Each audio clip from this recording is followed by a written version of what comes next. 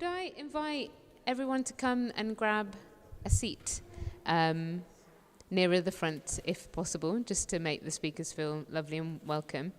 I will say hello to the live stream as well, if it's live. Is it live? Hey, everyone joining us from all over the world. We are in Moseley Road, Baths, kicking off Retrofit Reimagined, and in a moment you're going to get a lovely warm welcome from John. And there's a couple of things that I want to say to the early arrivers, because we love you and we really appreciate you. As you saw yesterday, things got very busy, which was wonderful. That's absolutely a sign of everything that we wanted to happen. There was loads of people here, from neighbours to children to families to elders, to people with different access needs. And I think we did a good job of welcoming everyone and trying to keep the space as safe and as accessible as possible. But this is really an invitation to all of you who are staying today to help us to continue to make that true today. And there's a few different things we've put into place overnight to help that. So the first thing is you'll notice that once there are lots of us in here, the acoustics, if you're near the back where a bass is, it's not the greatest. You can't necessarily hear precisely what is being said. So two things to help with that is to encourage people to come to the front, because at the front it is much clearer. Second thing to help with that is going to be some headphones that we have that look like what Nikki's holding up there. And thank you so much to Sarah and Nikki and all of the tech folks for sorting that out overnight. What that means is you can take those headphones, you can put them on. This will still be working like this, but you'll be able to hear much more clearly what's happening here. And I know all of us will agree with this, which is that we would really enjoy if you could help throughout the day to help everyone feel welcome and that they are able to access. And if they're feeling frustrated or they can't hear or they need to get to the front, give one of us a shout, or give any of the team at Moseley Road Baths, including Rachel here, or any of the Civic Square team, if you could all give a wave. Just say, please, can you help us with this? Or I need a cup of tea, or I need water, or I can't get my wheelchair through there, or my kids don't know where the play workers are. Could you just give us a shout? Don't feel frustrated. It's such a beautiful space, and you're going to hear shortly from the panel. It's incredible history and what's going to happen next with Moseley Road Baths. But of course, Rachel and her team have done an amazing job of making what is quite a big event once everybody gets here, work here. But we're in the middle of a swimming pool. We're not in a conference facility. Literally, we're in the deep end. And we would just really appreciate that collective hosting and support. And if things get cramped, or you're like, there's too many people around my table, we can move you elsewhere, etc., etc. So, welcome to Retrofit Reimagined. I'm still sticking on practicals, just because they got quite intense yesterday, and we want to make sure that everything works really well. And we want to really help Rachel and team out today, so that the pressure doesn't feel alone. The fire exits are in that corner and in that corner. If you're watching on the live stream, maybe identify your exit route from wherever you're watching from. Just quietly and calmly walk up these steps or into that direction and head out. Once they head out, Rachel, of the building, which way should they go? Right, which is right or left? Right. Yeah. Great. Take a right, head to the car park of the health centre. We are not expecting anything, so if the fire alarms go off, it is real. Now I think we're done with those practicals. I just want to share some of how this space is laid out today. We've got a number of different things happening. In the courtyard, we've got the We Can Make front garden retrofit kit builds with Joe, who's just behind. He's just given a wave. You can go out there and get involved in a practical build. You can also see and hear from other neighbours across the city and across the country who have started to use a sharing library or a bench or something social and collective to start a conversation with their neighbours on their street. You may be able to build something and take it away today. If we run out of things, you could say, hey, I would love that on my street. Could we do a build where I am? Or could we do another set of builds in Balsall Heath? And you can also hear much more about how that front garden retrofit kit has been used in Knoll West in Bristol from Joe. We've got play workers who will be in the tea room. Yeah, in the tea room and the changing room, which are 2 rooms out in that direction.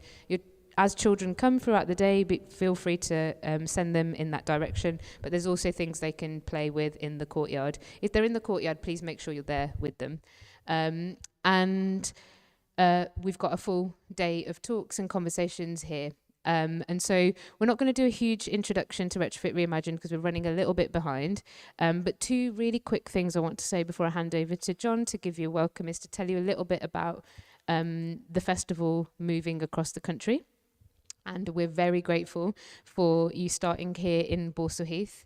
We are Civic Square. We're based in Ladywood, and we're doing lots of adjacent work that is very similar and definitely in the same spirit as the work that's happening here around how we collectively improve our neighbourhoods and how we have a civic and community movement that is able to rise to the climate and social ecological transition that we know we're all in. The festival moves around the country and across Ladywood over the next 2 months, going to Glasgow, to Machynlleth in Wales, to Bristol, to the Building Centre in London. And we have an access fund that is available to anybody who feels like, I really, really want to go. I want to go and find out about more elsewhere. I want to take someone on my street.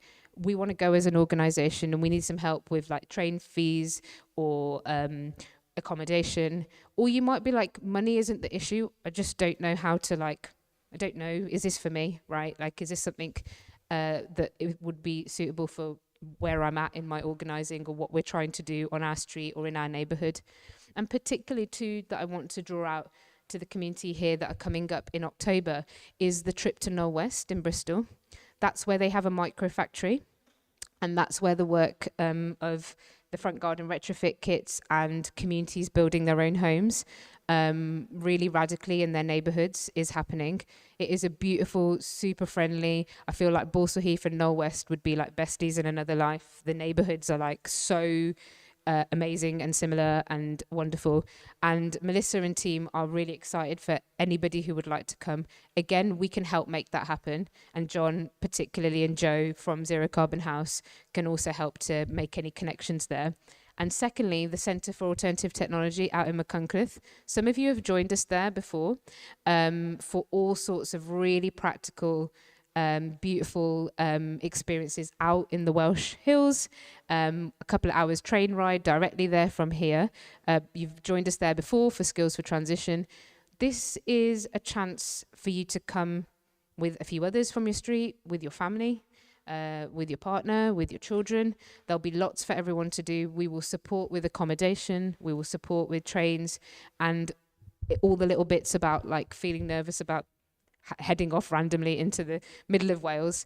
And so we'd really encourage you to join us there. And a little quick example is all those beautiful natural materials that Andy has got at the stand back there, which you can go and find out more about.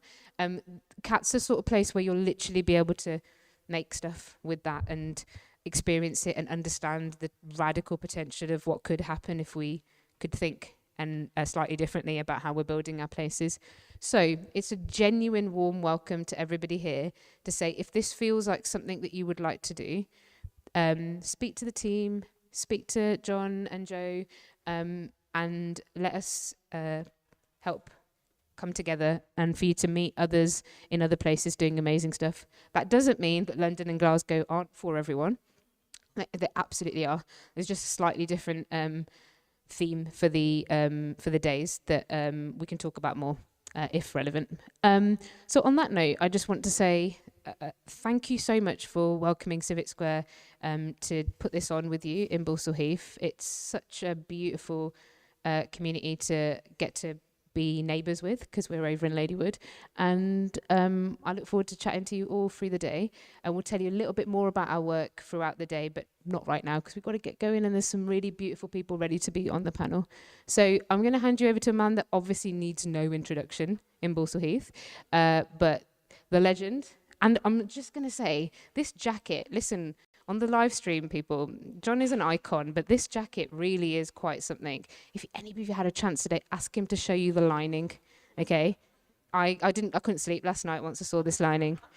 But I want to say thank you so much, John, for having us. It's an absolute pleasure to collaborate with you. And I'm going to leave you to welcome everyone to the rest of the day and bring up the next panel. Thank you so much. Thank you, Amy. I don't know if I can live up to the legend introduction. It makes me feel like the Loch Ness Monster, but there you go.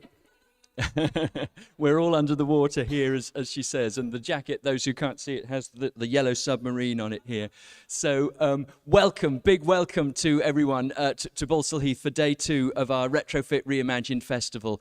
I'm going to be very brief, but I wanted just to say for those, I'm not going to go through the whole programme, but all the programme is in these little booklets, which or it's on the Eventbrite or the Notion website online. On one of them, you need to click Read More, and you can then see the full lineup. So it's all there.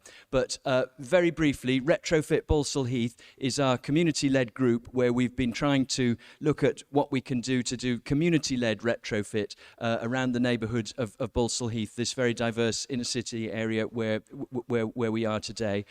We're delighted to be in what, in many senses, is the mothership of Retrofit Balsall Heath, the Moseley Road Baths, and I will say nothing more about that because the first panel will be introducing more of that.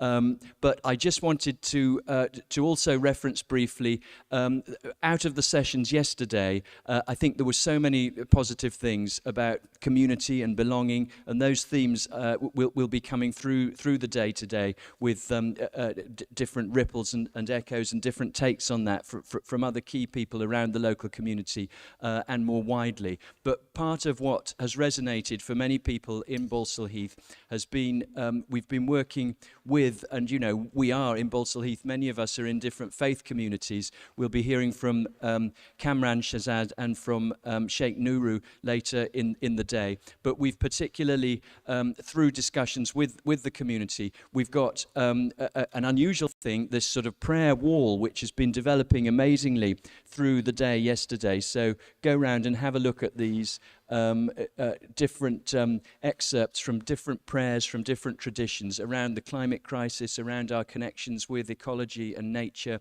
from people of faith traditions and no faiths. Everyone is welcome, and you're welcome to come and add your own prayers, and there's an incredible person doing all sign writing to add to those. And finally, it ties in with the 2 illuminated signs, which are artworks we brought specially to this space for this festival. There is something fulfilling about belonging. This illuminated artwork here by Faisal Hussain, who's an amazing artist, and the other one, Climate Justice, Racial Justice, at the entrance, was actually exhibited at the Royal Academy in London. We've got a film, a talk by him over lunchtime. So there's loads to look forward to. But without further ado, panelists, if you'd like to come forward, I want to go straight into our first panel, which is about retrofit and heritage, culture and heritage. And sometimes these 2 things have been seen to be in opposition.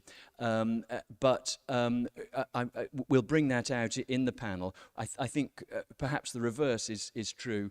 But let me just introduce one by one. We've got Rachel Gillies here, who is a communicator and has done a lot of the work to do with community outreach around the pool.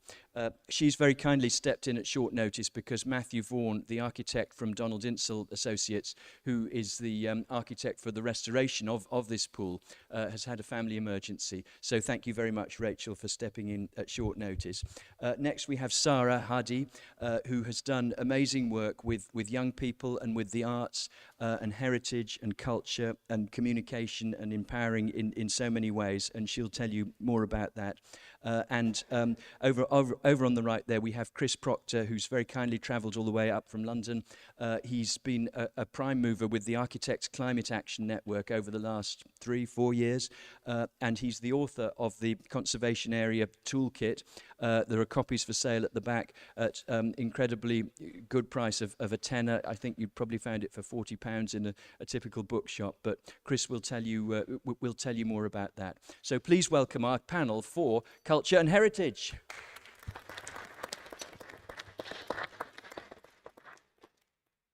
Thank you, and I'm going to hand over to Rachel now, firstly, to talk about the baths.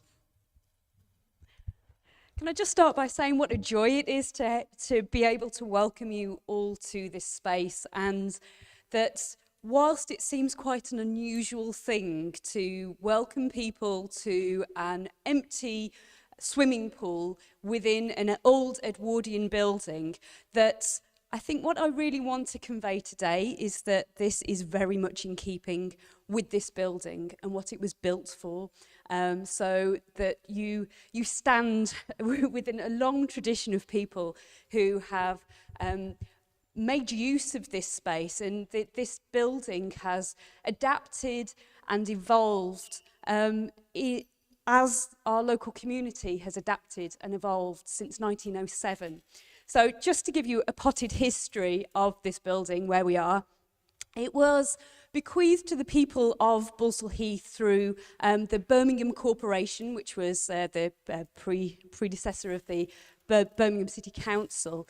And it was really a gift, along with the library, for Balsall Heath to be a part of this growing city, and this real desire to bring leisure facilities and learning and health to people in this kind of growing urban population.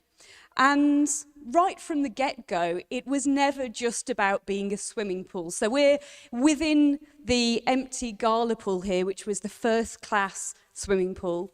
But alongside that, we had 46 washing baths in here where people can come and take a bath. It was about cleanliness.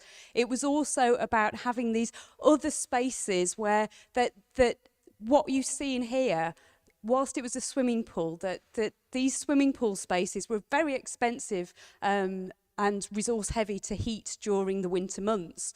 So pool 2, which is the existing pool, which you can still swim in, and please do have a look at the swim timetable before you go, you've only got a fortnight left, that it was covered over during the winter months, and it was used as a labour exchange, it was used as a billiards hall, it was used for tea dances in particular, and during the Second World War, when this area was under aerial bombardment, that during the Blitz it was used as a casualty department. So I've been privileged enough to interview somebody who was stationed as a nurse here, and she would sleep here overnight in dorms, and they would care for people as they walked through the door with injuries. So this space has always been about meeting the needs of the local community, and today we talk about mutual aid. So I recognise what has happened previously as this thing of mutual aid, about how we pitch in, and it makes absolute sense that we are here today and we are talking about how we can come together and how we can connect and how we can serve our neighbourhood of Balsall Heath in the 21st century. I think it's very much in keeping with that vision. And I'm really, really pleased to share some of the updates on what we've got coming, because we are just about to undergo our own retrofit. We are closing our doors on the 2nd of October until spring 2025, and we've got 2 phases of works, and we have been very lucky that a coalition of organisations came together and have managed to secure £32.5 million across 2 phases of work to essentially retrofit this building and to ensure that it continues its legacy of serving our local community. And really, you will notice that this is not just bricks and mortar that got thrown up for a swimming pool. This is a palace. in a working class neighbourhood, and we really, really want to retain that. So just to give you a run through, and I've printed it off because there's so much happening. So we are, to start with, doing work on the roofs that you will be aware, if you've come in on a rainy day, that we've got plenty of leaks in here. So roof repairs, and we are crucially ripping out our hungry gas-fired boilers that have been really quite unreliable, and we are replacing them with air source heat pumps. And there's going to be a lot of work to do that will be done on internal heat exchange. There will be a lot of work that will be done around internal insulation, secondary glazing. So we're really wanting to dramatically cut our energy bills and ensure that we are thinking really creatively about how we are using the heat within here. And there's a precedent of that as well, because upstairs we have what was the old laundry room, and part of the reason that we have our grade 2-star listing status is because we've got these beautiful old laundry racks, and those laundry racks that they dried the towels, and they are heated by the excess heat from heat elsewhere in the building. So they are steam heated drying racks. So that thing around heat exchange and thinking creatively about that actually the Edwardians had already got a little bit of an insight into that. We are, the big thing that we're going to be doing is that we are knocking through between the baths and the library. So if you came in through the front entrance, that in about 18 months' time, you'll be able to take a right and you'll be able to walk directly into our neighbouring library, which will have an extra mezzanine floor. And what's going to be really beautiful is that we will have as part of that a whole space which will be for children. So there will be a tiered seating area where we can hopefully do some performances in there, and it will be just a really soft space where people can come and can be, that we're centering stories and narrative and play within our local library. What was the men's second-class slipper baths will be remodelled and will become a community cafe. We're doing reinforcement works to the basement, and what's absolutely crucial to us is that this building is accessible, so we're going to have ramped access at the front of the building. So that's our first phase of works, and then beyond that there will be a second phase where we're going to turn this into the main pool. So the pool where you're able to swim at the moment, that will become a community space, and hopefully we can have many more of these kind of events where we can continue to come together and we connect. But this will be the grandest local swimming pool in the country, that you'll be able to go up into the balconies here. So in 7 years' time, when you come here and you come for your swim, you can tell people that I came here and I, came to presentations here, I watched TV here, I ate cake in here, and people won't believe you at all. This will be the main pool, and then we will have our dedicated event space, which will be in the existing pool.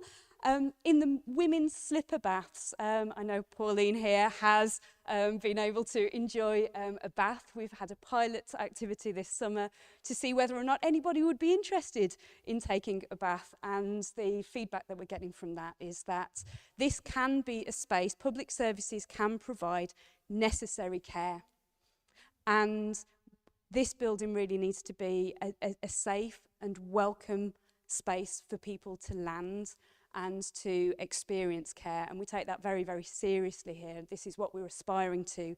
So there will be a wellbeing hub in the women's slipper baths. There will be a gym in the old laundry room next to those beautiful heated drying racks, which I mentioned.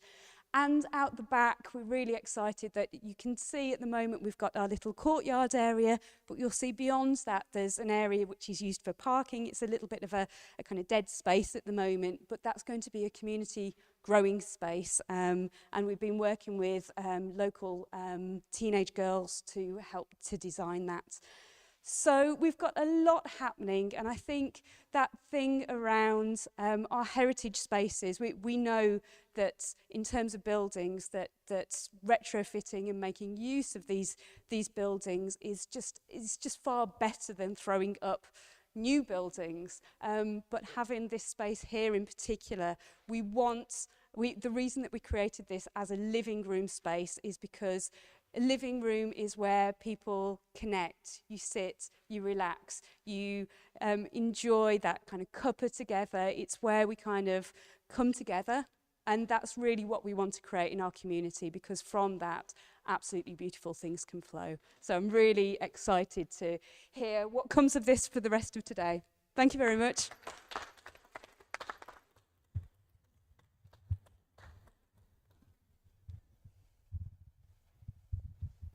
Hello, can you? Hi, I'm Chris, and I'm an architect in London, and I've been very much interested in retrofit and the climate. I've been in my practice trying to do low energy buildings, housing, trying different kinds of ideas. But I live in a conservation area and I work in a conservation area, and where I am, it's been very difficult to do much of anything because the answer would often be no.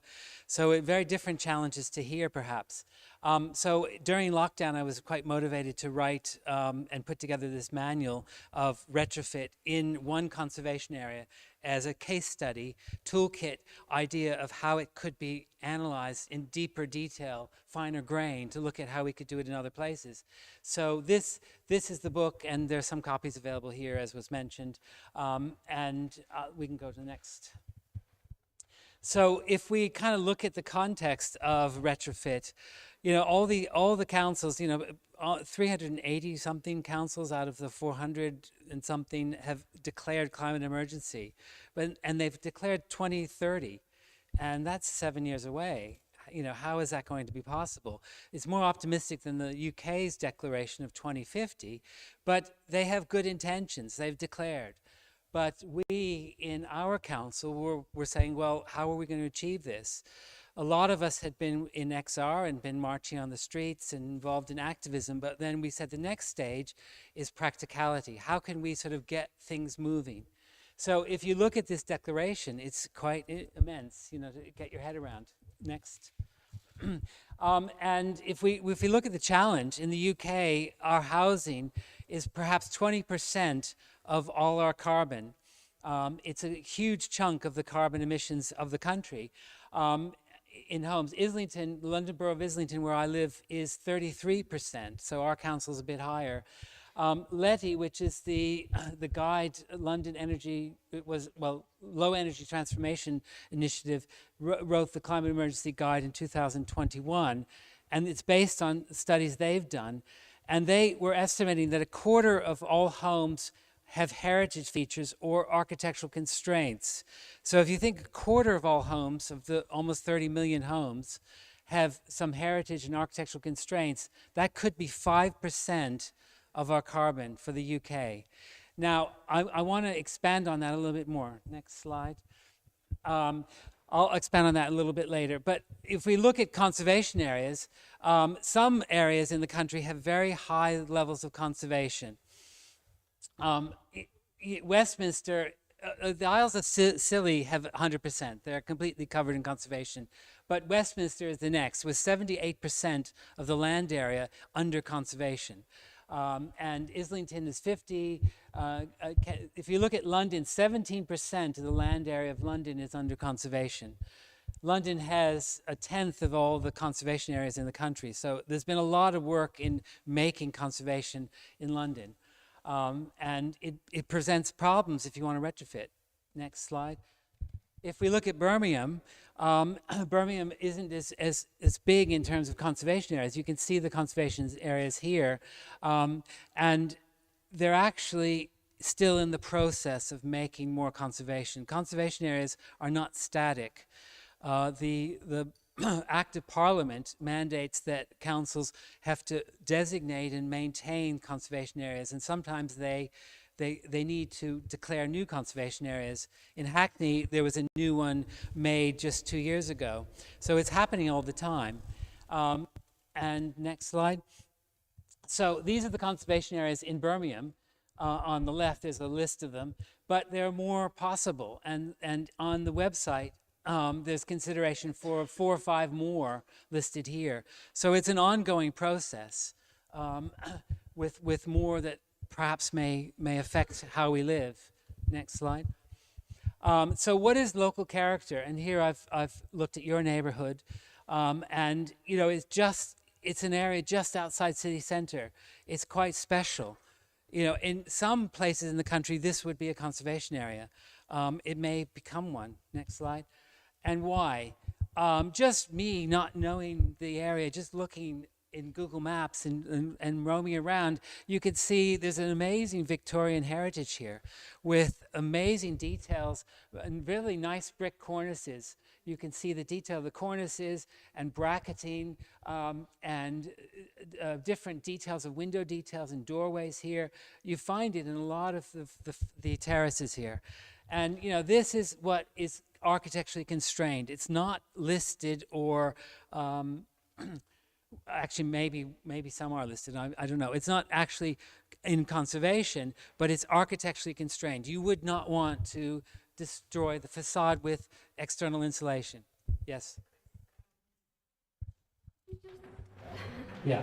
Simplify a little bit, but maybe a little bit rainfall. We're trying to just expand on conservation and some of the terminology. Well, a conservation area is declared because it has an area of special interest, and it will have details that are important from not particularly maybe a building by building. It'll be the public realm, the street, and things that are sort of making this neighborhood environment special. So usually a conservation area will be because it's a group of buildings that create a village center or a special place. So, yeah.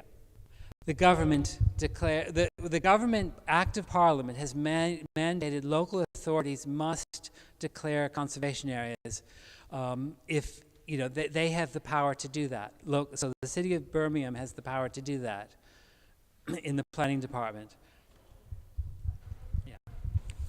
Perhaps I could just give, to root this in Birmingham real life, the nearest conservation area to us here is Moseley Village Centre, just down the road.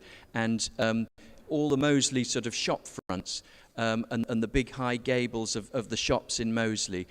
And the old church, St Mary's Church, which is a medieval church in Moseley. All of that together is thought of as a sort of, you know, we all talk about Moseley Village, and it has a particular character there. And so that character is protected.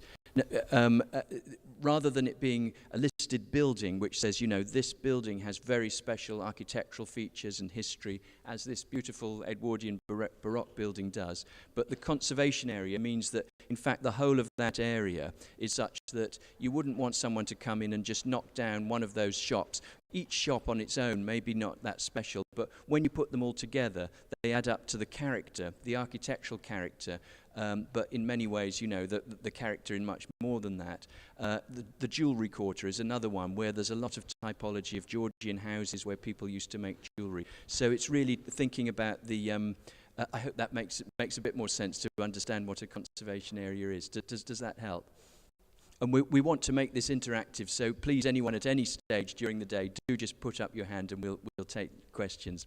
Sorry, Chris, to cutting across you there. Well, that's good. Okay, next slide, please. You know, what's happening where I am, London Borough of Islington, has had all these amazing words, and the local plan says Islington's character may need to evolve in order to meet the needs of climate change. And also, as part of evolving character, the historic environment must be reconciled with environmental needs and aspirations of people. People are now part of the environmental mandate. A historic environment is not just what it looks like. We have to also think of climate change. So this is coming into the local plan, which is the legislation which is telling the council how to make the planning laws. Next. So how has it happened where I am in terms of local activism? We've had 3 organizations that have pushed this. You have this amazing things happening in Balsall Heath. In Islington, we had the Islington Environmental Alliance, which was a group that was set up to say, okay, you've declared net zero, what are you going to do about it? And we had 6 working groups, each one looking at transport, housing, you know, different circular economy, different parts of the equation, and each one sort of saying to the councils, to councillors, okay, what are you doing? Going to meetings, attending planning meetings, attending scrutiny meetings, saying, what are you going to do? You know, you have this declaration, how are we going to achieve this? So trying to get a dialogue with the community and the people running things. So that was happening. Go back, sorry. And then another one was Green Conservation Lobby. This is amazing because 2 women made this happen. 2 women set up a website and got more than 2,000 signatures of residents to say we need change. Just 2 people. Action can be done very, very amazing with 2. And then what I've been involved with, the Architects Climate Action Network, we put together a guidebook. It's almost like a pattern book of what you could do. And I'll talk about that later. Next. So in Islington, this is our heritage. These are actually listed Georgian buildings in this conservation area. But the problem we have is windows. These windows we were not allowed to change. These windows here are not original. The council would just say no. The council was reactive, and we wanted them to be proactive. We wanted them to change because of net zero to say, how to do something, how can we do this, rather than saying no. They would say, you ask us and we'll decide what you can do. And we said, that's not good enough. Next. So in terms of comfort, 81% of all the houses in my neighborhood has single glazing. People living with uncomfortable conditions. This is my house. I measured with infrared camera on a cold winter day, about 0 degrees. The surface of the glass was 8.6. That was the surface temperature of the glass in a single glazed window. And you can see the houses with the heat loss, the red coming out of the windows. And that's where the exchange is happening, the drafts by the windows. And that's the problem we've had. We haven't been allowed to change them. Next slide. So this activist organization, these 2 women set this up to say we need change. And they got 2,000 people to say, how can we make this happen, council? What can be done next? And so this is the petition. And the council is a labor-controlled council. It was 100% labor councillors, but Greens have been making steady progress. We had 1 Green councillor last election, now we have 3. So labor is seeing that people want change, and they're voting for it. They're putting Green councillors in power. And so they know that they need to do more. And this has helped. So we had a full debate in council in July, and the council is doing a lot. I'll show you next. So what we're asking the council to do. This is what the council had, environmental design planning, a guide, and urban design. These are supplementary documents that the council puts out to say, if you want to do changes, here's what you can do. And we were saying these guides are not good enough. Camden did a much better one, Home Improvements.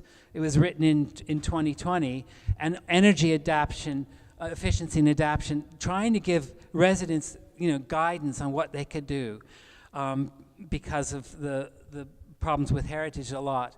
And we were saying that these aren't detail. Next, please. So we want to see how can you do these things. We want them to help us to tell us in our particular houses what you could do, where you could insulate, about ventilation, about windows, about solar and heat pumps. What are the principles that could be done next? And every neighborhood is different. So you need to do an analysis. These are the roof typologies where I am, and there's a lot of these butterfly roofs, other types of roofs here. So the idea is to analyze what local knowledge, what kinds of problems you have, and then the flat roofs and the roofs that have been changed. So some of these roofs you can actually do a lot with. Next. How to do extensions, how to insulate extensions on houses. Really detail like this. Next. And details of windows. Windows has been a real sticking point. If we're going to go really to net zero, we need to get things in a really good way. And this is particular windows and actual companies and actual technologies and details. And if you look at the energy saving, a single unit of glass window is 1.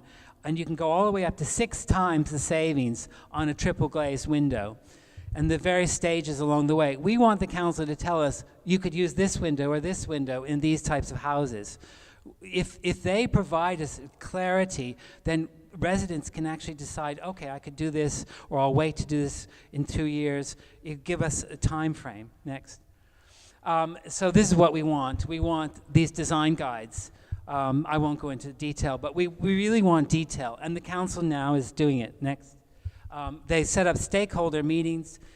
In June, they had a residents workshop that we pushed, and we got 80 people to attend, and they heard again and again, how do we fix our windows? How do we insulate our roofs?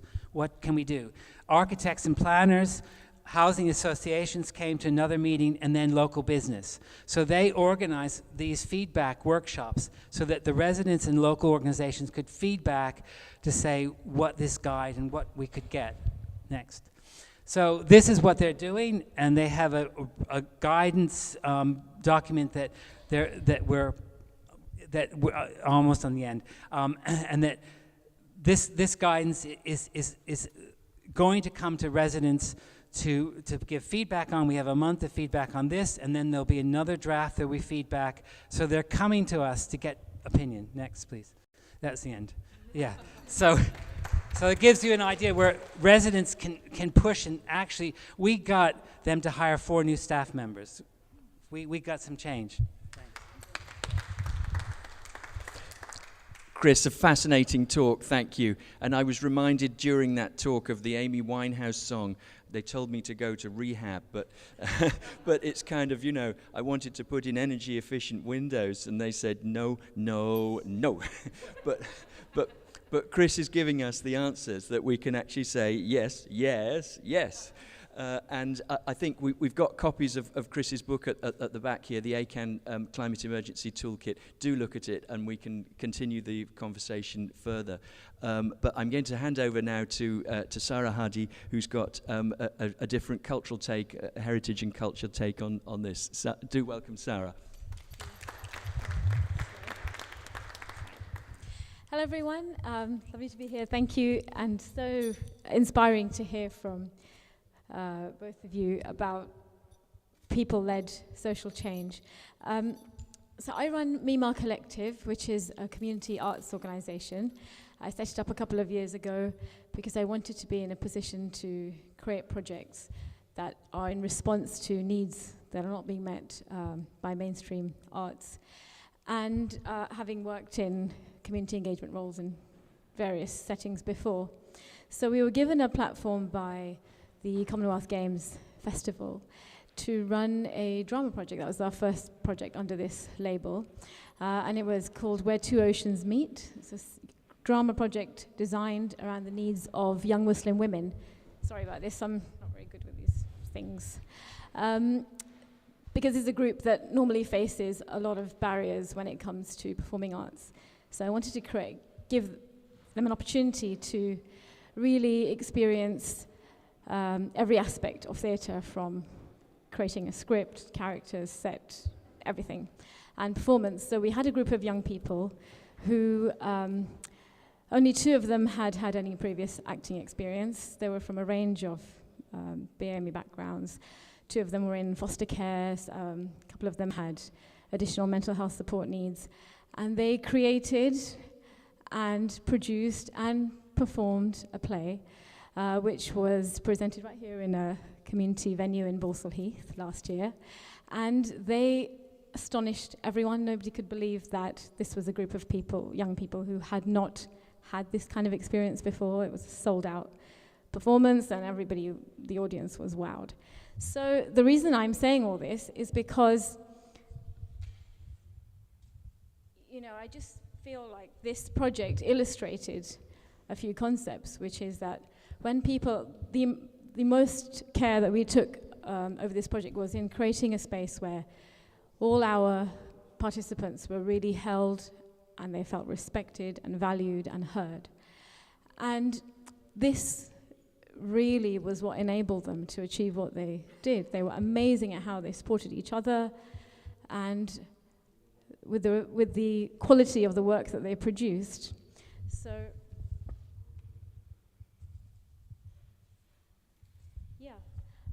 So I just feel really passionate about the fact that when you give people ownership and you give them agency and you really see the best in them, they're able to achieve amazing results. And what's important is the relationships. What is important, it's got to be relevant to them. It's got to be it's got to be, when you have something that's relevant, people come, people take it on, and they take it to another level that you wouldn't expect. And if you want to create a movement which has its own momentum, this is, I feel, is the real key over here.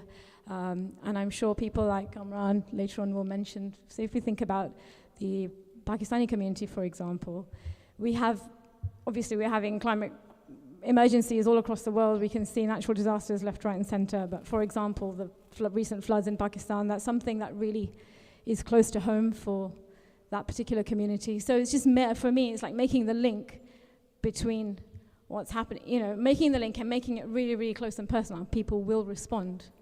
And then once you have ownership, as I said, I think the basis of this, all this, is laying those foundations in those relationships. And if that's based on seeing the best in people, if that's based on valuing what each person has to contribute, that's how change can occur. Thank you.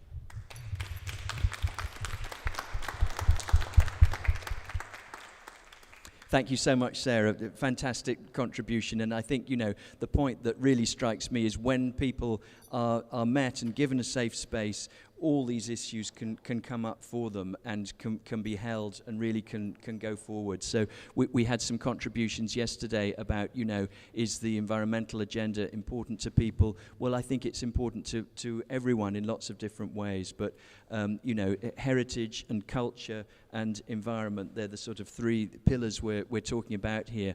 And at any point, if anyone's got particular questions or contributions from the floor, then do just wave your hand and we'll bring people in. We want to make this as much of a conversation as we possibly can. But I just, as a sort of as a question really to our panelists, I'd like to just ask each of you to respond to the question about what do you feel are the tensions and compromises between heritage on the one hand and the environmental agenda on the other hand.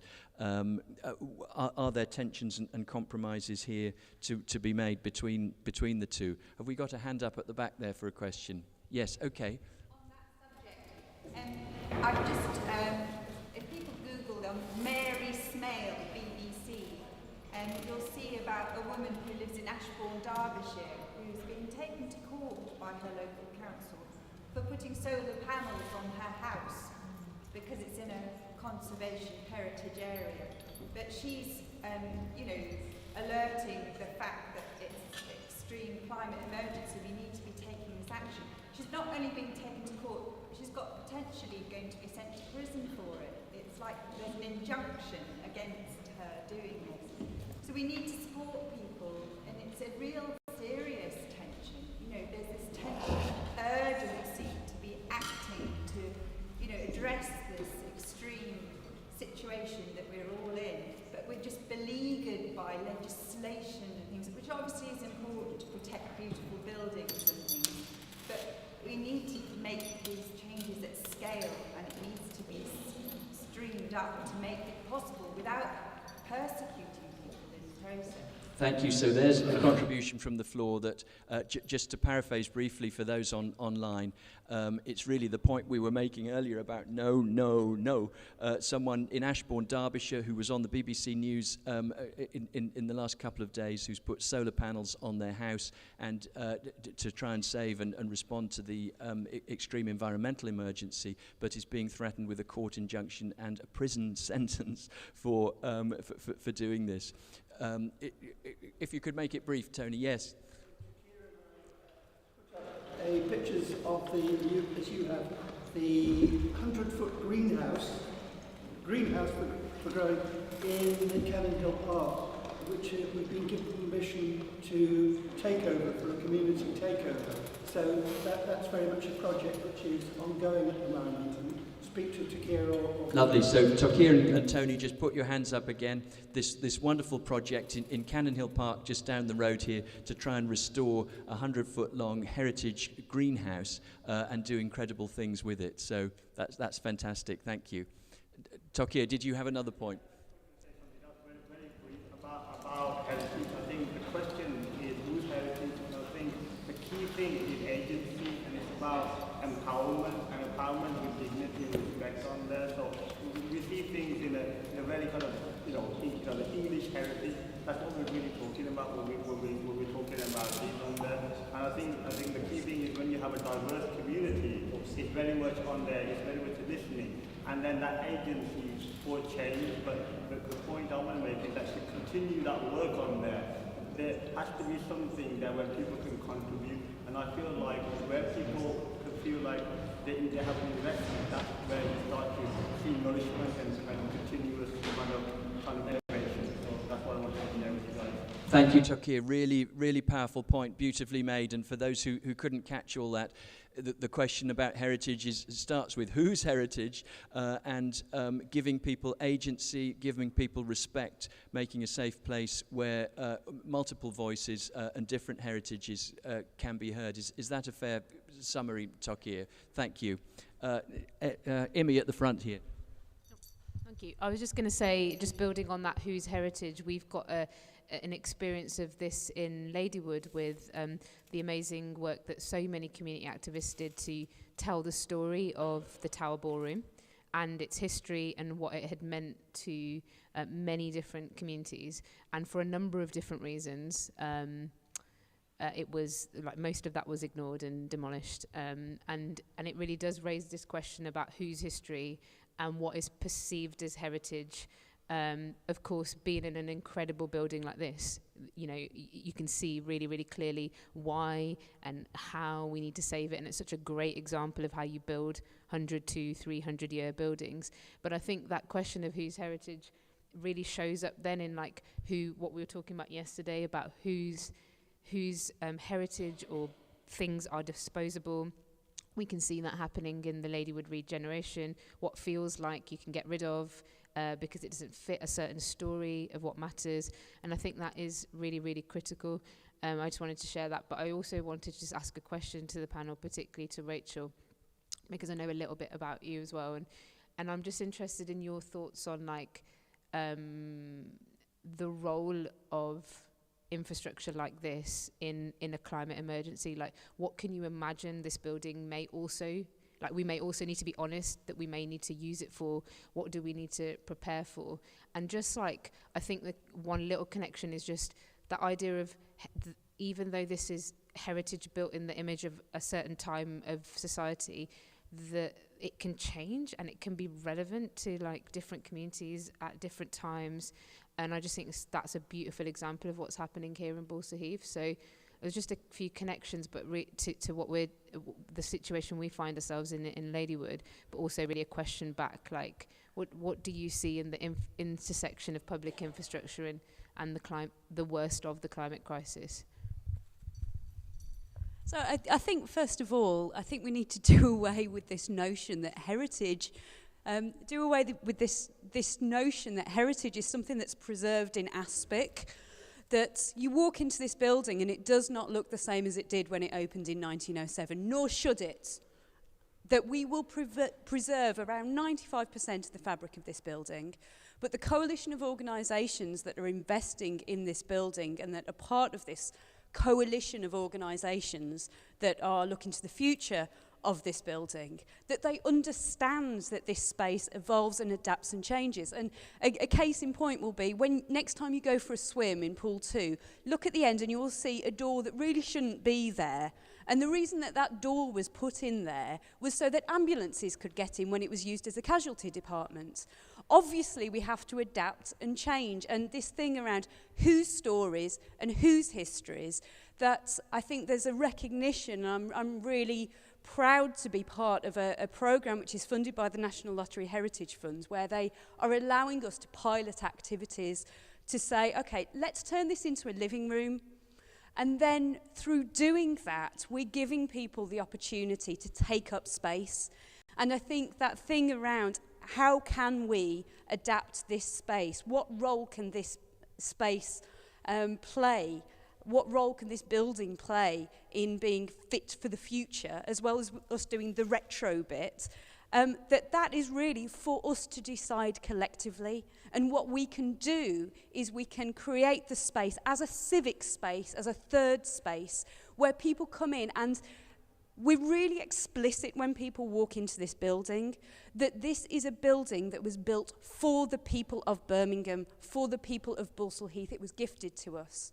And the Friends of Moseley Road Baths, and I'm very proud to be a member since we were formed in 2006, we made very clear that this should remain as a public building owned by Birmingham City Council. And the reason for that was to ensure that it remained under ownership of the people of Balsall Heath and Birmingham. Now, it doesn't always feel as though you've got much agency in that. I'm very aware that in the day-to-day, that sense of ownership and connection. But this is what we're wanting to foster, this notion that you walk in here and it belongs to you. And it belongs to you if you've been swimming here for 7 decades, as some people have. Or if you landed in Balsall Heath last week, it is still yours. So this thing of us connecting to this building and finding those solutions together. And the beauty of a heritage building like this, and so many heritage buildings, is that they are flexible enough, is that they can change in use. Whereas we have so many buildings that they are built for one use. And when they no longer fulfill that use, that's when they get knocked down. And you see that happening across Birmingham, where you've got buildings that no longer, these shop units that as soon as those shops can't make a buck, then you knock them down. Whereas these buildings that can be adapted and changed. So I think the answer is in terms of how this building can serve the changing needs of the climate crisis. I don't know, but that's for us to work out together. And we want to make very explicit an invitation that we want people with us on that journey.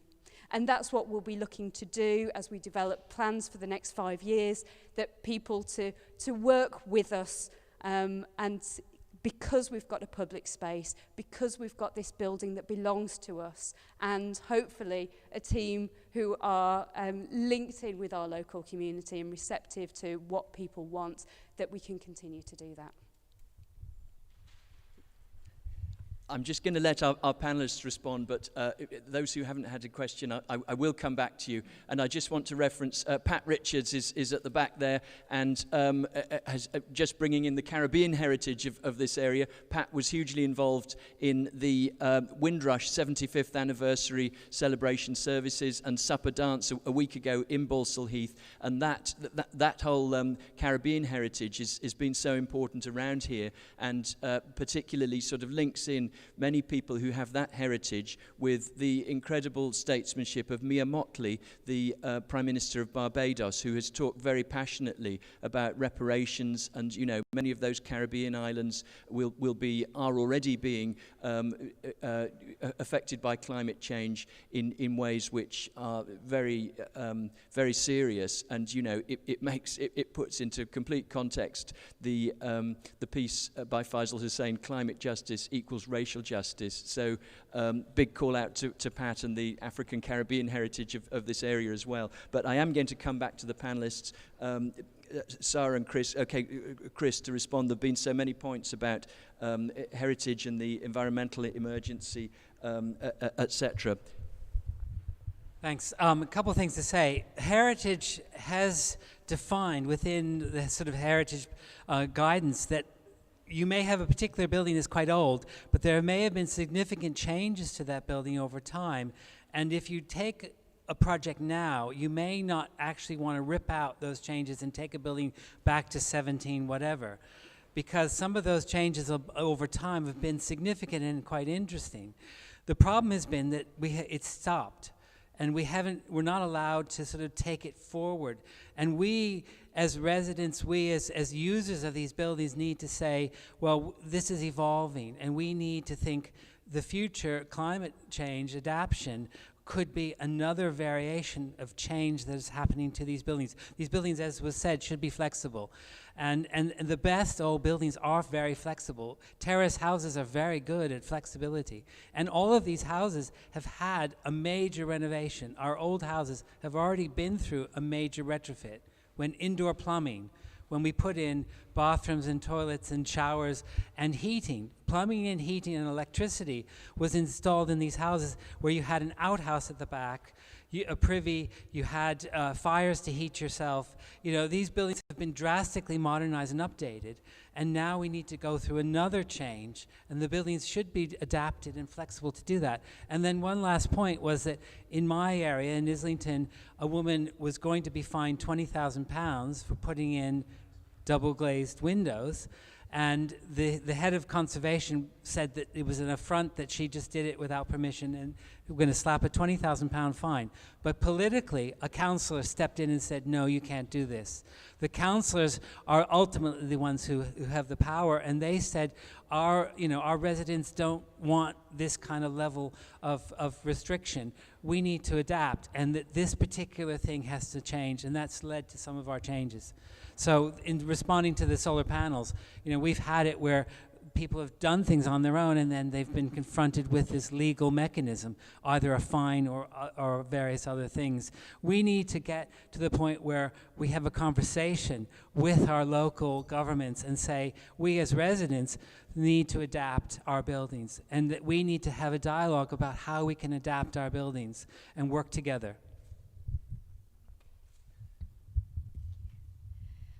Yeah, I just wanted to add that I think at the same time, what's really important is not only do we have sort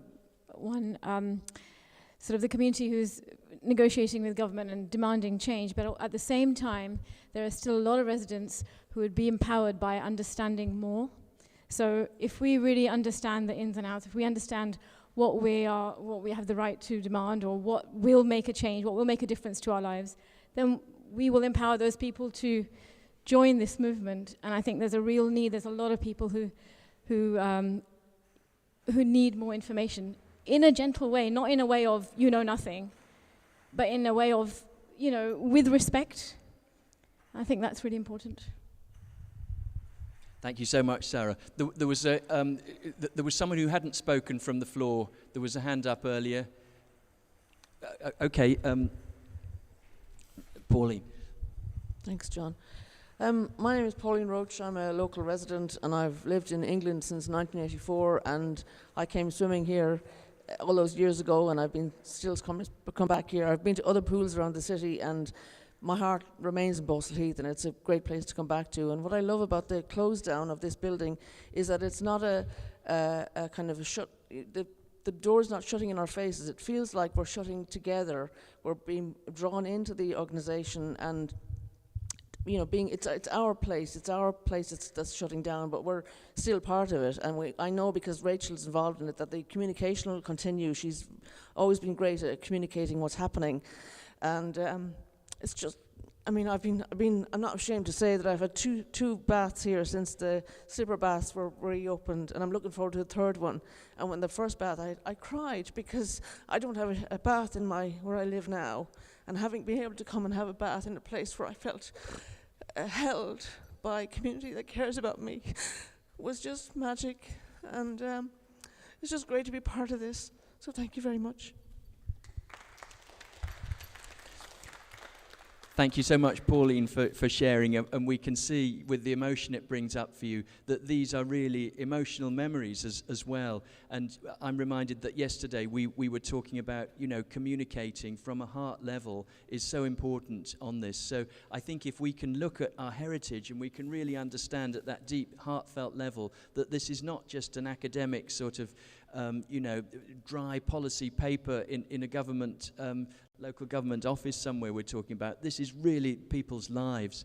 And I want to just reference, and I'd invite any comments on this, Dame Fiona Reynolds, who was the chair of the National Trust for many years, was confronted, I think going back about 20 years now, with a real sort of head-on collision between heritage and the environmental agenda. And many National Trust houses, which obviously, you know, stately homes and these sorts of things around the country, were saying, oh, we can't possibly do anything because, you know, we're a serious heritage building. But Fiona Reynolds, the chair of the National Trust, and we're, as Rachel has said, really grateful that the National Trust have taken an interest in our baths here in Balsall Heath. Dame Fiona Reynolds said, there is no, you know, we haven't got a choice to choose between heritage and climate. If we don't do the climate stuff to, you know, to mitigate as far as we can the climate and ecological emergency through which we're living and which is snowballing day by day, then there will be no heritage to preserve. So I think it's perhaps as stark as that in some ways. And I don't know. Rachel's nodding her head. Perhaps you'd like to comment on that, or anyone else from the panel here. I mean, for me, I think it's that thing of this collective care and us actually together as a community feeling invested in something. And I think this is a beacon for our neighbourhood of what is possible. And when we centre care and when we centre those important stories, we can't retain every little bit of fabric, nor should we. But that thing around centering it around care and what's important, because in this period of climate change, when things are moving so fast and so many things are being lost, it's about what do we retain and how do we come together. And we come together with heart. That's how we come together. Because when we feel invested in something, then we're involved in conserving something, in protecting something, in fighting for something. And that has to come through these connections. And if that means running somebody a bath, then that's what we do. If it means giving somebody a plant, then that's what we do. Do you know, if it means serving a cup of tea to somebody, that's what we do. So I think we really want this to be an exemplar project, but we know that what we're doing here reflects what happens elsewhere in our neighbourhood, whether it's celebrated or not. And I think these moments, that whilst they may seem quite mundane and quite everyday, that they have to be at the heart of the world that we want to build and the world that we want to preserve as well. So I think these things are really, really crucial. So there is a link between running a bath for somebody and conserving a heritage building. These things are not separate. So when people have a sense of care, when they walk down a road and they see that that's been beautifully preserved, but has adapted to ensure that everybody on that street is not cold in their front rooms, that these are things about care and centering people, that these are not diametrically opposed. So we centre people and we do things with heart.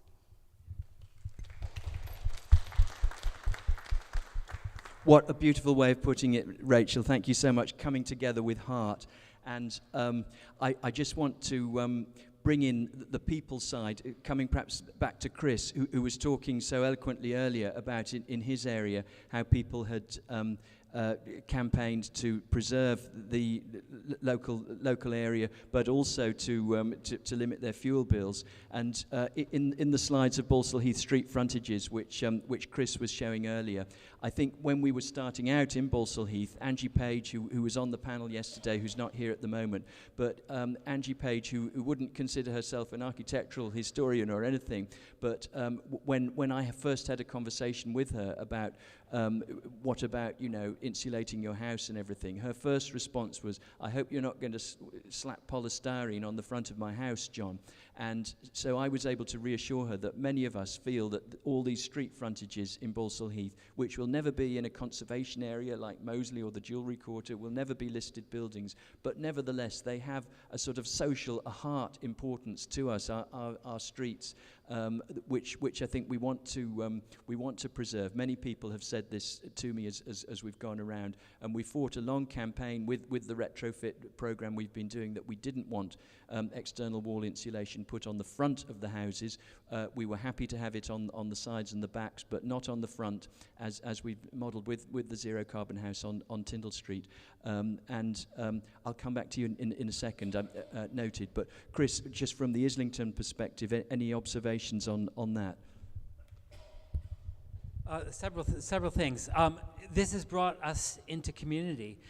The activism that has happened has made people talk to each other. I mean, there was a lot of sort of under COVID crisis, there was a building of community, and this has been evolving through these various different activist groups. There's intersectionality between different projects and different things happening. There is the zero carbon move toward insulation, retrofitting our houses, but there's also how do we use our streets? And there's been a huge movement where I live with people-friendly streets and taking back streets and parklets. And there have been groups of residents who will occupy a parking space and set up a parklet and have cake and tea and have an event on the street. And you can extend, the frontage of the house to the street. And what's happening is that we're asking the council to put more planting on the streets, to provide cycle lanes, to make more active travel happening on our streets, to make our streets extensions of our homes, places that we can use and live in, is important as well. But there's been a coming together, and I've met so many people through this that I would never have met otherwise. Monthly meetings about various things at people's houses has been happening for the last few years. It's been quite amazing, sort of building up a community. And just one last thing, that some people just take on a project. It's amazing what can do. A couple people took on a project to set up a climate center. The council wasn't doing it. Let's make a climate center. Let's find an empty shop, which the business owners who are responsible for that let us use the shop and occupy it for a climate center. So we could have the films, we could have the talks, we could have the social gatherings, we could have toy exchange, things happening. That's been something that's been growing as well. More of this kind of thing. Many thanks, Chris. Another contribution from the floor, and then we're going to have to wrap up. All right, one very brief one, perhaps from Joe at the back as well. But thanks. We're here from Small Heath, Friends of Digby Park, and thank you so much to Rachel, Sarah, and Chris. I'd just like to pick up on what Chris mentioned about how some locals in Islington, just generally other areas, there's a focus on councils, and we've heard of various stories. If someone's put some solar panels up, the council is taking the poor lady to court, and then within Small Heath, people can do what they like, and the council will drive past the local police. There's so many extensions and what have you, and no one's batting an eyelid. So we want to see where are the young artists, the craftivists, the activists. We're doing what we can, but we're small. We're not going to exhaust ourselves. So we're really great. We're really happy to be here today. We want to soak it all up and take from yourselves, and we're really inspired. So yeah, look forward to catching up with people. But yeah, there's a lot to say, but I'll let you move on. Thank you so much. No, that's fantastic. Thank you. Tell me your name. Shaheen. Shaheen from Small Heath Park. So just to paraphrase that quickly for those who may not have caught all that, doing amazing work in Small Heath to conserve the park there, some of the issues of people just putting extensions around, and an opportunity and an invitation for young artists and creative people to become involved with that. And thank you for referencing the inspiration of that. I'm sorry, we've got one other at the back, and you've had to go, Tony. So there's Library next door is our major link, really, with language and the power of sharing this. The library next door is our major link with language and the power of sharing. Absolutely. Thank you. this can be our climate centre. I think in many ways it already is. It's wonderful to think of it. I think of it as the mothership of Retrofit Balsall Heath. So I don't know if any of our panel just have closing remarks. We're slightly over time now, but it's been such a rich discussion. Thank you to everyone who's contributed from the floor, and any just closing remarks.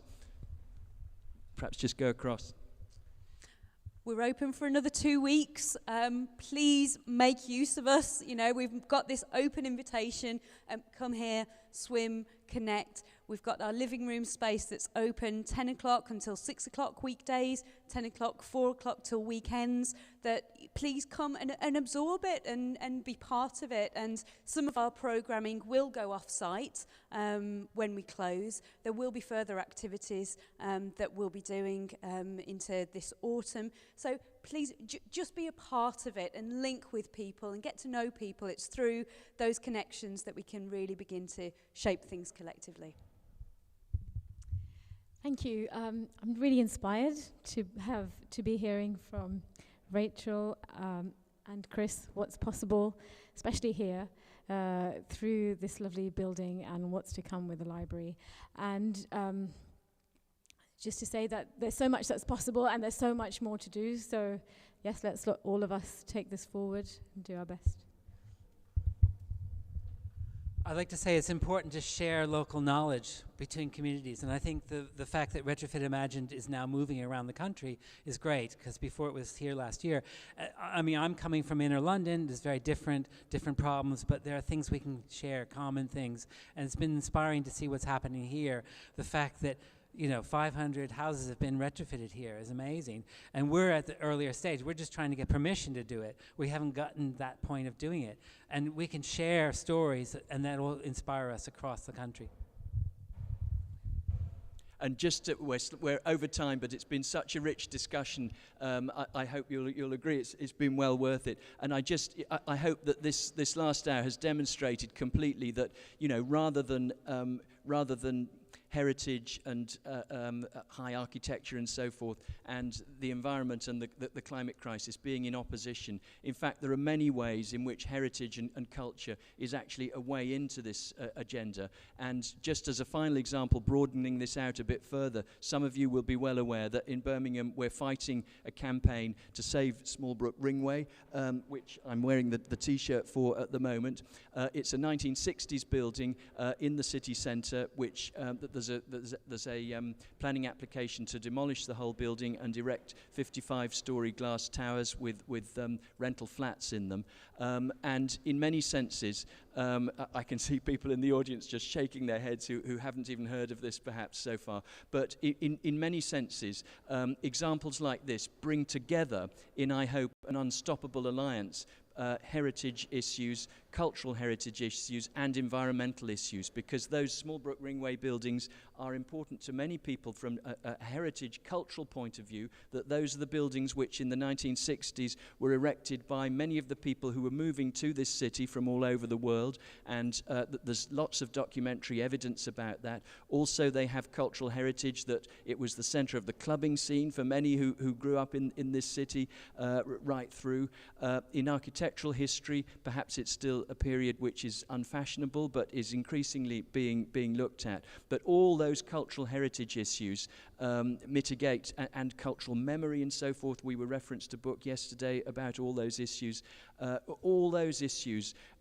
Move towards wanting to preserve those buildings. And in this time of climate and ecological emergency, there's an absolute imperative that we can't go on ripping down buildings, any sort of buildings, let alone locally listed culturally heritage buildings, and putting up new buildings, because the carbon footprint of that is astronomic. And one of the campaigns I'm involved with has the slogan, the greenest building is the one which already exists. So in campaigns like this, and we're not alone, there are other campaigns up and down the country, the Marks and Spencer's case in London recently.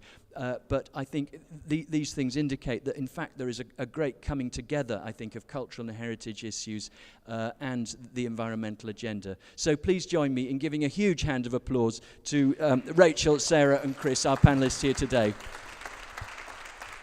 Thank you so much, everyone. And I just want to share really deeply how this panel demonstrates really why it's so important for us to like keep trying to work together, because it's lovely to hear from you coming from Small Heath. I grew up near there, so my mum and dad grew up in Small Heath, and I think one of the real connections we have with some of the work that Moseley Road Baths have been doing, and particularly Rachel has, is this idea of the living room. The pandemic delayed quite significantly some of the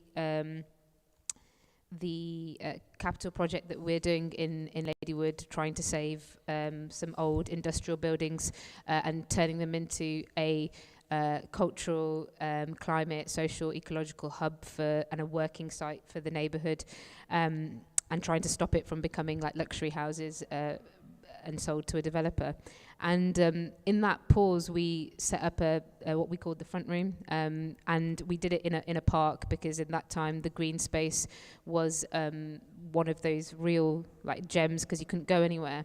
And we really resonated with this idea that actually there's hundreds of entry points, and they aren't always carbon, and they aren't always insulation, and they aren't always terror and climate, but sometimes they are starting from a different point of like, of course I understand what's happening with the climate and ecological emergency. I'm from Punjab, or I'm from Pakistan, and so these ways in and these conversations and these soft moments to start talking about what we might do is something that really resonates with the work that we've been lucky to be involved in Ladywood, the work that happens across our neighbourhood and previously at Impact Hub, but also when you come to, like, if you just choose to come to, say, particularly Bristol, you'll see it's exactly the same there. It's a group of people, like, very much honouring the history, the culture, the infrastructure, trying to save it, making sure it doesn't get demolished, but not being precious over the future, and just inviting everyone in to say,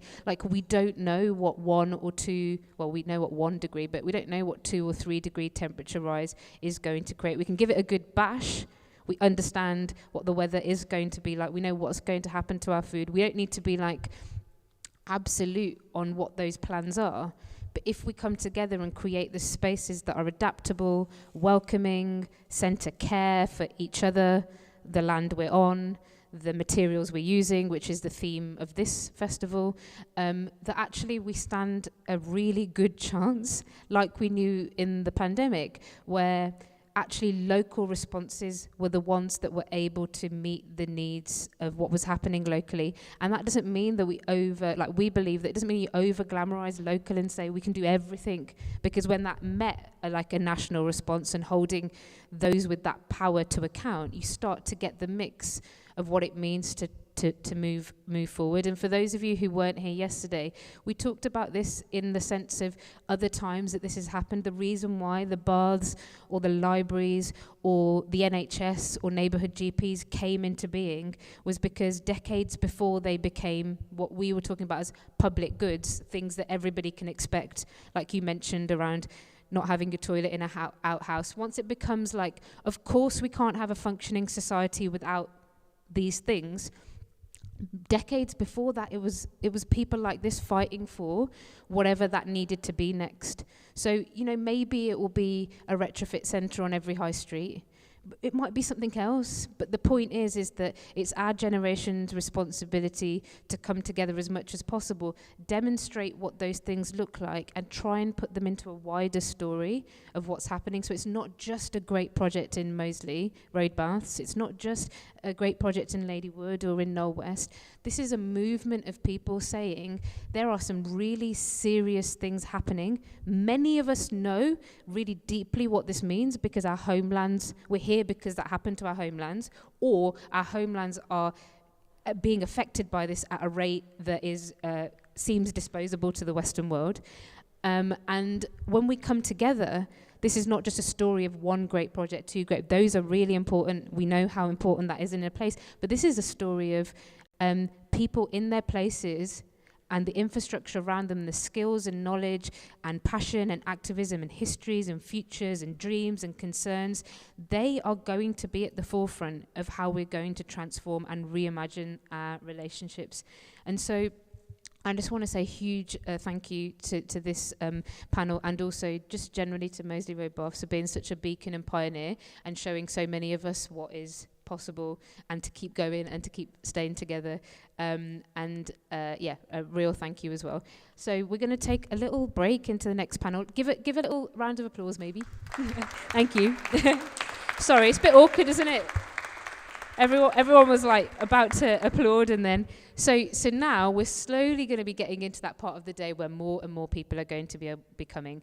And on behalf of us and on Moseley Road Baths, a few small things. We really need you to be comfortable to come near to the front from a health and safety perspective, and it's okay. You don't need to be precious. All the panelists, everybody here, we're friends. Nobody will mind if you just scuffle in. If accessibility starts to struggle with noise levels and other things, we've got headphones, you can put them on. If you're interested in hearing about the work of Moseley Road Baths or Civic Square, come speak to Rachel or any of the Civic Square team. Go and have a look at some of the things that are over there. If you've just arrived, the courtyard is open with the We Can Make kits, so you can go and learn more about different ways to maybe start engaging conversations with your neighbours. And there is a children's space in the tea room and changing room as well. So on that note, we'll take a sort of 5-minute turnaround. And Joe, would you like to share something? Yes, I just want to say how brilliantly whatever you've done with the microphones, it's so much better today. It's really, really great. Yeah, thanks to Sarah and everybody for the work you've done. Appreciate the live stream. I've had my breakfast with free Wi-Fi over at the old printworks over the road, and just have been able to keep up with everything. So just share the live stream link with everybody. It's fantastic, and there are nice sofas over there as well. Well, thank you so much. Well, yeah, real big thanks to the team here for the headphones, and for everyone who worked overnight to be like, right, let's sort this out. And again, like I said, huge invitation to host the space together. Don't be shy to say to someone, come on, let's go sit at the front. It's not very safe for us all to be standing at the back. Or do you need some headphones or anything like that? Like, we're creating this space together. Let's have some tea and cake, let's have a little wonder, and we will carry on in here. Now, small thing, I really don't like shouting over everyone. So one little thing I do when I'm trying to get the attention of everyone is a little bit cheesy, but we do it at Civic Square. I'll put my hand up, and that will mean I'm going to go quiet, and then everybody does it, and that means we can start the next bit. So I'm not like, hello everyone, next panel starting. It just doesn't feel very full of care. If you would like to not maybe sit in a panel and just want to have more conversations and get involved with the illustrators, or things have come up and you want to get things down, you can go out to the space where illustrators are capturing our thoughts. You can go out to the courtyard. But in about just over 5 minutes, if you want to listen to the next beautiful panel, please come take a seat, budge up to the front, don't be shy. And let's have another round of applause, because you can never have too much love and appreciation.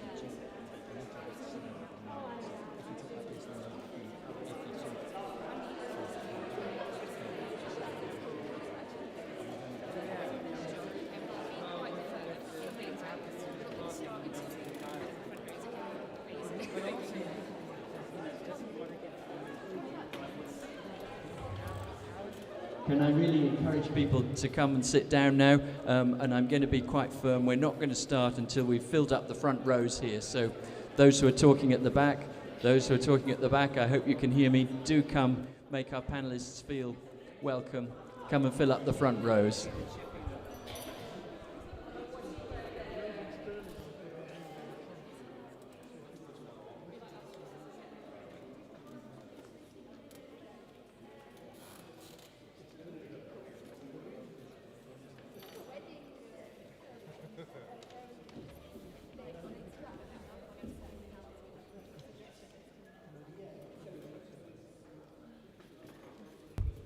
Finish off your conversations and come and join the front rows, please. Roll up, step right this way.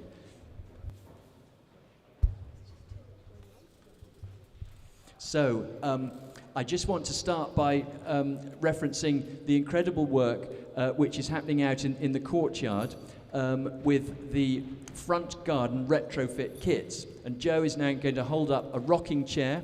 Joe and Imi are going to hold up a rocking chair. Could someone on the live stream cameras just show that to those who are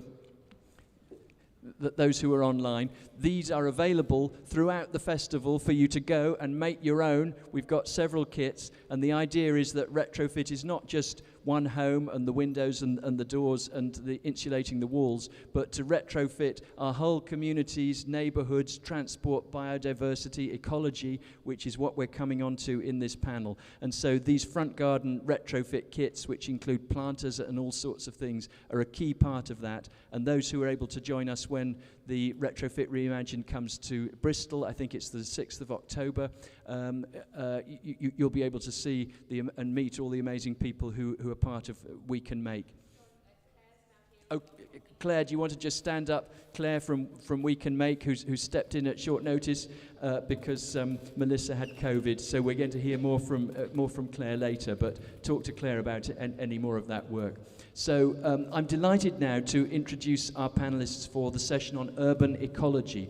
And we have here Dan Burwood, who's one of the two co-founders of Fruit and Nut Village. They've planted amazingly 600 trees in the last planting season across the locality here. We've also got Abbas Shah, who was the project manager for an amazing project, Balsall Heath Nature Map, and Shaheen, who was one of the artists involved with that. So we've only got a half-hour session, so I'm just going to hand straight over. Please welcome Dan Burwood. Thanks very much. Is that the right volume and distance and pace of words?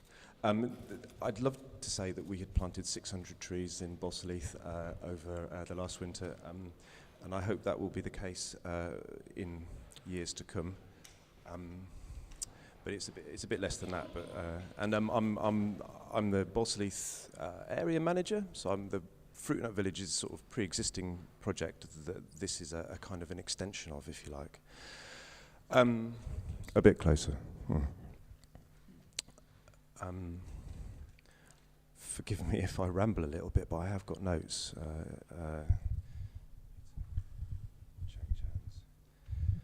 So,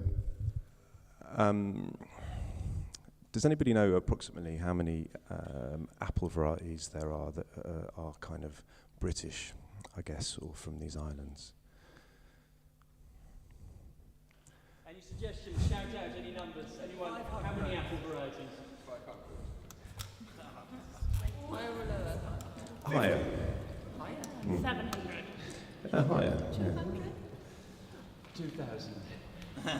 Thanks, John. Yeah, exactly. Yeah, well, yeah, indeed. There are about 2,000, and we were talking from the last panel was talking about heritage, and I kind of started with that point because this is also a kind of heritage, right? You know, the plants that people have learned to grow and grown with and adapted and bred and the rest of it. Now, the apples come from Kazakhstan, right? And I think they've, you know, what they've been in these islands for, you know, probably a dozen centuries or more. but they don't grow without a kind of being part of an ecosystem that includes people. So we intervene a lot in their growth, and apples are quite hard work in many ways. In some of the ways that we conventionally grow them. Now, this might seem a little bit off topic, but I was reading a biography at a certain point. I didn't finish it, of John Clare, the poet, and apparently the house that he grew up in, which was a rented house, there were tenants, had a big russet apple tree in the garden, and the year that the harvest of that tree failed, it didn't produce any apples, was the year they got his family were kicked out of the house. But I think this is when he wasn't living there, and that I guess the breakdown of that relationship was part of, indirectly I suppose, what contributed to what happened to John Clare in his later life, and contributed to sort of the documentation of the loss of ecology that was, or the breaking of the relationship between people and land and ecology that was sort of occasioned by the clearings, not the clearings, the kind of the taking of the common land that was shared by people and was helped to meet their needs locally.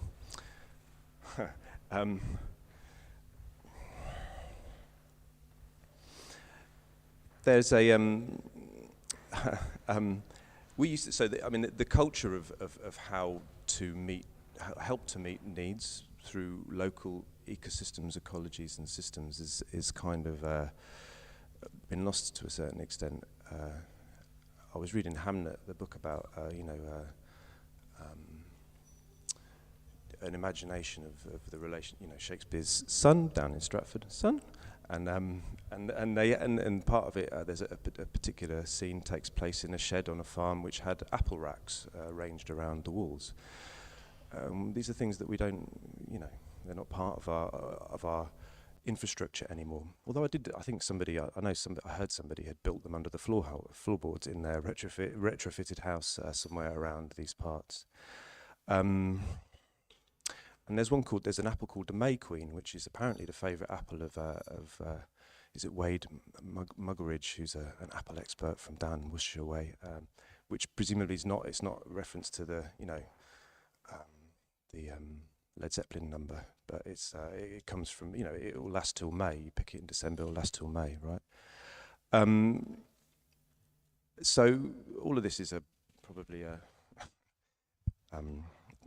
distracting probably to kind of thinking about, I guess, the recent inheritance of available edible plants has been greatly distorted by the industrialization of food systems. Bill Mollison and David Holmgren, who originated permaculture in the early 70s in Australia, were saying then that the most destructive systems that we are authors of are the agricultural ones. And I think they weren't saying ecologically destructive systems, or that sort of elided from that pronouncement, because they were kind of starting from the point at which we can't escape how integrated our needs are with, the ecological systems that are, define life on Gaia or Earth, or however you want to phrase it. I was thinking, so I looked at just this sort of, correct me if I'm wrong, because I'm sure people are more on top of the data than I am, but I come across,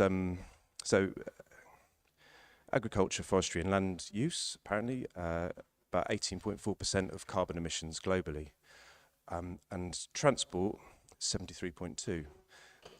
So assuming that there's carbon used in the transport of food, that's kind of quite a big amount of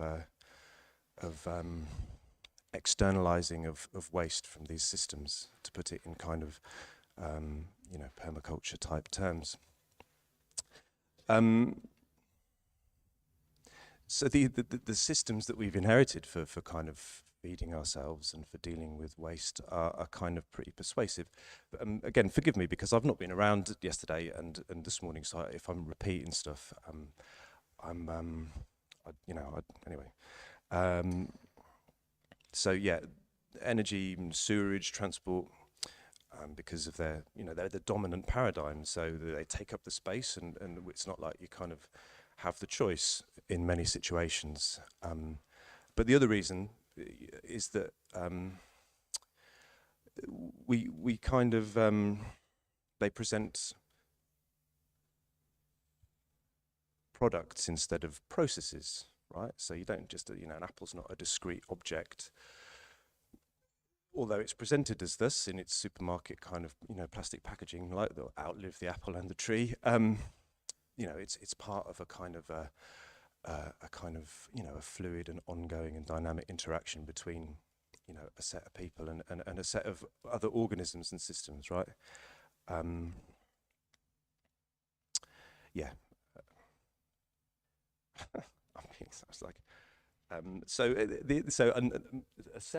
Another point that made me, so in terms of retrofit, John and I sat putting our shoes on after having a swim in the other baths next door. I've had a couple of conversations, I think. Maybe it feels like a couple of conversations, it might just be one, about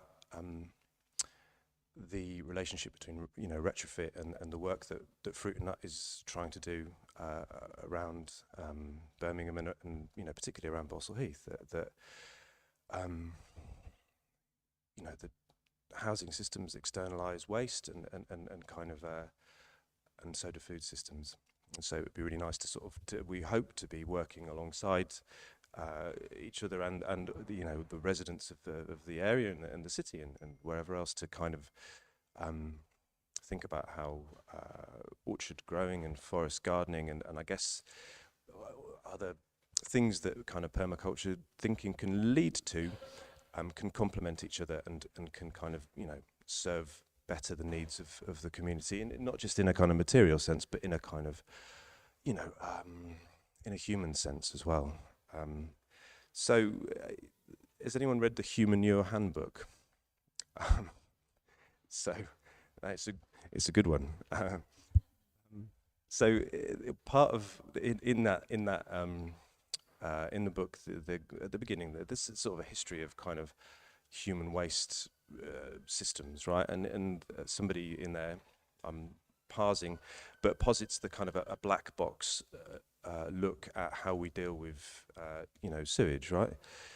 And what he comes up with, I guess, is that we get really, really clean water, and we get really, really dirty waste. We mix it together, and we spread it as far as we can from its the source of production, which is, if you look at it in a kind of, in that sense, sort of objectively, it's totally insane, right? And we've got this at the moment. We're kind of experiencing, all of the kind of the pollution problems in the rivers and all of this kind of stuff. It's the same for, chicken farms in the Wye Valley and whatever, right? This is a system that objectively doesn't make sense. I mean, I was thinking about the kind of that you were talking, Chris, about the kind of the retrofitting of terraced houses, right? The kind of, plumbing and heating infrastructure is also retrofit, but from a different era. I know this doesn't sound like it's about urban ecology anymore, but it, to a certain extent, it seems, if it seems crazy that nobody in all the kind of, contemporary media conversations about river pollution, nobody's talking about, like composting toilets, like, I mean, again, it's almost like it's like taboo, but it's a sort of a different question. However, these systems exist. People are envisaging, the possibility of nuclear fusion being a viable energy source. And we're, building a supposedly extraordinarily slowly and wastefully building a possibly faster railway from Birmingham to London, but no one's talking about that, right? I digress. So Robert Hart grew in, I think, Wenlock Edge, the first specifically designed forest garden in a temperate climate, right? And that's what, 25 miles from here. All of this stuff is very possible, like having a kind of thinking in a. So what we're trying to do with Fruit Nut Village, to a certain extent, is trying to think a little bit about how to challenge the existing paradigms of kind of food production, but also green space use, but also like how communities interact around the meeting of their needs locally. On the Plants for a Future database, there are about 7,000 useful plants listed. So these are, meet various needs. Could be like, I don't know, not all food, other sorts of needs, but that's then, most of our food on the planet comes from what, like 10 or something like that, right? Which, is not necessarily for reasons that are in our collective interests. So I know I'm not talking about Fruit and Nut Village. If you want to, so there's loads of, there's some illustrations of stuff we've done, of sessions we've run locally, and you can see what we do from kind of social media associated with it. So it's Fruit and Nut Village on Twitter and on, what's the other one? Instagram. But I was just going to say that, just in conclusion, I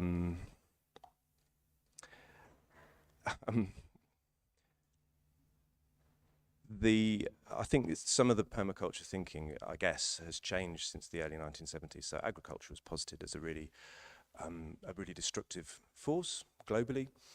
That's still the case if you think about deforestation in the Amazon, for example. Now, there's a lot of, I think people now maybe sort of reframing that question, because the barriers to change are behavioural, like how people imagine their interactions with the wider, with the global ecology and the world, and the implication of individual actions in relation to climate breakdown, ecological crisis, the rest of it. And that's not to say that I'm not unaware of the greenwashing and the kind of carbon footprint kind of like controversy and stuff like that, because again, it's the people who do have power haven't been acting in our best interests for a very long time, right?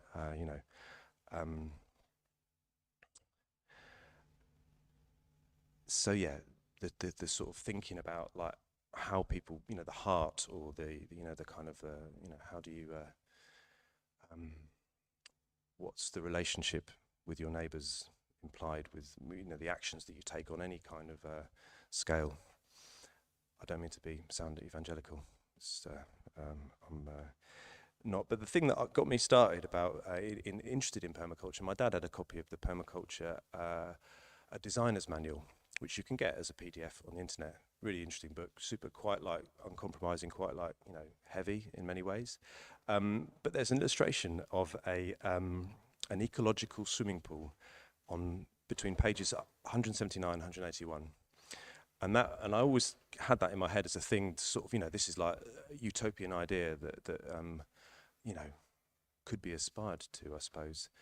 And fittingly, being in a swimming pool that is being repurposed, I think it kind of made sense to kind of finish talking about these things. But that's just these things exist. This is a drawing, and I think the thing that I've struggled a little bit with sort of permaculture is how to be utopian and practical at the same time. And what we're trying to do with Fruit and Nut Village is a little bit of that, I guess. So if you're local and you want to kind of find out a little bit more about what we do, please follow us or get in touch through the kind of available channels.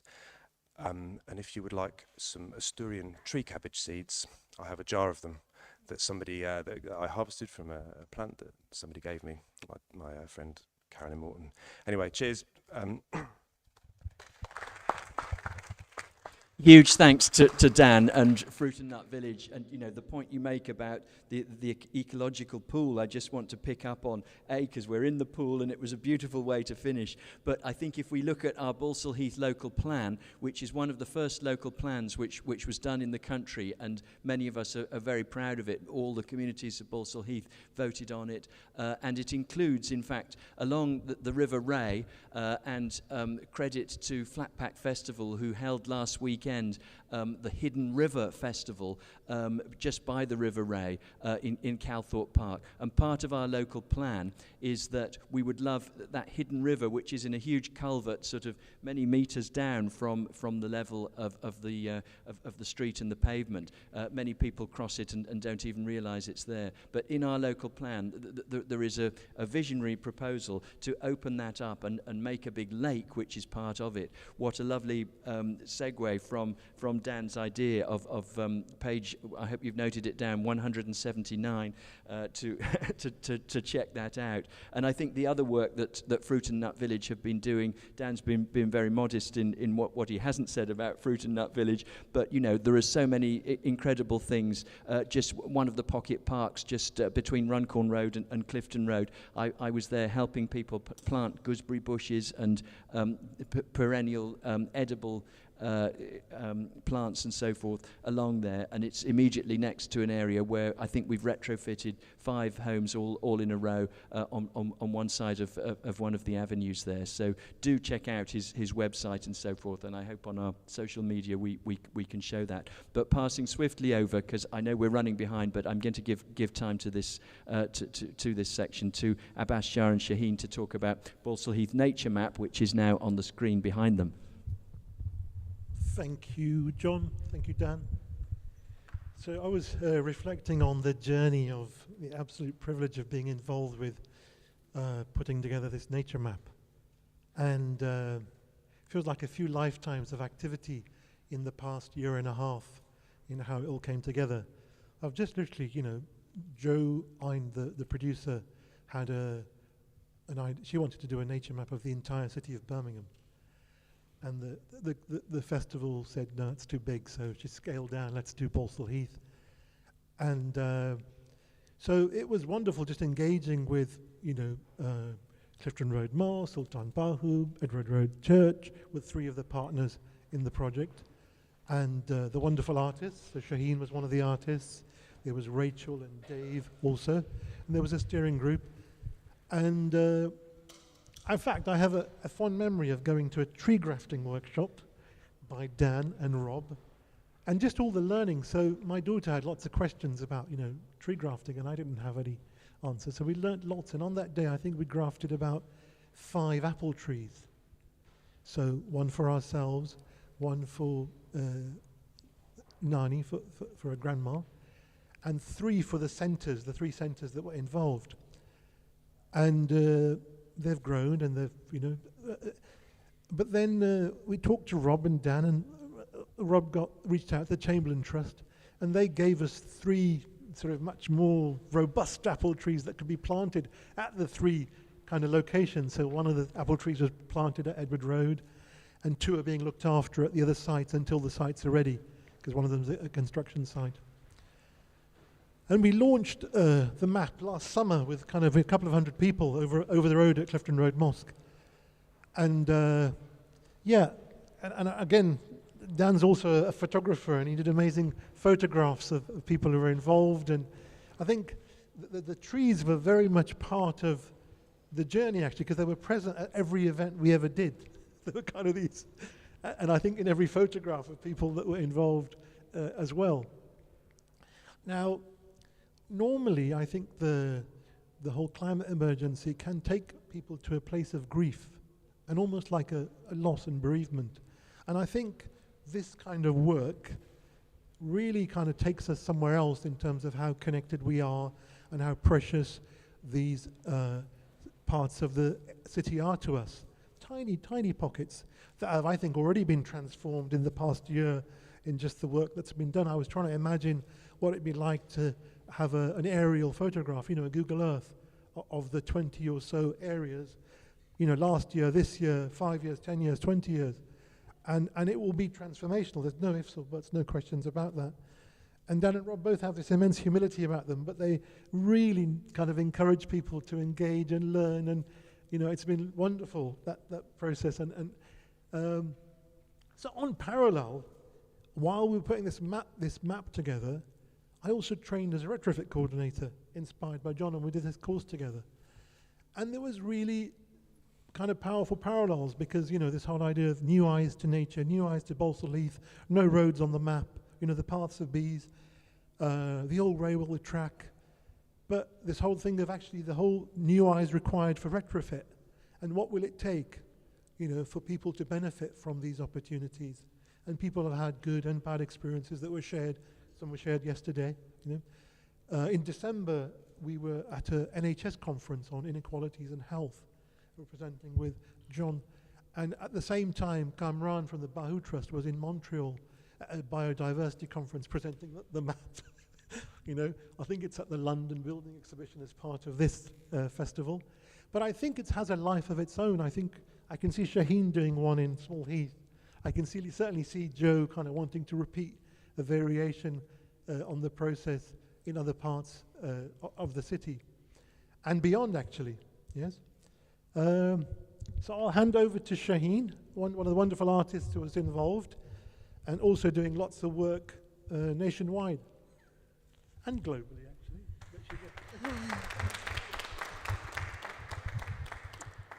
Hello everyone, it's great to be here. I'm a craftivist. I've been an artist in Birmingham for quite a few decades now, a couple of decades. I was born in Burnley, Lancashire.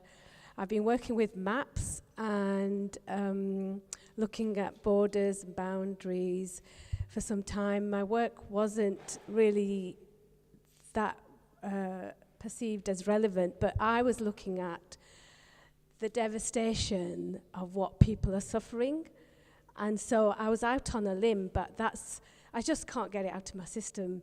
It's sort of like, yeah, I can draw pretty pictures, and that's where the money might have been. I don't know, but I carried on, and then I'm going to be really quick and paraphrase a lot of my work. And I was approached by Joe, Abbas, and Kamran, who put me forward for this nature map.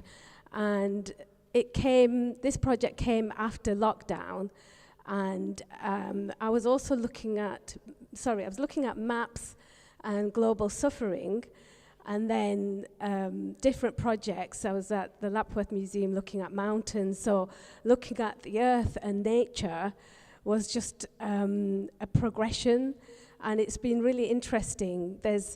It's helped me follow on working within, volunteering actually, working within my own local area. So a lot of people within Small Heath, they are working outside of the area, but it's really interesting actually basing myself within Small Heath. There's not much work, but we want to start that grassroots project and doing lots of similar work like this. And so I think it's an interesting transition, working within my studio, setting up a studio within my own home, looking at my carbon footprint far more closely.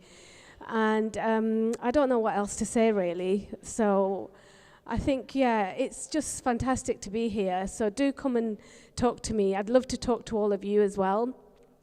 I hope we can... So yeah, I would love to carry on and follow Retrofit around and see what I can do within my area, Small Heath.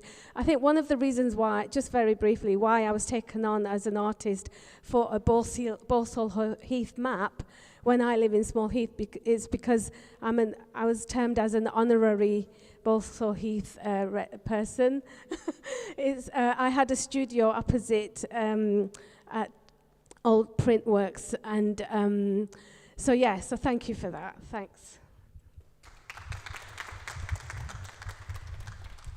That's lovely, thank you. And let me just extend the invitation that this is a conversation. Anyone who's got contributions from the floor that they'd like to make, do put up your hand at any time. Sorry, I'm making that invitation a bit late in this session.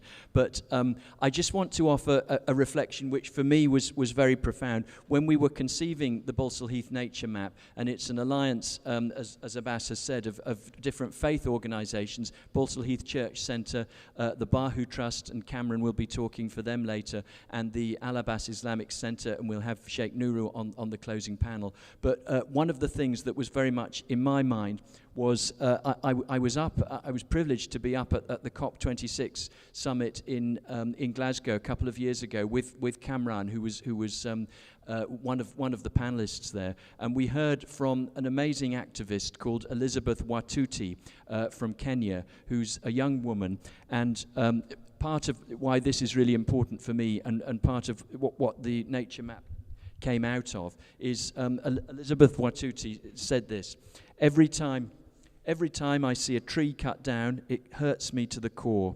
If we feel the loss and pain of nature, our hearts will tell us what needs to be done.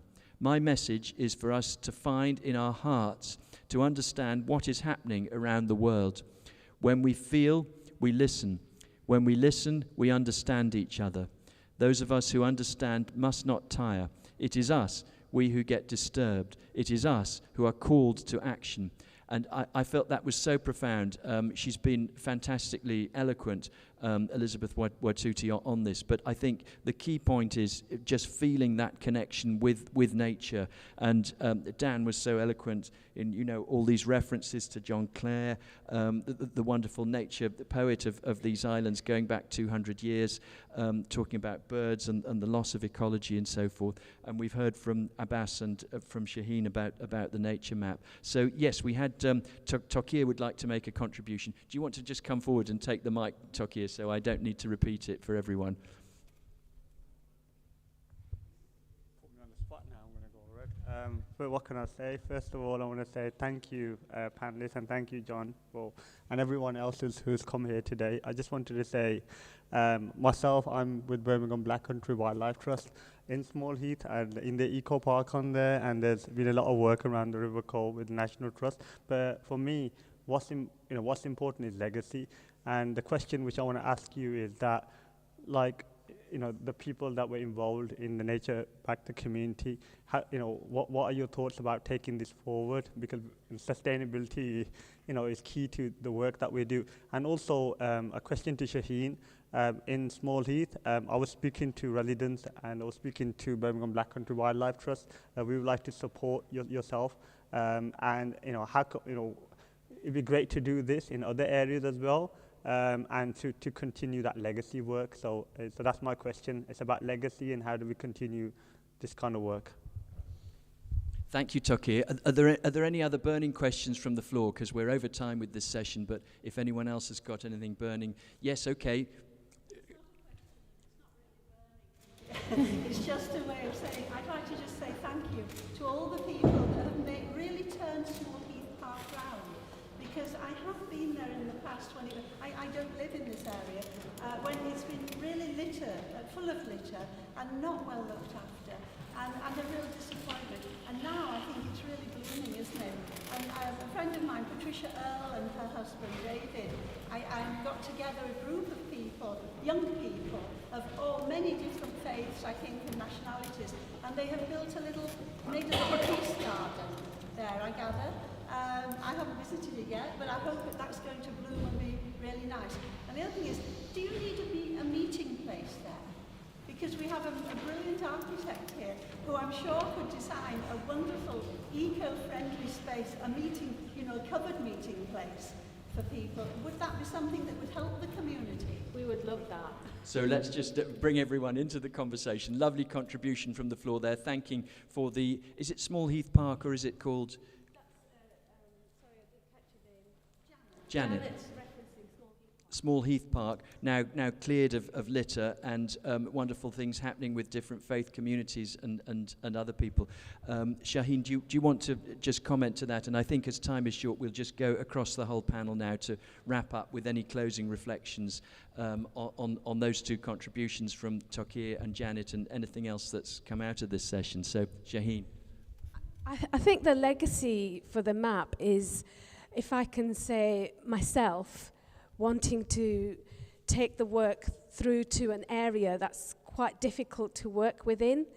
And so I don't feel we're there to create the map yet. There's so much groundwork to do. I myself have been working with, I live there, but I have been working outside of the city. So we're hoping to create similar projects within Small Heath, but not exhaust ourselves, find the people and local residents to create that work. I'll just... Yeah, I mean, the Peace Garden you're referring to, Jana, is actually in the Eco Park. But yes, there are groups of young people that clean, Small Heath Park regularly. And yes, there's lots of work to be done and lots of learning.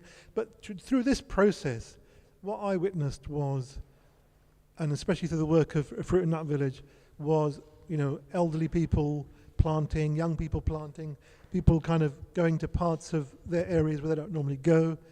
But I think it's important also to take this activity to, where people are comfortable, wherever that may be. Because I think that when you graft a fig tree or something that has meaning for someone, or an apple tree for someone, then I think there's a permanent connection with the tree and the place it came from and the people you engaged with on the way. And so that's very present in every of those green spaces you mentioned. I think there's about 21 that I mentioned on this map that have already changed. Yes, and I think there's certainly a thirst. People have a strong desire to, grow things. The way people, I grew up in a home where, coriander, spinach, basics, potatoes were grown in our garden. And it's lovely to see the stuff in the courtyard with the box for the front of a terraced house, But hand over to Dan. Thank you. With Small Heath Park, I think I don't know Small Heath Park very well, but I think these things very often happen. Changes happen slowly, don't they? And it just it's sort of not being fearful of taking a first step. And I think particularly in public space, one of the reasons I'm doing this work is I've lived in Balsall Heath longer than I've lived anywhere else. I'm 27 years or something like that, and I always used to look out the back window of my terrace and wonder about the possibilities of using land differently, I suppose, in the way that these islands of green space are kind of encircled and kind of divided up by fences and in a sense you could view that as a kind of a sort of metaphorical possibility in terms of the relationships between people and kind of codependence and building communities that work together. And it's very much like what Retrofit is doing in a kind of architectural sense. And one of the things I was worried about planting fruit trees in parks is when they get damaged and stuff, and in reality the answer is not very often. Sometimes, but not very often, and we try to do things in a way that makes them resilient until they can fend for themselves, so to speak. Tokir, in terms of legacy,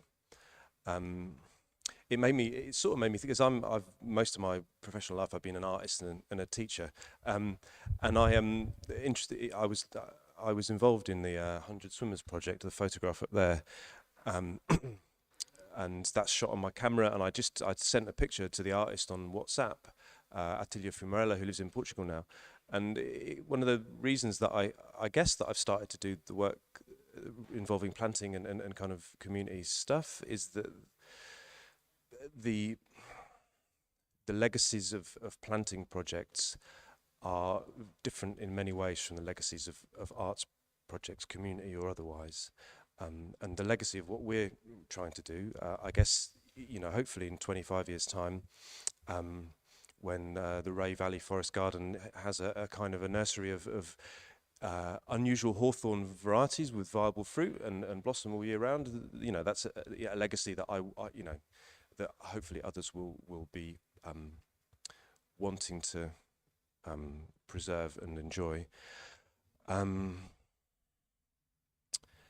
We are actively, planning. We're always, involved in this kind of work. It's always a hustle to try and kind of, work out what plan fits what, rubric of what funder, and we're working on doing that better, with Retrofit and, with other partners to do different kinds of planting using sort of different kind of,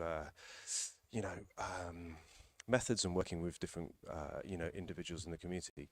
So one of the intentions of what we do, obviously we can't feed Balsall Heath from one forest garden, and that's not the intention, but one of the, the sort of secondary legacy, or in some senses arguably the primary legacy, is trying to revive and adapt and rebuild and share the knowledge and culture of these kinds of interactions with plants. So that's a kind of, and we do that by doing the work, by going down in the rain in the winter and planting the trees, like as Tony will know. There's a really great permaculture teacher in Mid Wales, a guy called Steve Jones. who did an introduction to permaculture weekend a few years ago at the Printworks across the road, and he was talking about biochar stoves, top load updraft stoves. Again, appropriate technology, very doable. Another story, but he had a formulation, I guess, which was demonstrate, educate, and replicate, I guess. And the beauty of working with natural systems is that once they get started, they can kind of do a lot of that replication on their own. Like nature, will build, increasingly complex systems through its own interactions as part of its kind of defining characteristics. So in terms of legacy, we want, what I'd love to see is Balsall Heath being a kind of a forest garden suburb, and the infrastructure or the ecological infrastructure of the area and the city be a kind of part of a kind of, almost like unthinkingly a part of the the structure of government and society and investment in the collective good, as crazily extractive sewage systems and like fossil fuel systems are now. I guess that would be the ultimate goal, and I think it's small steps, isn't it? But thank you very much for listening. I mean, there's so much. I feel we're just scratching the surface of this topic. The green shoots are sprouting, but we're way over time. I'm going to wrap up now. We can continue the conversation, but just a final reflection. I think the Balsall Heath forest is such a powerful, emotive thing. It's a heart level connection, isn't it? And I think there is now, amazingly, in the Birmingham plan, an idea that Birmingham, which already has more trees than many other or all other European cities, I can't quite remember the statistic, but there is now official policy to make Birmingham a forest, to plant trees all over Birmingham. And I think particularly in Balsall Heath, you see it celebrated in the amazing nature map here.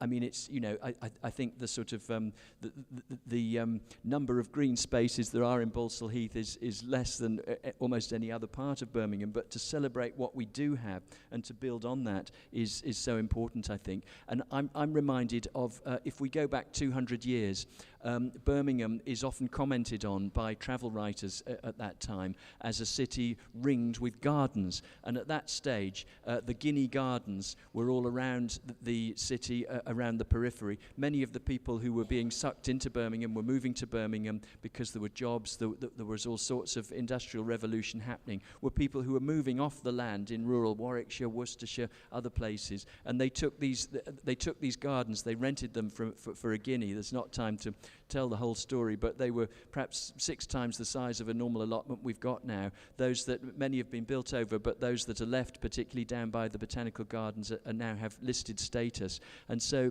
I think the vision which Dan and which Abbas and Shaheen have been spelling out here is a reimagining, a reinvention. And many of the people who've moved from Pakistan, my neighbour down the road, whose families still grow amazing mangoes back in Pakistan, and that's a very proud part of their cultural heritage.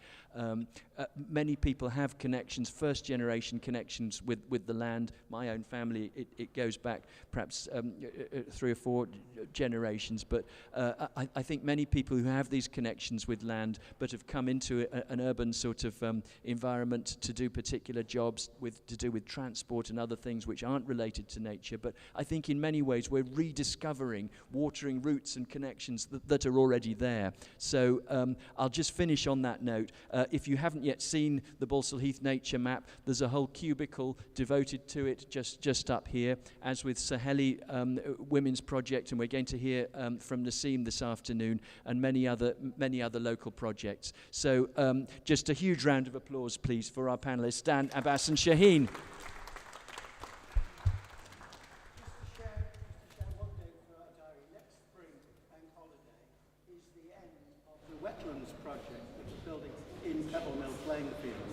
So it's an ideal opportunity for a family holiday on spring bank holiday. We're even going to bring horses down for grazing the grass. Amazing, thank you. Just to say, it's now lunchtime. We're running a little bit behind, so the speaking program here will carry on time, but there's other spaces you can also go and hang out in outside in the courtyard with We Can Make and Joe, and also the spaces where the play workers are. The lunches just back out where you came in, and also even if you can hear, I wore these. Oh my God. The cognitive difference in not having to strain to listen, it was like, just generally I was thinking I need this everywhere in life. So if you fancy it in the afternoon, I'd thoroughly recommend it. And the last thing is that our illustrators are capturing thoughts, ideas, dreams, things that are coming up for you from the connections made, particularly here, around what these green shoots could mean from at a much larger scale. So if you feel like something's coming up with you, for you, go write it down on a post-it or make a little poster and start hanging them up. We really just want to hear thoughts, feelings, dreams, ambitions, ideas that are coming out, and make the most of them while they're here. You don't have to go straight to them. You can put it on a post-it. You don't have to get them to draw it. You can draw it if you want. If you fancy taking it home and getting them to draw something, you can as well. So yeah, enjoy lunch, and we'll see you back here at past. Yeah. Oh, okay. Do you want to say that yourself, Dan? If anybody did want Asturian tree cabbage seeds, I do have a jar of them, and you can use the beautifully designed program to kind of store them in, because I haven't got any envelopes. But yeah. Lovely, yeah. Reuse your program by taking seeds home in there, and also perhaps we've got a We Can Make planter out that you could go and have a look at. It's a very good way to close your street or to create a bit of a barrier between the cars in your cul-de-sac. So maybe some seeds meets a planter could there could be some nice little fruit and nut village meets We Can Make revolution happening. Anyway, enjoy lunch and please carry on the conversations, and see you back here in a little while. Thank you.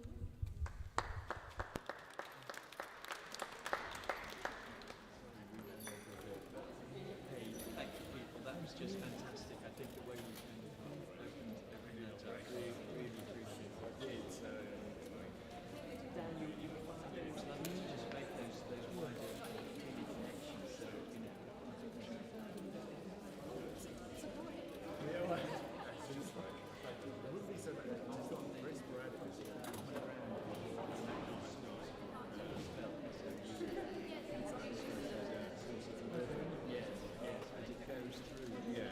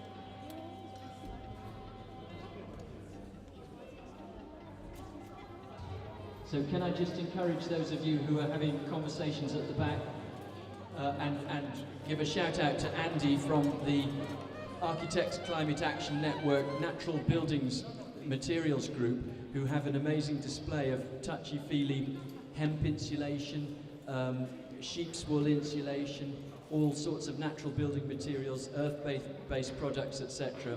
But as they say in the cinemas, turn off your mobile phones, wind up your conversations, come and sit down. And we're about to kick off with Kamran Shahzad, who will be doing, I think, an amazing section about empowering communities. So if people could just come to the front and we can make more of a circle, make this an interactive thing. Thank you.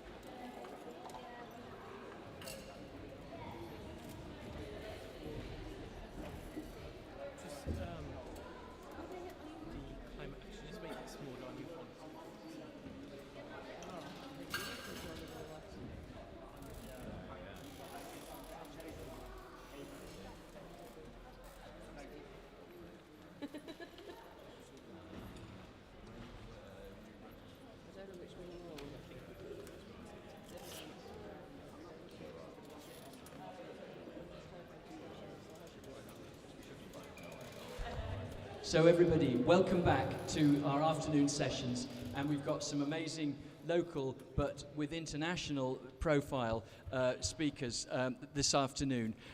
Firstly, we have Kamran Shahzad from the who I think we can certainly introduce as more than a local legend now.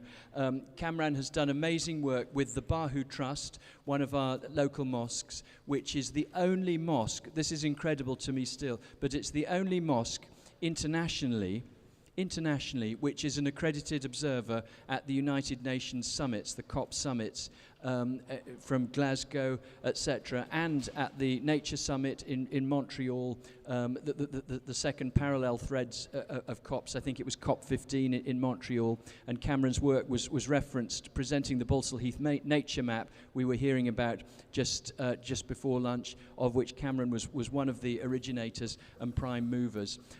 Cameron is also, until very recently, the chair of IFES, I-F-E-E-S, the Islamic Islamic Federation for Ecology and Environmental Sciences, which was proudly founded in Balsall Heath in the 1980s, and we referenced yesterday. And Jules Thompson, who was speaking yesterday about the iFarm and Norfolk. The other thing he's part of, the Climate Majority Project, has a declaration just up on one of the banners over here, which is signed by Faisal Khalid, the founder of IFES. So without any further preface from me, I want to hand straight over to Kamran. Please welcome Kamran Shahzad. Thank you very much. Do you mind if I take a seat rather than stand? If that's okay with everyone? Yeah? Thank you very much. Bismillahirrahmanirrahim. It's quite strange sitting in this place at the moment, because I remember when I was 5 years old. Actually, I'm going to sit up here if that's okay, because I feel too. I learned to swim in the swim mats, and I was at Clifton Infant School at the time, and the movie Jaws was a thing, so I was really scared of water. So Mrs. Brody, who was my teacher at that time, I remember she brought me here, and I think for once I was in the pool, and I just loved it. And now, who'd have thought 40 years later I'd be sitting inside the same pool talking about communities.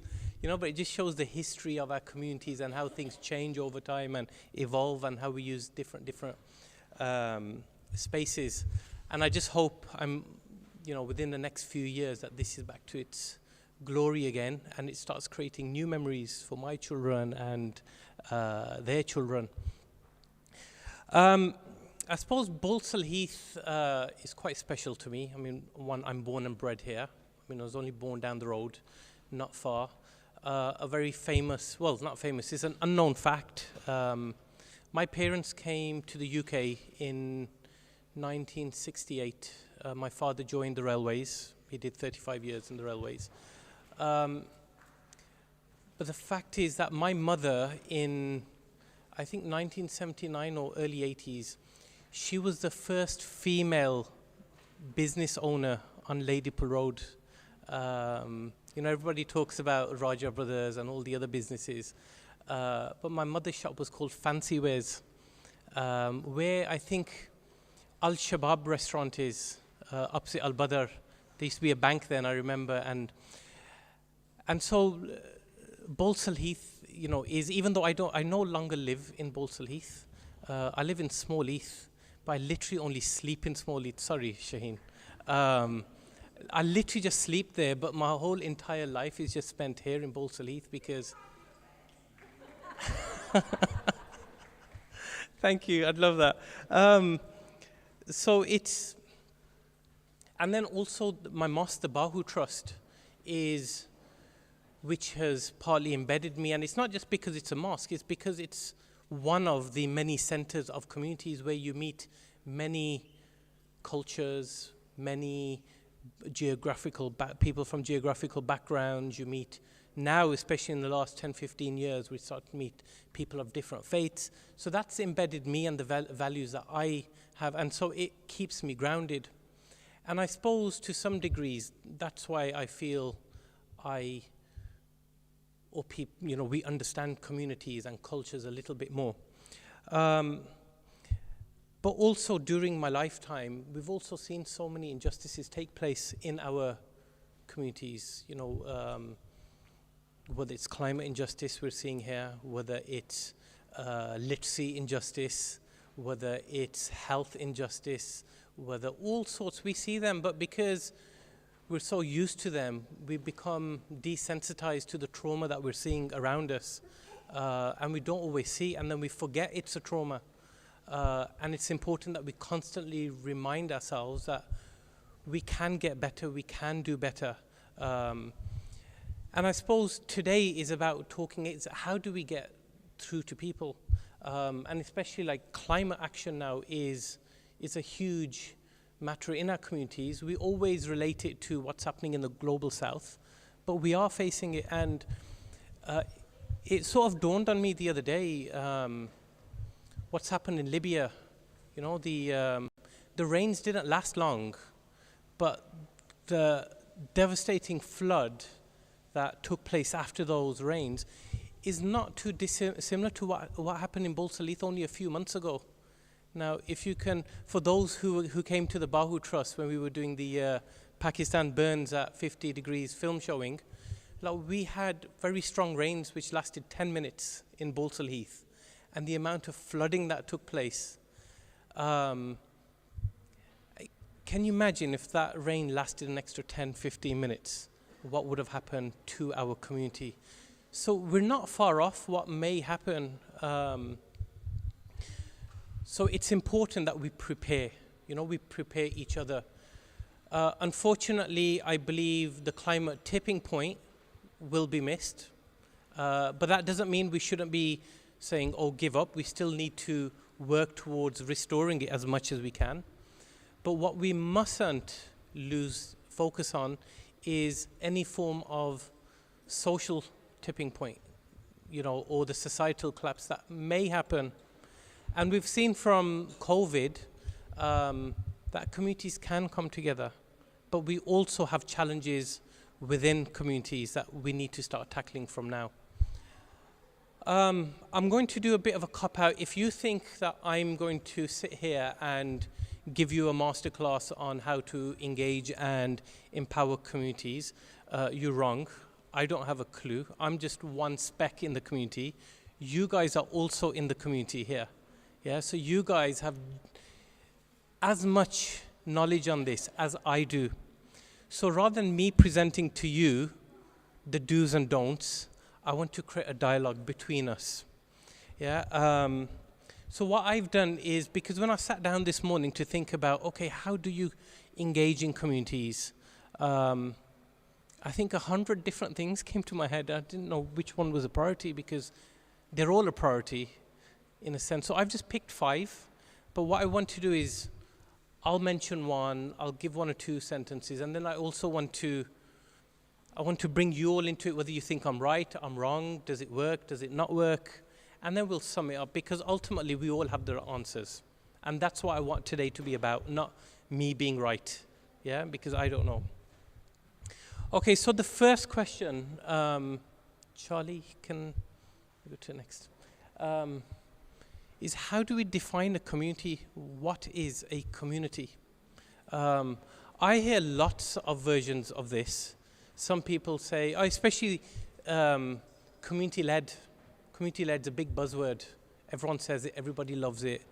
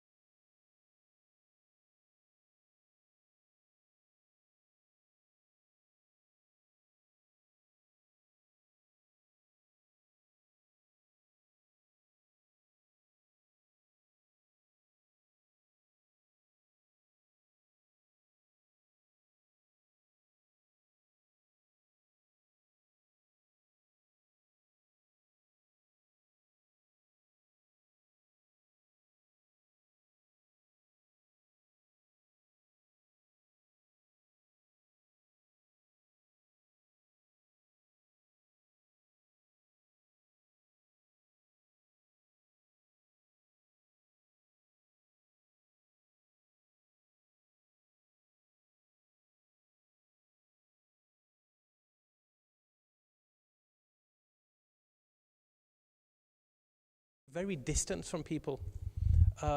Also, what I'm finding now, which I'm actually is a bit problematic, is even trusted communities or people in communities are starting now to believe climate change is a hoax. I'm finding it more than I ever did before. People who I believe to be good people. And I don't blame them for that, okay? Because the issue isn't about climate change, it's about trust. Yeah, it's all about trust, not the science. Even science, people are not scientists. When the doctor tells you you have a cancer, you don't need to see the tumor. You go on trust. Yeah, but the moment you lose trust in your doctor, you never go back to that doctor again. Yeah, and we have seen throughout the last few years, whether it's Brexit, COVID, other issues, people feel lied to. People feel regulations are being used to control them. So I'm finding people feel switched off to climate change, and because they feel that it's something that they can't talk about, the immediate answer is it's a hoax. Yeah, and it's not always easy. I mean, I have this conversation, but there's no point me being angry about it. What we need to do is start thinking, okay, how do we reframe that issue and talk to them in ways that they can relate to and they can have a conversation. So, for instance, the cost of living crisis, the energy crisis, you know, Footsteps, Dokir, Retrofit, Balsall, Heath, others are looking at this in a different way. Health is another way. How is it impacting people's health? And again, you don't have to relate it to climate change. You just have to talk about, like in our mosque, for instance, in the Bahu Trust, one of our most difficult tasks is changing the food, because we are very meat-based. And so if I talk about climate change, it's not going to help change their... in fact, if I want to put more vegetables, they'll accuse us, the management, of being more cheapskate. Yeah, vegetables are just as expensive, or you know, they're no cheaper than meat. But the way we've started tackling it is, one, we've given them a health narrative, and secondly, a faith narrative. And it's taken us a little while, but we're getting there, we're changing it. Same with, we use the economy, money. Again, my mosque, we have 22 Bahu Trust mosques around the country. 20 of them have solar panels, but it wasn't because of climate change. It was because some of us were able to make the economic argument to them. Yeah, but it worked, and we've made significant progress. And had I had to go at the imams and the trustees that you guys are, you know, the world's going to come to an end, because I would have been kicked out. I wouldn't be where I am now at the Bahu Trust. So it's important that when we are talking to people, we reframe the issue to what they can understand. And the same with climate change, being patient with them. If I hear people who are saying it's a hoax, I mean, even I've been caught, people talk to me about climate change being a satanic hoax. That bugs me more than the word hoax. The word satanic, it really winds me up. But I really understand, I do understand where they're coming from, you know, and we just have to slowly win that argument. Anyone want to add to that? Because I want to kind of, because we've lost half an hour, I want to make up that time also. Sorry. God. About reframing the issue, I know where I work, our managers wanted us to go in 4 or 5 days a week to have that sense of community and cohesion at work, because I'm a social worker and it's quite a difficult, and we all said, a lot of the workers said, no, we need a better quality of life and work-life balance, so just keep it 2 days.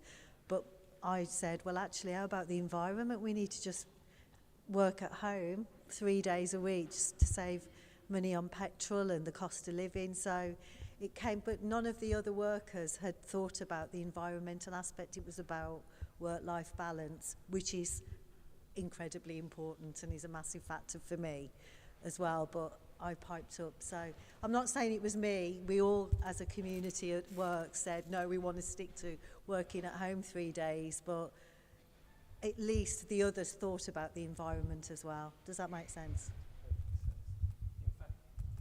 And where green jobs are concerned, where people are concerned about unemployment or affected by unemployment, there are going to be hundreds of thousands of green jobs once climate change really takes off, aren't there? So it's a really good manufacturing and employment issue as well. Yes, jobs impact people, so talking to them about from a jobs perspective. And that's my favorite word, balance. Because I think if you talk to people about balancing, because it's not one extreme or the other, our problem as a global race, or especially those that consume the most, is not that we just consume too much. So fossil fuels on its own is not a bad thing. It becomes a bad thing when we use too much of it. It's the same with antibiotics. It's now become a bad thing because we've used it so much, and it becomes with everything. I suppose even if we went towards veganism, in the short term it would help, but then there'll be a time where we'll be doing I'm not taking a dig at vegans, by the way. Sorry, I'm just talking about excess. Whenever we do anything excess, it ends up having a problem like now with car batteries, it will become a problem for us, if you go down the electric route. Sorry, vegans, that was next slide. Using stories and narratives rather than scientific facts all the time, or quotes of scientists. And again, this is our experience from the mosque. When we would start quoting from the Quran about environmental issues, it would go in one ear, come out the other, because it feels very preachy. And the same is also for climate activists and environmentalists. Not all the time, there are many good ones too. But I find that when you tell people stories and narratives, people feel more emotionally attached to it. So you win over their hearts and minds. You don't necessarily have to, when you throw too many facts at people, people switch off. And that could be, again, this was only 2 weeks ago at a local mosque where somebody did challenge me about climate change. The story I was able to tell them about a village where he's from in Pakistan, where I had been to not long ago. And I said, okay, don't believe the scientists, but do you believe local people when they tell you that this has never happened before, and now this is what's happened, and this is how many people have suffered? And it gets them thinking, and you do that in a way where you're not patronizing them, and it sinks in, and they won't give you the satisfaction of having won the argument. They'll say, oh, we'll discuss this later. But really, they're going away and they're pondering and they're thinking.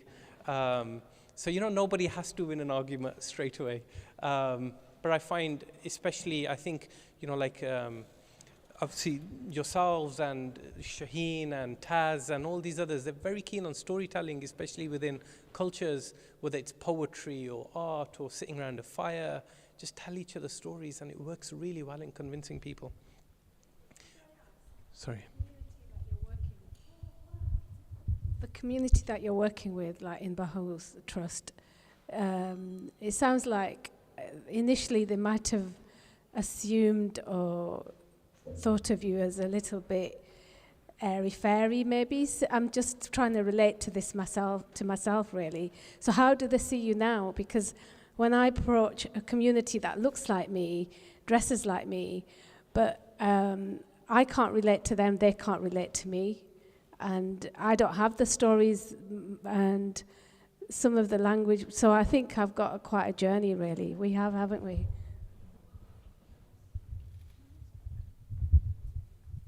Can I just say, you're ahead. That's why people don't get you.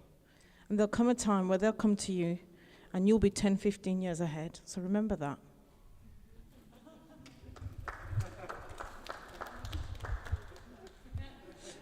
No, I fully agree. I started this work 10 years ago, and I'm having to reframe issues. So it's a constant, but I'll answer it after I get through my...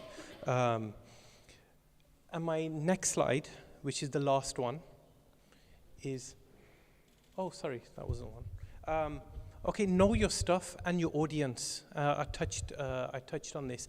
Is quite often I'm using COVID as an example because it's something we've just passed. Is people were just making up stuff as they went along, and it's not convincing. Is if you're going to talk to people, whether it's about climate change, whether it's about local issues, know your stuff. Yeah, make sure you are briefed on it, and you don't give just headline things. This is very important because you could be the difference between convincing someone for good or what's the opposite of convincing? Unconvincing, let's just say, unconvincing. And know your audience. Like I said, I may be from a faith community, but I'm from a certain faith community. People from a different faith community, it's a different language, it's different narratives you use for them. I wouldn't be able to go in, say, to the black community, for instance, and talk about climate change because I don't understand their culture. I know someone who does come from their culture can talk about it better. I know I prefer talking to the Muslim community about climate change and environmental issues more than I do to the interfaith community or the multi-faith community. Why? Because I know the words that matter. I know what, really convinces someone. I know how to use the power of the language of that faith. But if I go to an interfaith community, I'm trying to speak to everybody, but I end up talking to nobody. So it's important that you know your audience, you know who you're talking to, and you don't have to be the person talking. You can empower somebody else to do that on your behalf. Remember, it's the goal that's important here, not you or your personality. Yeah, so, it shouldn't, because quite often people want to be at the forefront all the time, or someone wants to be the face of things. Remember, it's not about us, it's about what we're trying to secure in the future, whoever that is. Okay, and my last is keep calm, all right? Sorry, I get this a lot. We're going to die in 6-7 years, the world is coming to an end. And on the other hand too, it's very important that we don't put panic into people. We don't put panic into ourselves. We don't know. We've got what the scientists predict, but we don't know what things. I don't think there's a specific deadline where once we meet that deadline, things come to an end. We have to adapt. But if we have destroyed each other by the time we've got there, then we're not going to do anything beyond.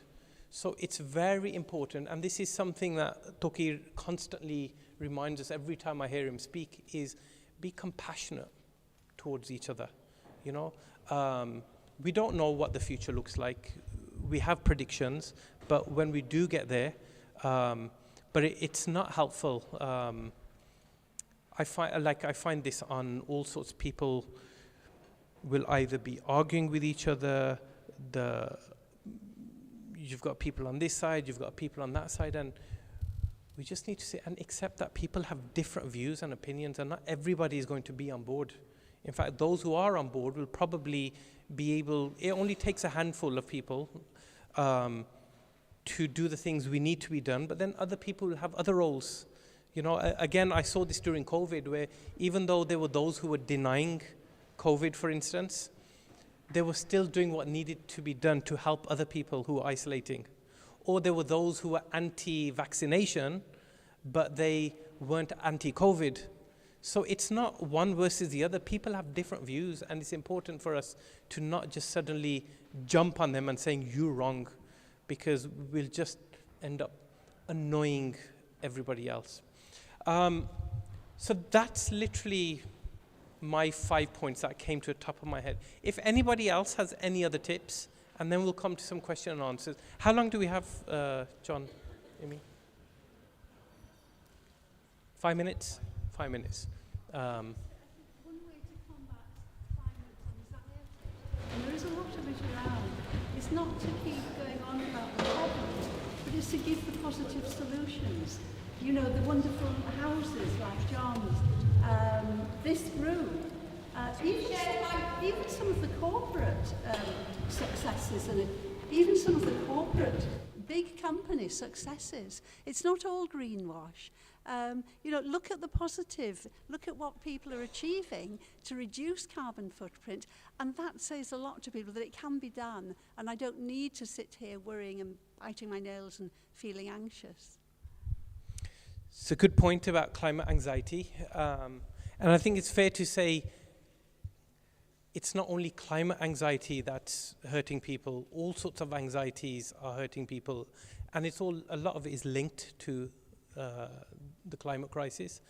How do we, I used to have it, I used to go through climate anxiety. I don't anymore, and a lot of that is to do with my faith, because I know, I mean, this world is small in comparison, to everything else in our universe.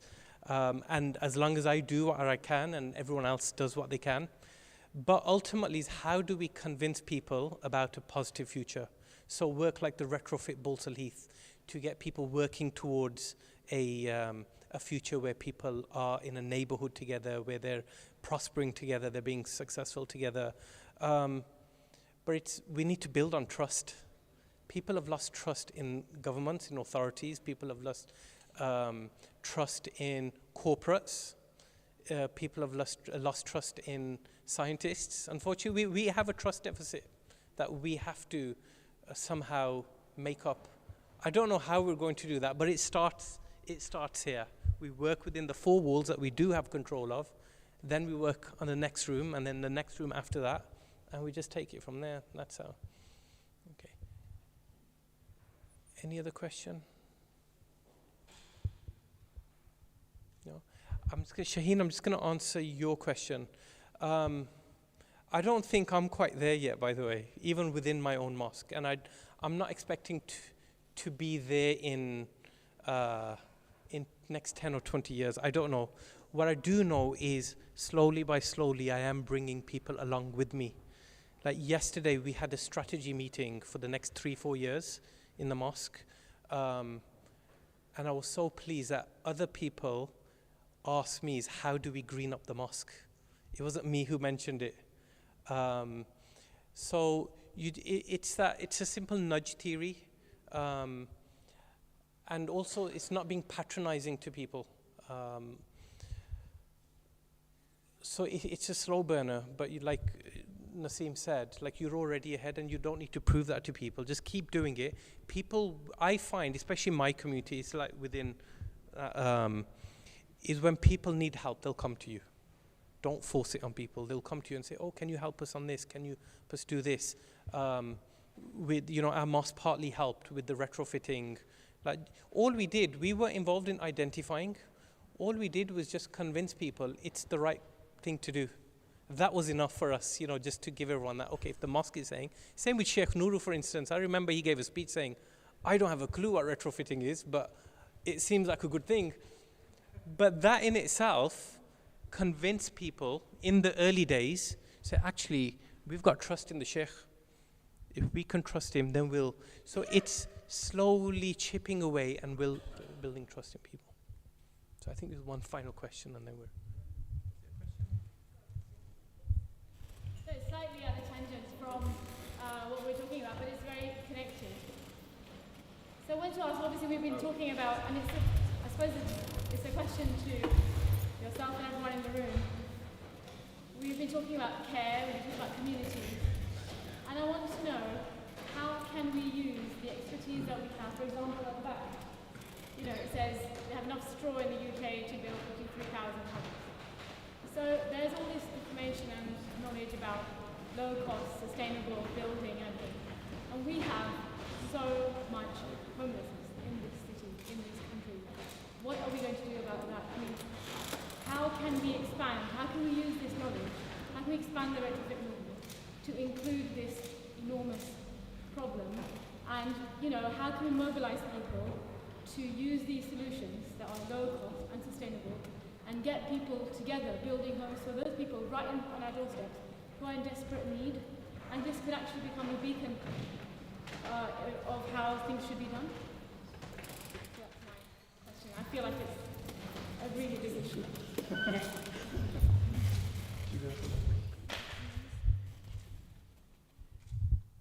Well, I definitely don't have a quick answer to that, of course. Otherwise, I guess we would have, we would be there. But I just guess one link in the festival, bringing us back to the theme of the festival, is really about land, material, and people. And one of the things that we get locked into is that we've got the materials, we've got solutions. We know how communities can build homes locally through straw, through technologies like WikiHouse and many other things that we know. And one of the reasons there's a stop at the festival in Bristol is because in Bristol, what the community there have done in Knoll West, which is a post-war council-built neighbourhood, is they've used empty pockets of land that were deemed unviable by the council. They have put those pieces of land into community land trust, which Claude is going to talk to us about later, into a land trust. So they've taken it out of speculative developers being able to take it, and they've taken it out of waste, it being a waste. Not a waste, just empty space. They've got neighbours to work together to learn skills, to design their own potential homes. They've then built and constructed them in the micro factory down the road. They've literally used bikes and small vans to bring all the pieces. The community have constructed new homes. They're reducing the housing waiting list and overcrowding on the council estate. And they're starting to now move into other such solutions like that. And now it's not me saying that, I'm telling you the story because it's really easy all of a sudden to just say, we'll have that land and we'll have this over here and we want to do this. But you're absolutely right in that the issue isn't in a lot of this work isn't that we don't have all the different facts. We know we have alternative materials. We know there is underutilized land. We know there are deep skills and huge wisdoms in our neighbourhoods. We know there's a deep care for the big social challenges. And, many people say that one of the biggest challenges of our time is trying to orchestrate all of that. And let's not pretend also without not just the orchestration of all of that and organising, it's also some of the large corporate interests that see land as a speculative asset, like something they can make money off, not a human right for homes and dignity and nature, etc. So all I wanted to say is there isn't like a magic answer, but I really do hope if something like that is what you're interested in, the journey and the beautiful talk from Rachel this morning about what this place, what Moseley Road Baths is going to represent over the next generation, as a climate hub, as a heart of the community, then I'd say please please come and talk to us about the Access Fund to come to Bristol and come and learn from a community not that dissimilar to ours here, not that dissimilar to the one that we're based in Ladywood, who have, with a few different things, really organised all of these what-ifs and then shown what could be possible. And I've just realised I've said all of this, but Claire from We Can Make is actually here.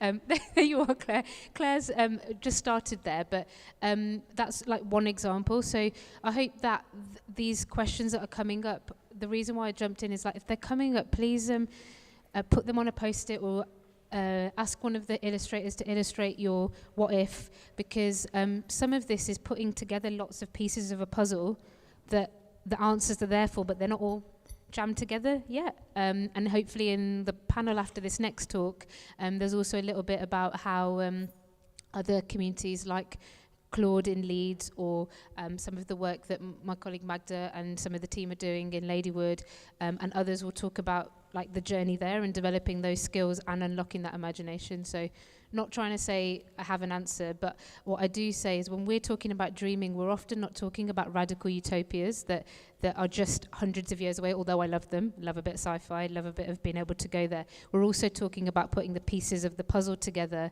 of like, these are all things, technologies, ways of organising, things that other communities have done. This is how they've done it. If we put them together in a jigsaw, what could that maybe look like for this neighbourhood or for other places as well? So I hope that was a little bit useful.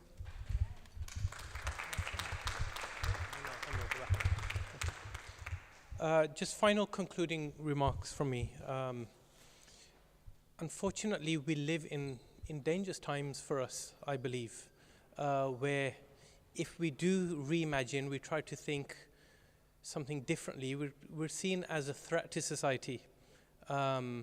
We've seen it, I'm not going to mention any names, but we've seen political leaders wiped out because they reimagined a different system. And they were wiped out as a threat to this country. I don't follow any particular party, but I saw how things, same with and it's, communities find it difficult to be able to do things differently because they're always fighting a system. Who is that system? We don't know. And we have that issue on a local level, on a national level, on an international level. We see at COP, look who's running the next COP. It's the CEO of one of the world's largest fossil fuel extractors. And so it is difficult to do that. And so it's very important that we engage in politics. That's where change happens. Unfortunately, we don't like it. We say, we shouldn't be involved in politics, we're neutral. There's no such thing as neutrality.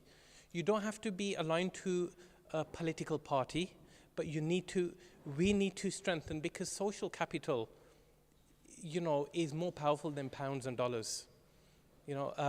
If we can come together, I know it sounds cliche and cheesy, but we can bring about change. And I remember in COP26, all the young people that were marching were saying, we want system change, not climate change. Okay, thank you very much.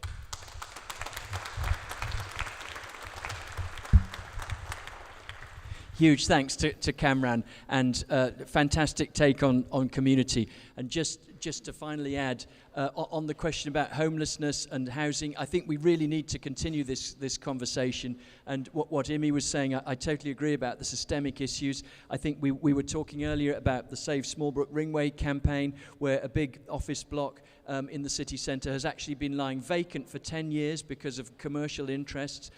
It might take another 14 years, according to the developer, to rebuild it, but it could be retrofitted very swiftly to make flats. If we look at the money which is going into Help to Buy, that could be rediverted to go into Help to Retrofit. If we look at the 3.7 billion which was recently highlighted, which the World Bank has been putting into subsidising fossil fuels while they have a green policy, I think there are resources around, and we the people need to make our voices heard, as Cameron was saying, to engage in politics.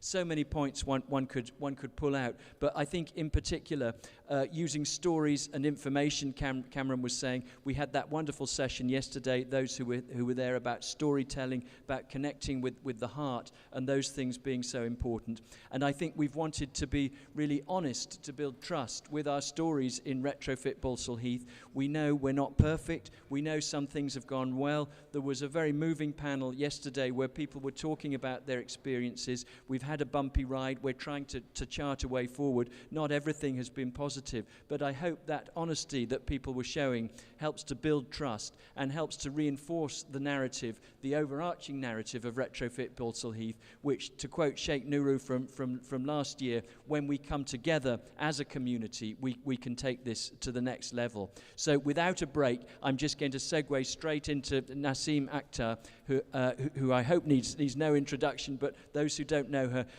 Naseem set up a visionary project here in Balsall Heath 25 years ago, 23 years ago, and she has a BEM for it, but you know, her ripples have gone out from Balsall Heath to other areas of Birmingham. Please welcome very warmly Naseem Akhtar.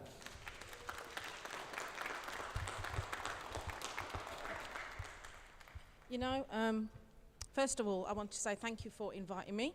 And I love the fact that Cameron had keep calm, because after the calm comes usually a storm, so that's probably me. So what I wanted to do was a couple of things I need to tell you. First of all, this pool is my pool, was my pool. I went to school down the road, Heath Mount, and every week, because my parents were first generation, I wasn't allowed to go swimming because I was a girl. And so what would happen is every week, because I was too embarrassed to say to the teacher that my mum won't let me go, I would say, I've forgotten my swimming costume, And then one teacher came in, a supply teacher, one day, and said, oh, you've forgotten your pool? Why don't you go downstairs and go and get one of the swimming costumes, and you can borrow it for this week? I said, oh, I can do that. He said, yeah. I said, okay. So I went downstairs. I got the most multicoloured costume, came to the pool, loved every second of it, went back.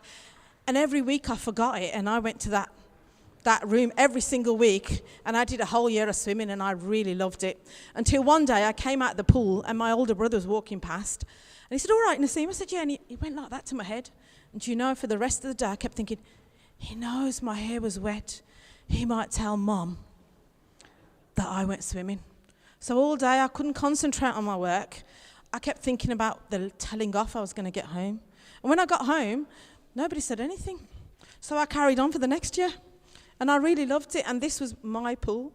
And I always, before swimming, I always sat in the gallery at the top watching everybody else having fun while I sat there on my own as a girl. So I tell that story. I don't normally tell it, but I tell this story because actually it's the fact that I've always supported the Moseley Road Baths because it's our pool. And I'm sure somebody's told you, we were given this pool and the library so that Balsall Heath would join Birmingham. So if they ever take it away, we're independent. I'm just letting you know. Okay, the other quick story, which is not so nice, is that during the COVID period here in Balsall Heath, we had the highest rates of death compared to any other neighbourhood. Not with COVID, but because there were so many people walking around with undiagnosed conditions. And the rate of death in the neighbourhoods that we operate from, so the national average is 75, the city average is 73, but in the neighbourhoods that we operate from, you're lucky if you get to 65. And I actually hear lots of Asian people, Cameron will probably attest to this, who'll say, oh, he's got to 60, oh, he's done really well, and he's got to 60. And I think, 60? 60, and he's done really well. So that's the kind of mindset that we're tackling. Okay, I'll begin. So next slide, please. So we have a mission statement. I always read it out. Saley Hub. So if you don't know, South Asian, or whichever community from, background, race, religion, from the South Asian community, Saheli is your best friend above all the other friends who, when you get married, she visits you in your new life and tells you about your old life and goes to the old village and tells everyone how well you're doing in your new life. So Saley Hub is a friend dedicated to improving community health and well-being by providing innovative services and solutions that educate, motivate, inspire and empower. Carry on. And I try and do that every day. So brief history. So exactly what Cameron said. In 1998, we asked women what they really wanted.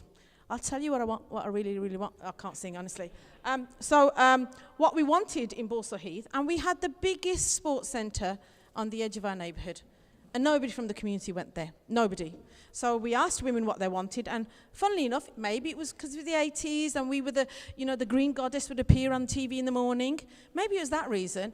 We all wanted a health and fitness facility run by women for women. And we had to ask, why don't you use the centre that exists? And they said, because actually, no one understands our culture.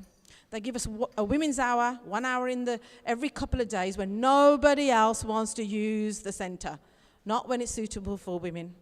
And the third thing is, if we go for an hour, by the time we've got in and changed, started to use the equipment, we've got another 50, so we get about 40 minutes. What's the point in going all the way up there for 1 hour? So the feasibility study said what women wanted, which was a health and fitness facility run by women for women. And then in 2002, when we did the feasibility study, I thought, this is what I always hear. We want to hear your views. What do women want? What do women, ethnic minority women want? Nobody comes and speaks to us. So I thought, I've got this feasibility study. 256 local women said they want it. So what's the first thing I did? I went to the NHS. And I said, oh, look at my study. This is what women want. And they said, we don't do leisure. That's the city council. We do health. You need to go to the city council if you want leisure. So I went to the head of city council and I said, oh, here's a report. You always want to know what women want. Ethnic minority women, poor community, this is what they want. Can you help us? We want a health and fitness facility run by women for women. And he said, and I quote, and I went to his office, by the way, and it was like this. It was a big window and the whole of Alexander Stadium behind him. So you knew he could make decisions.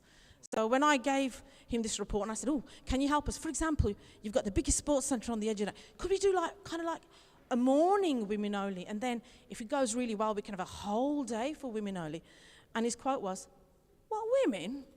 Asian women doing sport? That's not going to happen. And I just remember thinking, I'll show you, mate. Left his office, really annoyed. And I did get really jaded about, are our views really taken seriously?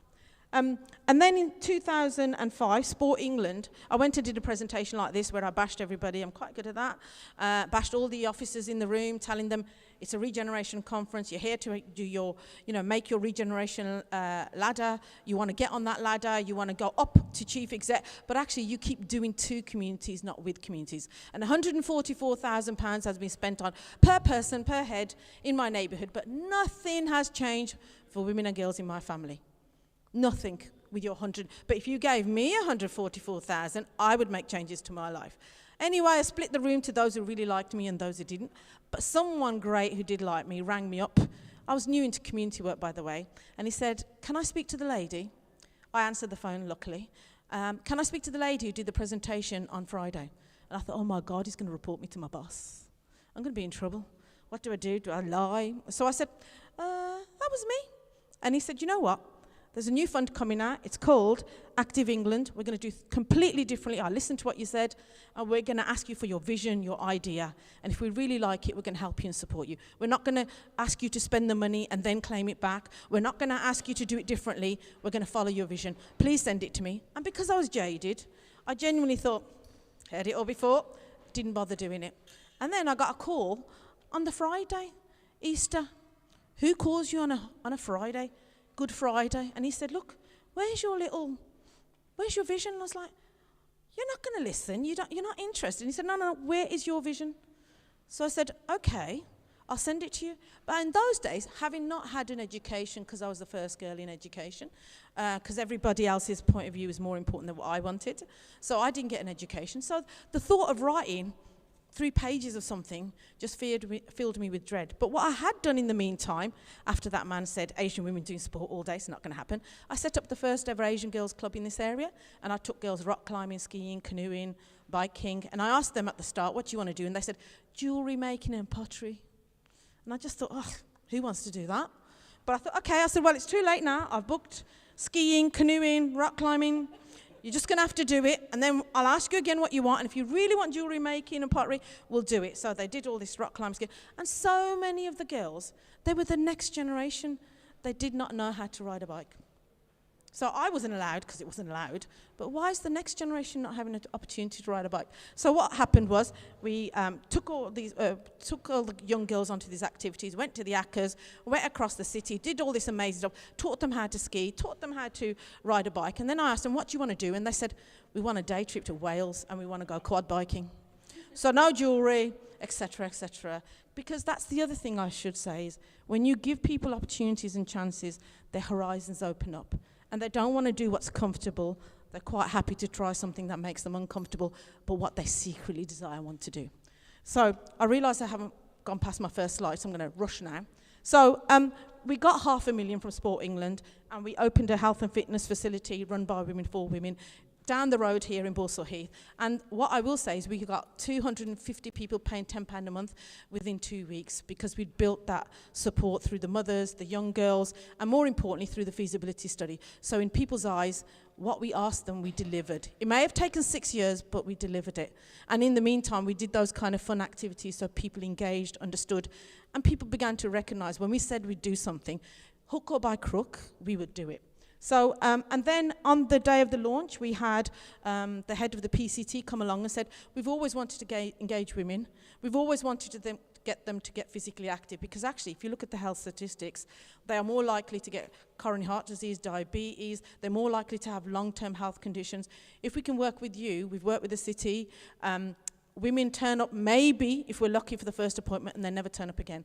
So can we work with you on a new GP referral? And we were the first organisation that got a GP referral that wasn't city, belonged to the city, and our retention rate was 65% in comparison to -10, probably I should say. And then we were invited to do the same thing in Washwood Heath, Allen Rock. Exactly what Cameron said, which is, if the community is similar, you can do it. If it's not, then you have to do it differently. And we've also managed to do that. Next slide, please. So now we are delivering 3 wellbeing centres, 9 GP surgeries and 4 parks. And we work with those who are the most isolated, lonely and least likely to participate in physical activity and sport in the most deprived areas. And they're more likely to have long-term health conditions. Next slide, please, because I'm going to whiz through these because of time. So this is one of our programs. Bearing in mind we had the COVID year through this time. Of the 50% who turn up on our social activities, they all end up doing physical activity. Why? Because if I put a poster up in my community saying, come and run with us, if they've never left their front door, they're not going to come and run with us, no matter what picture we put on there.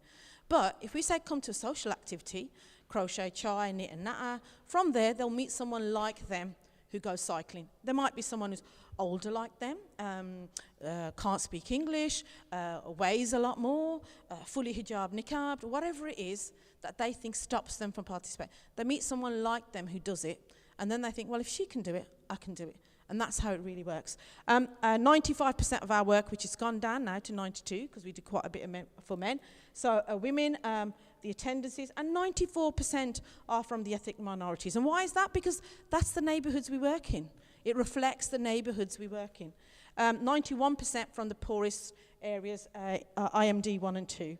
And then as you can see, the kind of numbers reflect it, that those who come to social activities always end up at some point. Some takes longer, some it's quite quickly, but they go from a social activity to a physical activity. Next slide, please. So we were meant to celebrate 21 years in 2020, but like everybody else, the party was off. So we unfortunately, we never got around to having that party actually. So we do a lot of indoor, we do talking art, as I said, we do chair-based, aerobics, Zumba, we do outdoor walk, jogs, run, 5Ks, 10Ks, half marathons, you know, and we've taught over 3,000 women how to ride a bike in our time. And just imagine if we were actually funded properly with full-time workers and have access to bikes wherever we wanted. Just imagine what we could do. But, and we also now do a lot of work for the Canal and River Trust, or work with the Canal and River Trust, and we go take people out bell boating, kayaking, paddleboarding, and we won 4 times in a row the women's race. Next one.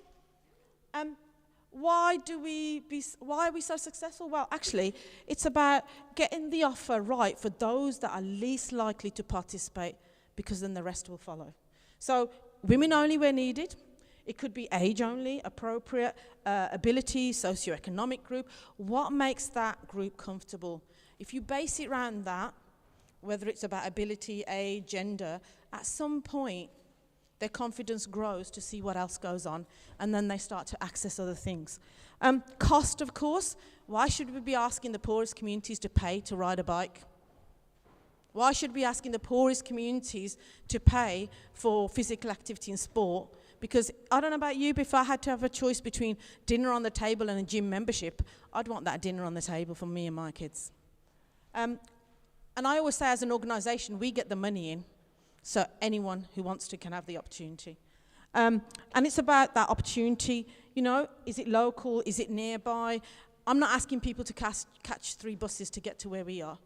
We try and deliver within that community. We don't want a huge facility on the edge of neighbourhoods where only outsiders, as I would call it, come in, or strangers when I was younger and foolish. So, you know, try and build it within a community. Confidence, giving people the confidence to come through that door, so they see people like them, so they see it so that anyone can take part. The level and ability I've talked about, and we deliver with the community, not to the communities. And cutting the red tape and rules. You have to do it this way because the NGB says, and you have to do it like that because that's how we've always done it. Well, that's why you don't achieve. You have to do it differently where it's needed. Okay, next slide, please. So what's stopping you? Well, actually, why don't women go out cycling, getting physically active? Why are communities staying at home? Well, sorry, but I don't live in leafy Suffolk. It's not pretty and green where I live. I'd love to say it is, but it isn't. And then it's got a bump. There's about 10 bumps on every single road. Do I really want to be on a bike going up and down humps and bumps? You know, it's that thing of, if you are well enough, rich enough, and you live in a really nice leafy area, you can go, but I have to go between parked cars on this side and that side, the bumps on every single road. Is it going to make me calmer, Cam? No, it's going to make me worse. I don't need to go out biking in that environment. You know, is your team reflective of the community you're serving? You know, are they from within that community? Are they reflective of that community? Do they understand that community? Do they have some language and knowledge? Or are they going to come from Solihull and teach us in Balsall Heath how to do it? Because if they are, they don't need to be here. Because when the money comes, they're here, and when the money goes, they go back off to leafy Solihull. By the way, no insults to Solihull people, but deep down there is, to be honest. Anyway, seeing is believing. If you can't see it, you can't be it. Everyone says it. And I will go one step further. And I will tell you, if I can't show it, I can't grow it. It's quite simple. If I can't show it, I can't grow it. Why? Because there'll always be people who are ahead. That you're just waiting for someone to follow and catch up because you're ahead. You've got to remember that. And then the culture of things like cycling, full of men, lycra, clad, tall, you know, sitting on bikes, you know, like they're part of the frame. That's not what cycling should be about. That really shouldn't be, but that's the image constantly being thrown at us. And then, of course, I always say the reason we get it right is because we deliver in the right place, at the right time, with the right staff, the right way, the Saheli way. That's how we do it, and it really, really works. Next slide, please. That's our run. We're going to run through this quickly. So we were tasked by the then Deputy Leader of the City Council to go running, and I hadn't done running before then, 2008, I think it was. And I said, well, if you give the money for the trainers, I'll teach them how to run. Got them to about 6 miles. I couldn't do it anymore. But the reason, and I normally see Rachel out running with us as well, the reason it works is because you go in a social atmosphere. So I don't say come and run a marathon with us. I just say if you want to come and walk, jog, run, whatever suits you, joining. So there'll always be some people walking, there'll always be some people jogging, and there'll always be some people running. And you can move up or just stick to what you know. There's no emphasis on you have to be an athlete. Next slide, please. Actually, go back. If I show you this, if the two ladies on the left, because we got so used to always being at the front line in Birmingham, we were doing a marathon. I did the marathon in Paris in 2019. I was injured, 5 hours, 32 seconds, 32 minutes and 27 seconds. You never forget the seconds. And because I was injured, I wanted 5 hours. So I've always been bitter ever since that I didn't reach my 5 hours. So one day I will redo it. But the two ladies here couldn't join us in Paris. Yeah, and Rachel will join us as well. I do give sweaty hugs to Rachel when I'm doing the Birmingham Marathon, half marathon. But these two ladies on the side went to Stratford because they couldn't come with us to Paris. What's really funny is they were right at the front, and I said, and I've lost the picture where if you pan out, there's a sea of 99% white British people, and only these two ethnic minorities at the front in Stratford. And I always say the joke, you do realise they're going to use that for multiculturalism for the next 10 years. Your face is going to be all over Stratford. You do realise that, don't you? And I said, why did you go to the front? And they said, well, you know, British people, they were too busy when the line came doing their shoelaces, all hiding at the back. We got so used to being at the front, we just walked up straight up to the line and got our picture taken. So anyway, next slide, please. This was the velo ride. So the first year, we've been teaching biking now for over 12 years. And I said, we've reached that milestone of 3,000 women. And when the velo ride came in Birmingham, we said, we want to do that. So 25 of us wanted to do that. Well, there was about 30 of us at the time. So the first year, they did it in Ramadan. And we were like, 44 miles or 100 miles in Ramadan? Can't do that. So I wrote an email saying, thank you I'd love to take part. You know, I've got a whole bunch of women. We're not all Muslim, but the majority are, but we want to do it together. Could you please, here's the dates, please ensure it's not in Ramadan next year. So the following year, they put on the event, and it was in Ramadan, that's right. So I then wrote another email saying, it's really lovely that you're doing it for the second year in a row, but can I remind you, I gave you the dates last year. Please don't do it again in Ramadan because you're ignoring a whole community. Is it really fair to do that? And more importantly, we want to take part. So here's the dates next year. Can you please make sure it's not in Ramadan? So the following year, it was in, guess? Ramadan, that's right. It was in Ramadan. And I was like, what the hell? So I wrote him an email, really angry. And then one of our runners, she said, Frazana, she said, they always a Ramadan special. And I said, what's that? She said, well, if we're fasting, it's like we've done 30 miles already. Why don't we just do the last 10 miles? So I said, actually, that's a good idea. So I rang them up and I said, you always a Ramadan special. And they said, what's that? And I said, this. And they said, okay. So in the end, we joined in the last 10 miles. And the last 10 miles is at Lay Hill. Does anybody know Lay Hill? So the clue is in the title. It's called Cardiac Hill. So we joined at Lay Hill, up the hill, to then go down the hill, but we went all the way down. And you know what? It was an amazing event because actually people were kind of clapping.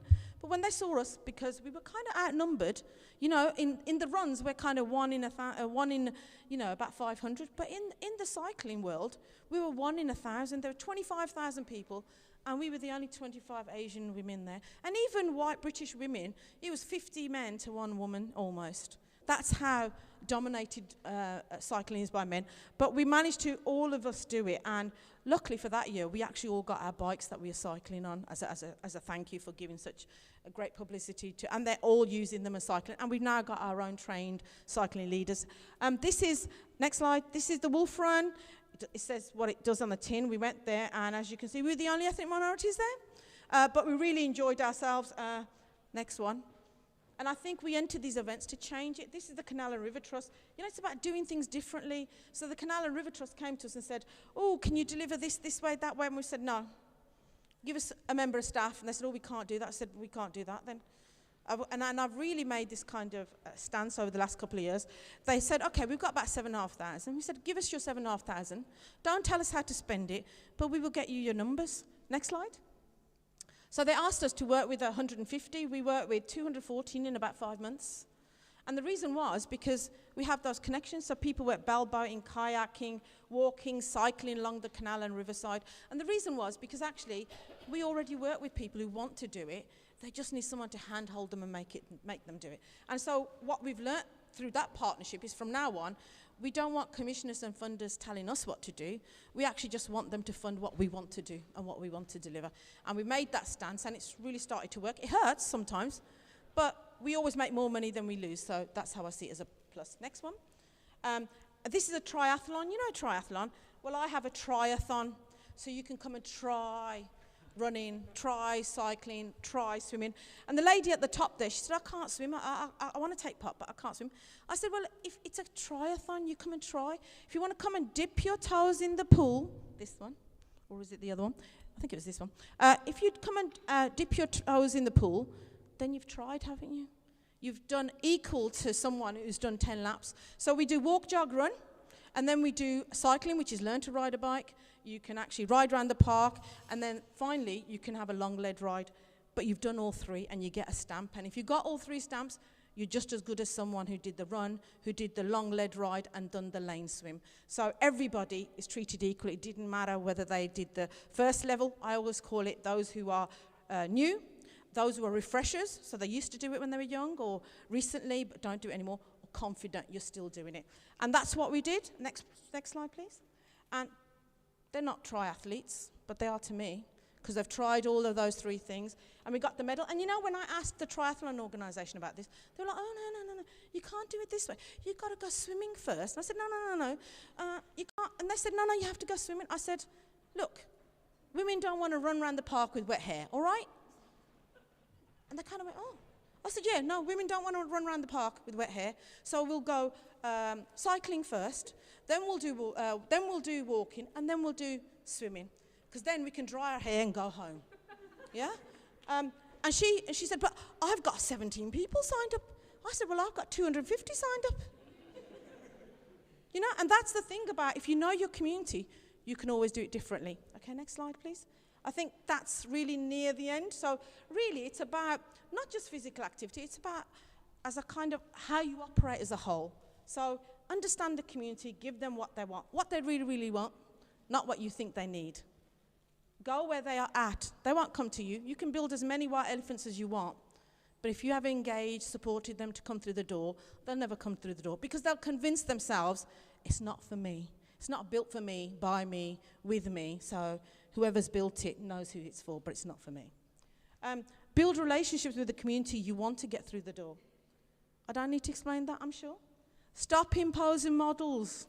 I don't need your 6 weeks, 12 weeks, summer, winter programs, thank you very much. I don't want to give the poorest community a taste of something amazing, then say, now see you, ta-ra, next year maybe. No, if you want to deliver something with us as an organisation and a community, then you're here for the long term. You build that relationship and partnership. No point in doing fencing or cycling or swimming for 5 minutes. If you really want things to change in this community, if you want people to live longer in this community, if you want to reduce those health inequalities, then partner for the long term. So no more short-termism, summer, winter programs. I just say no. Mentor, grow and train up a reflective workforce. All the women who work in our organisation are women who didn't think they'd be in this industry. But more importantly, they came in wanting to, whatever it was in their life that wasn't fulfilling or upset them, that 1 hour of me time they came through, started to take part, became a volunteer, they're now employed by us. And I don't believe in this volunteer business for free for the poorest community. If somebody has volunteered, has got the experience, has been qualified, then pay them. It's quite simple, pay them. If you're middle class, well-to-do, and your wife, husband is on £100,000 a year, if you want to give us your time on a Sunday, 2 o'clock, thank you very much, please come along. But if you live in Balsall, Sparkhill, Sparkbrook, Washwood, Heath, Allen Rock, Ward End, you should be paid for your time. You should be paid for your time. Don't keep expecting communities to volunteer for the rest of their life. Start at their level. So whatever level they're at, whether it's beginners, whether they're in the middle, always support people at their level, because then only then can their confidence grow. And then stop funding national bodies. Stop it. Just because they have the bank account and just because they have the big established organisations within communities, they don't understand communities, because if they did, they coulda, shoulda, woulda, but they haven't done it by now. And they never will. You know why? Because they just don't know how to. So stop funding them, and if you do fund them, they should only be allowed 20, 30%. The rest of the 60, 70% should go to direct delivery.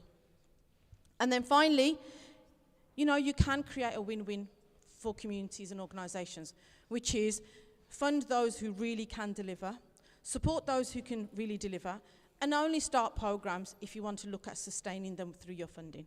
And I think, next slide, I think that's it. Questions?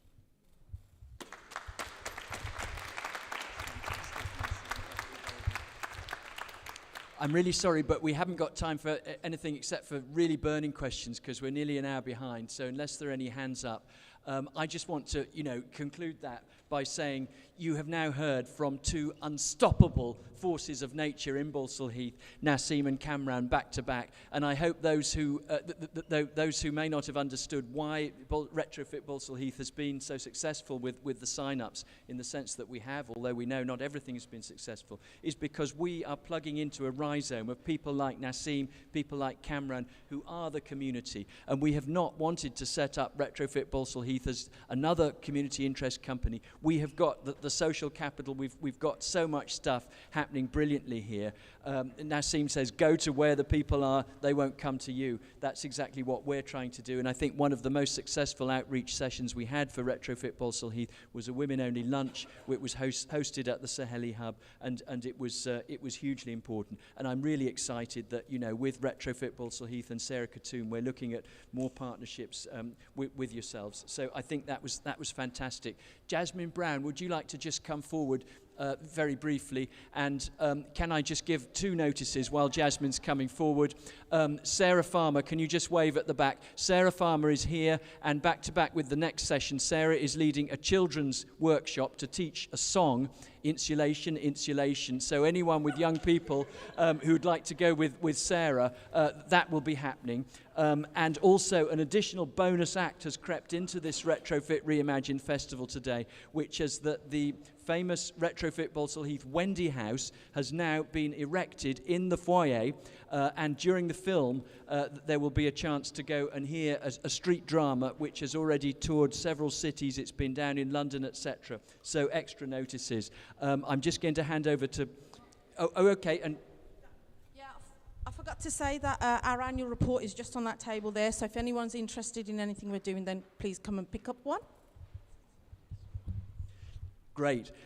Let me just very briefly introduce Jasmine Brown, who's a reader at Balsall Heath Church Centre, one of the collaborators on the nature map and with Retrofit Balsall Heath. She's almost lost her voice, but Jasmine is just going to speak for about 1 minute. Thank you, John. Thank you very much. Good afternoon, ladies and gentlemen. John's already introduced me, so you know who I am and where I'm from. The local church, United Church of St. Paul's, just down the road from here.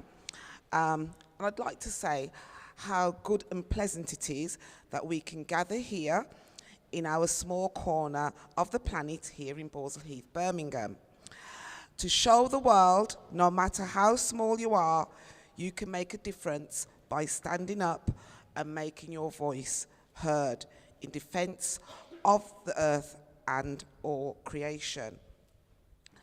I don't think I got the name of the speaker from Engaging Communities.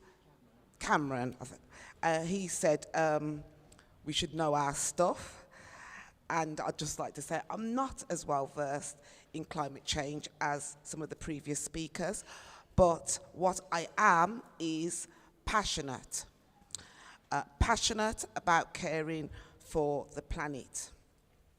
So no matter the colour, class or creed, we all have a responsibility to take care of this God-given planet, for the sake of our grandchildren, our great-grandchildren, and so on. I'd like to take the opportunity here to commend Retrofit on the work they are doing to make homes in Balsall Heath more eco-friendly and more efficient to heat. And I'd like to thank you all for supporting the cause, because it's our neighbourhood, our community, our earth, our responsibility. Thank you. Oh, thank you so much. Thank you, everyone. What a lovely... just thank you to everyone for sharing, Cameron and Nassim, definitely for everything that you have shared with us all today. And for the little moment where we had a tech fail, and the quick turnaround to make that work again. It's just a nice example of what I meant by just holding the space and hosting together. Now, we are a little bit behind. So I'm just going to do a little reset so we don't panic. Okay, we are a little bit behind, and we've got some really beautiful things coming up this afternoon. We've got a beautiful practical panel that is talking about skills for the climate transition, particularly focused on retrofit, hearing from lots of really great speakers with practical on-the-ground experience of that. And that's going to be next. And then after that, we have Dan Edelstein and Hilary Powell joining us from, some of you might have seen the famous couple that slept on top of their home to raise money to retrofit their street in Walthamstow. Incredible pair of artists, a beautiful film that's going to be shown. And what we'll probably do is we'll take a little bit of time away back from the end of the day and not have such a long closing panel, because that closing panel is all people that will have been on throughout the day and people like us, right? So to reorientate the day, we'll give all the priority to the amazing, I can see Dan and Hilary right at the back. Hey! We'll give all the priority to those who have joined us to the rest of the day, and then we'll do a small closing, and that should bring us right back on track.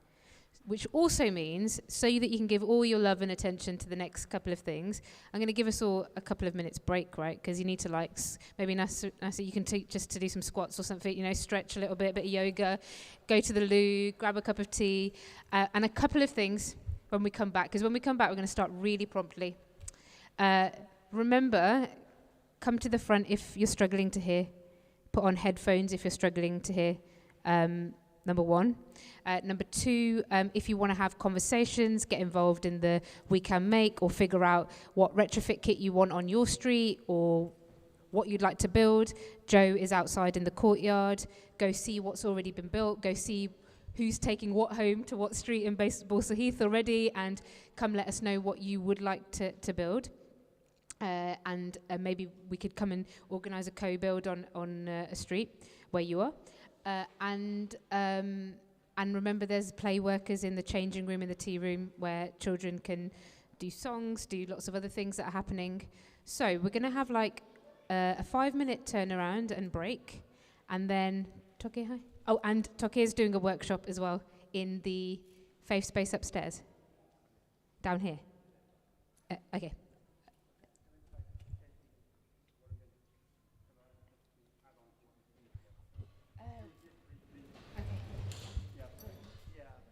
Thank you for this. I'll be very brief on this, but I felt like that this is important for me to say as a male, and I hope that this goes live stream on there. Naseem does an amazing work, but as men, the recognition of male privilege in society, and I also want to say that to create safe environments for everyone, for women, for everyone with abilities, it's not acceptable. We're seeing it on the news all the time. We have a systematic problem in society when it comes down to creating safe and kind of environments where people can come to work and be treated with respect, and how we treat one another. So when we're thinking about social infrastructure, we really also need to think about, when the Cameron mentioned, John mentioned compassion and what it means deeply. So I say, we have to recognize that some of the barriers when it comes to women are ourselves as men, and I think that we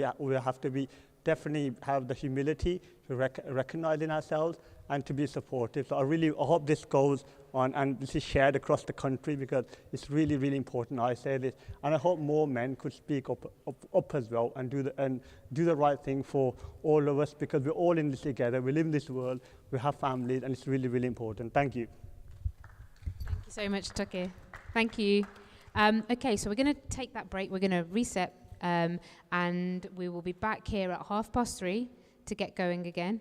And we have got a panel, a film, and an in-convo with the directors of Power as well. So do come back for the last slot and enjoy the other things that are also going on. Thank you so much.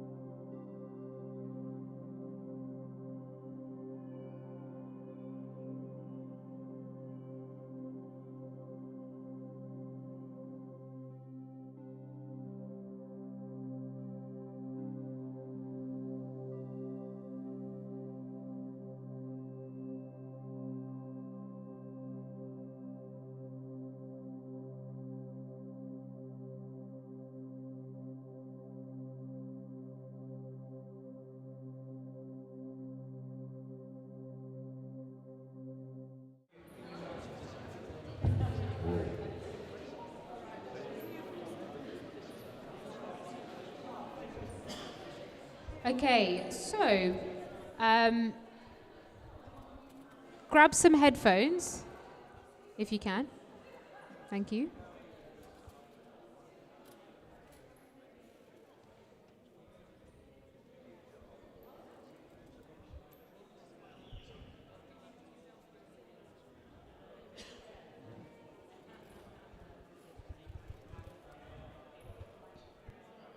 Don't be shy. Come forward. Please come forward, everyone. Thank you very much. Thank you, thank you, thank you.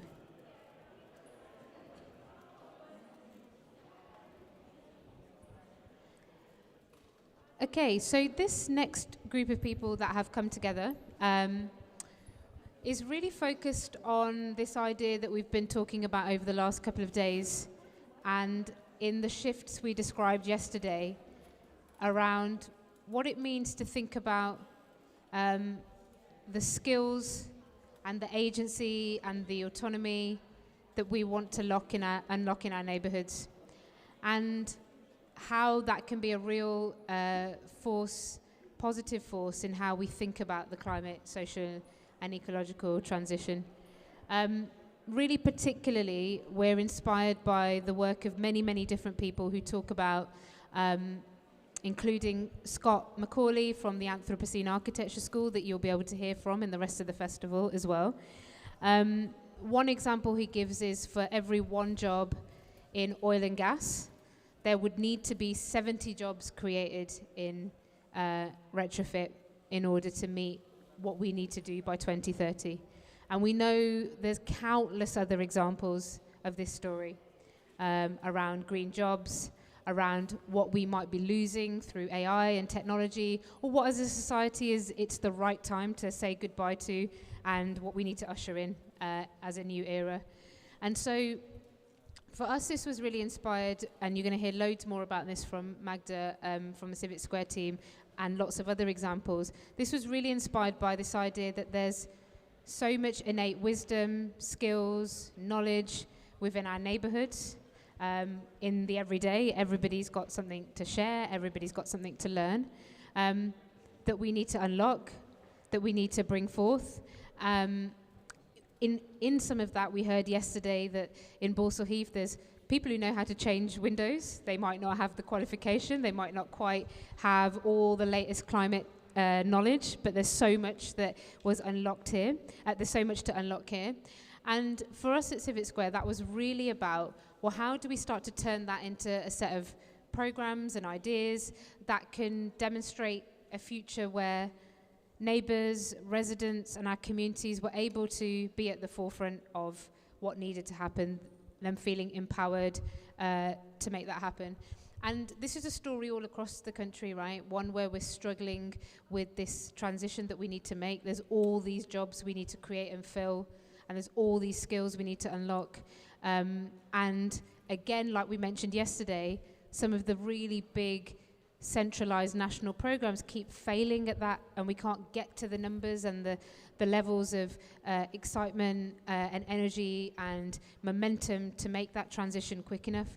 But when we, as you're going to hear today, when we set up a trade school, or we do skills for transition in Ladywood, or we go on a trip to CAT, people are really excited.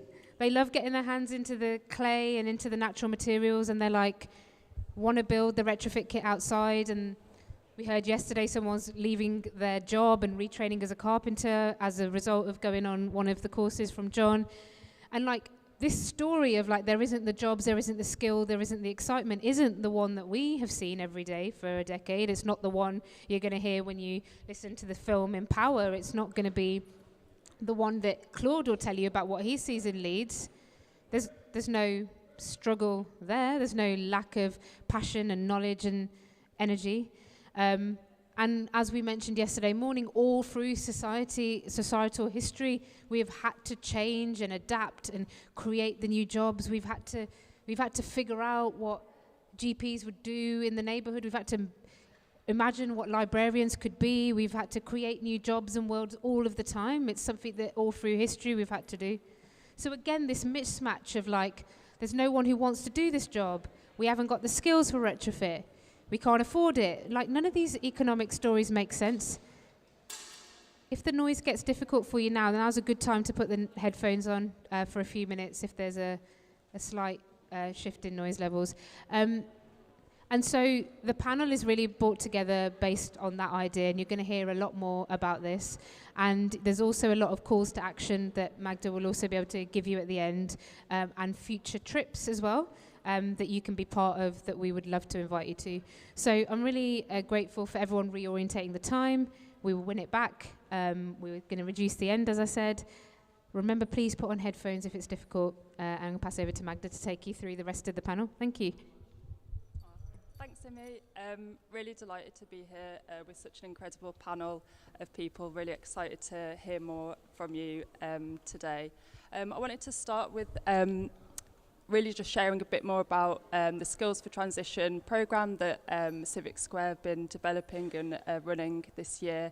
And to begin really with a bit of a shared understanding of what we mean by transition. And of course there are multiple different definitions and interpretations, some of which we've heard about over the last couple of days. But the way we've been thinking about it at Civic Square is that we're transitioning away from extractive systems and economies and shifting towards a more regenerative futures that really allows both planet and people to thrive together. And that can seem quite overwhelming at first. If there's one thing that's surfaced over the last couple of days, it is there's quite a lot of work to be done. And this can feel overwhelming. But if we sort of bring it down to the scale of our streets and our neighbourhoods and our own homes, this is really a place that we can begin from when we start to begin learning and building and dreaming together.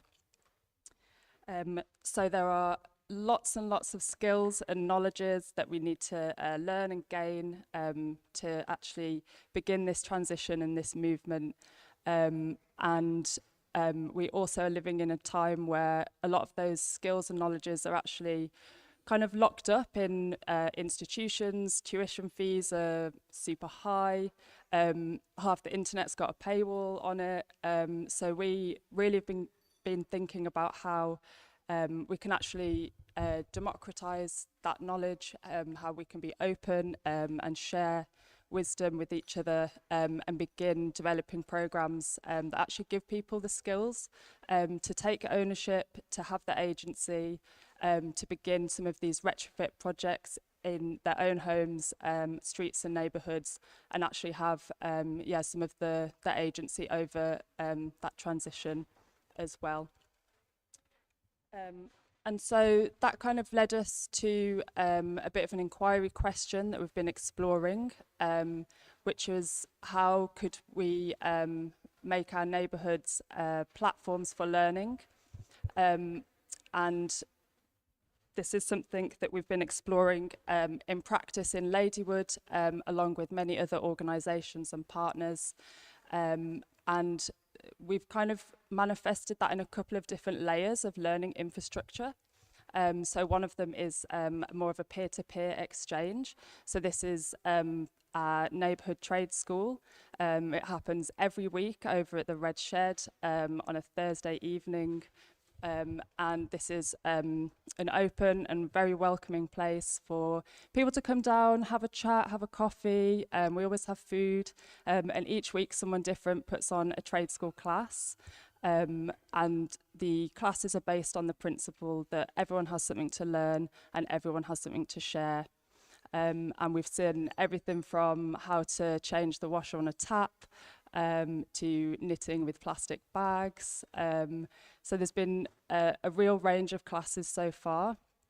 And this has been partly a beautiful place for people to come and learn and share wisdoms and knowledges that they have. But it's also been an entry point to the other layer of learning infrastructure that we've been building, which is our Skills for Transition programme. And this programme is something that we've been designing and developing with the Centre for Alternative Technology in Wales, also known as CAT. So some of you might be familiar, some of you have been there before. As Imi said, it's really an inspiring place. They have 50 years experience and knowledge from experimenting with different renewable energy sources, natural building materials, and also beautifully designed gardens and growing all sorts of things there. So there's a huge wealth of knowledge that we can actually tap into, and the practitioners there have been working with us on this programme to bring the skills from CAT, from 50 years of transitioning from a disused slate quarry to now this beautiful and amazing centre for learning. And the practitioners have been coming over to Birmingham. We've been learning about retrofit, energy reduction, biodiversity. We've been doing practical hands-on skills like tearing pallets apart and rebuilding them into container gardens that can fit in small spaces. So lots of the workshops were sort of tailored to more of an urban context as well. And what we've seen happen here is also this really beautiful network of relationships between ourselves, CAT, and all the people in our neighbourhoods actually being able to learn and exchange together throughout the programme. The programme is still ongoing. The next class is Monday the 25th of September, so you're all welcome to come and join. I'd also love to hear from you if there's anything that you want to know more about, if there's a skill that you think is essential in this transition that we're talking about, or if you maybe have skills that you want to share. We're still designing, we're still developing, and we're still programming things. So please do come and chat to us at the end. If you want to take part in something, we've got some leaflets over there as well with all of the dates on, so you can come and find out more there as well. I really would love to hear first from Deborah. I feel like there's a bit of a natural transition from some of the shorter courses that we're developing with Civic Square and CAT to some of the longer, more in-depth courses that you've been sort of supporting students through at the Sustainable Construction Skills Centre. So if you could share a bit of overview, what your role is, and what's on offer there, that'd be.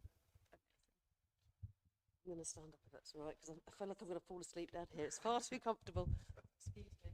So good afternoon, folks. I'm a teacher, so you're going to get me talking quite a lot now. I'm hoping my presentation, that's good. Yeah, I've only been at UCB, University College Birmingham, for 6 months. Before that, I was at Solihull College, Leafy Solihull. Where's Leafy Solihull gone? She's still here. She disappeared. Leafy Solihull.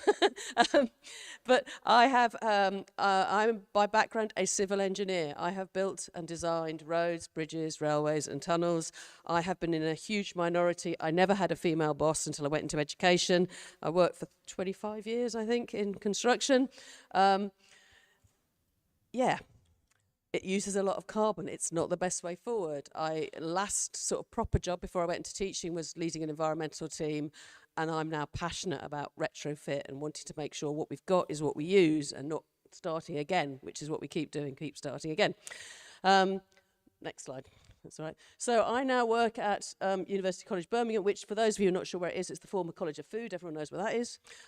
Just down the road from where the College of Food, which is the one at the top of the picture there, there is an old call centre that we've just now retrofitted into a massive big teaching space for engineering and digital. And then behind that is something called James Cond. Next slide, please. Oh, no, not there. So that's a little bit more of the campus. So the bit that says 06 is where the Sustainable Construction Centre is currently being built. True to form, it's a construction project that is late. So it's, yeah, so here we are. It's an old Printworks, James Cond. James Cond designed lots of lovely posters that there were some in the museum in Birmingham, but it was a large Printworks that UCB for a long time was using as a car park, so we were using it, but not probably before what we should be doing.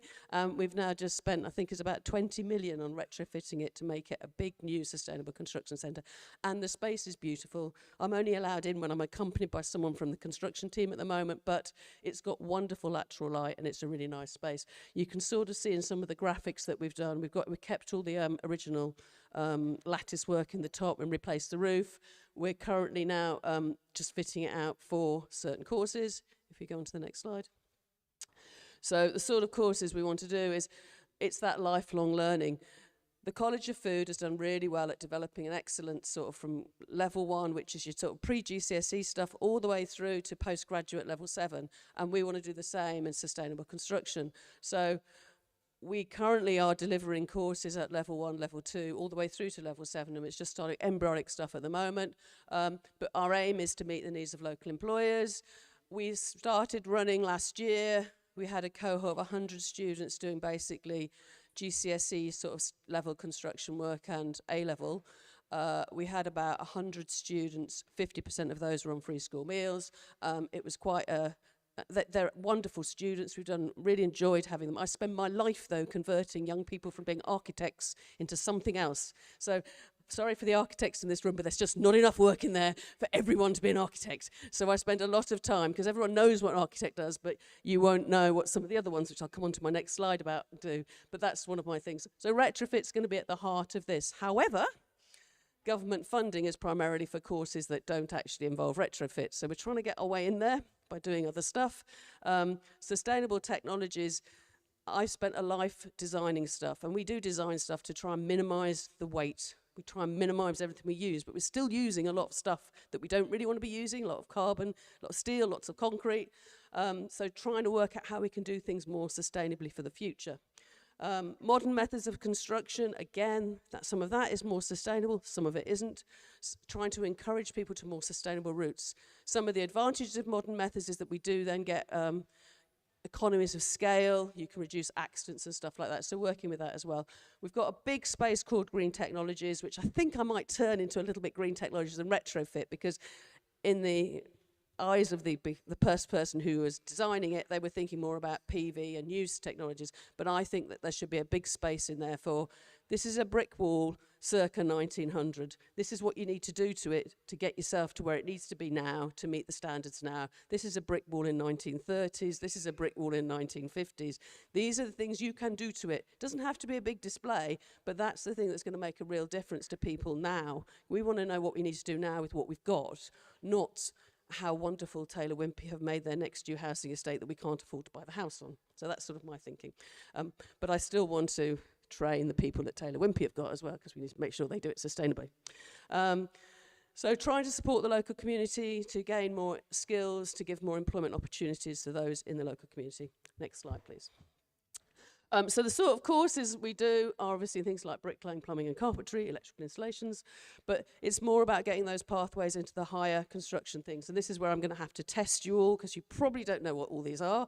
So I shall say them very quickly, right? Chartered Institute of Builders, CIOB. So they're the ones who do a lot of the management and planning, but they're doing an awful lot with sustainable construction as well. RICS, the Royal Institute of Chartered Surveyors, you probably come across them because they're the ones that normally do your house valuations. CIBSE, Chartered Institute of Building Services Engineers. Now, building services engineers is one of the ones I try and push those young architects into, because building services engineers are the ones who make the buildings work properly.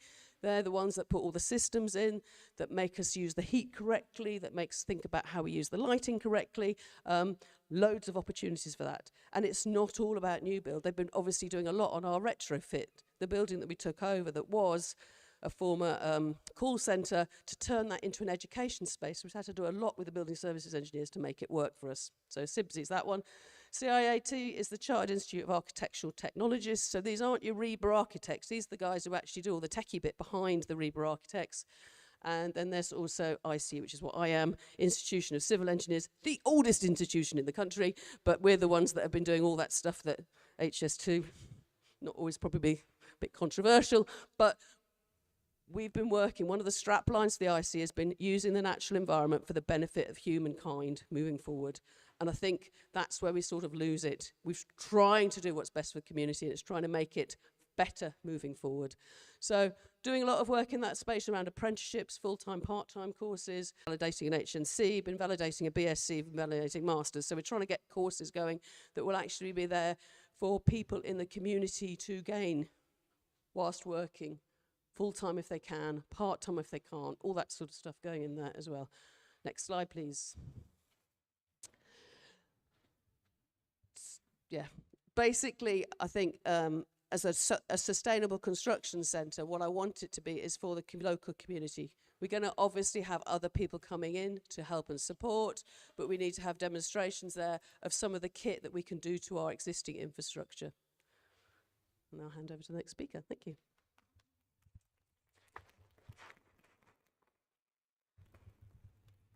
Thank you. I'd love to know, finally, what is your sort of hope or vision for some of the students that you see come through? What are you hoping to see in the future? What I like about teaching, so I've been teaching about 10 years at another college, but what I really like is the fact that I'll get a student come at 16 and they do something, maybe bricklaying or carpentry, and they get to about 30, and body's probably not what it was at 18, and they realise that they don't want to carry on working out in the cold, wet rain, and they want to do something else. They come back into college. It's about that lifelong learning. It's the ability to give someone at 35, 40 or 50 the opportunity to retrain, to do something else in retrofit, maybe in a higher level, in going through to university, and do something that gives them an opportunity to do a more managerial role, a more research role or something like that. That's what I see. It's about that lifelong journey. Amazing, thank you. Claude, I know you've been working with sort of intergenerational groups as well, and it was really wonderful to hear from you yesterday. For those that weren't here yesterday, would you be able to share a bit of a recap on the work that you've been doing, particularly in Leeds and the north of England? Whoa, does this mic work okay? Okay, firstly, thank you for bringing me back again today. Seems like a long time since I left Leeds, and I'm not going to get back until later tonight. It's been a week out.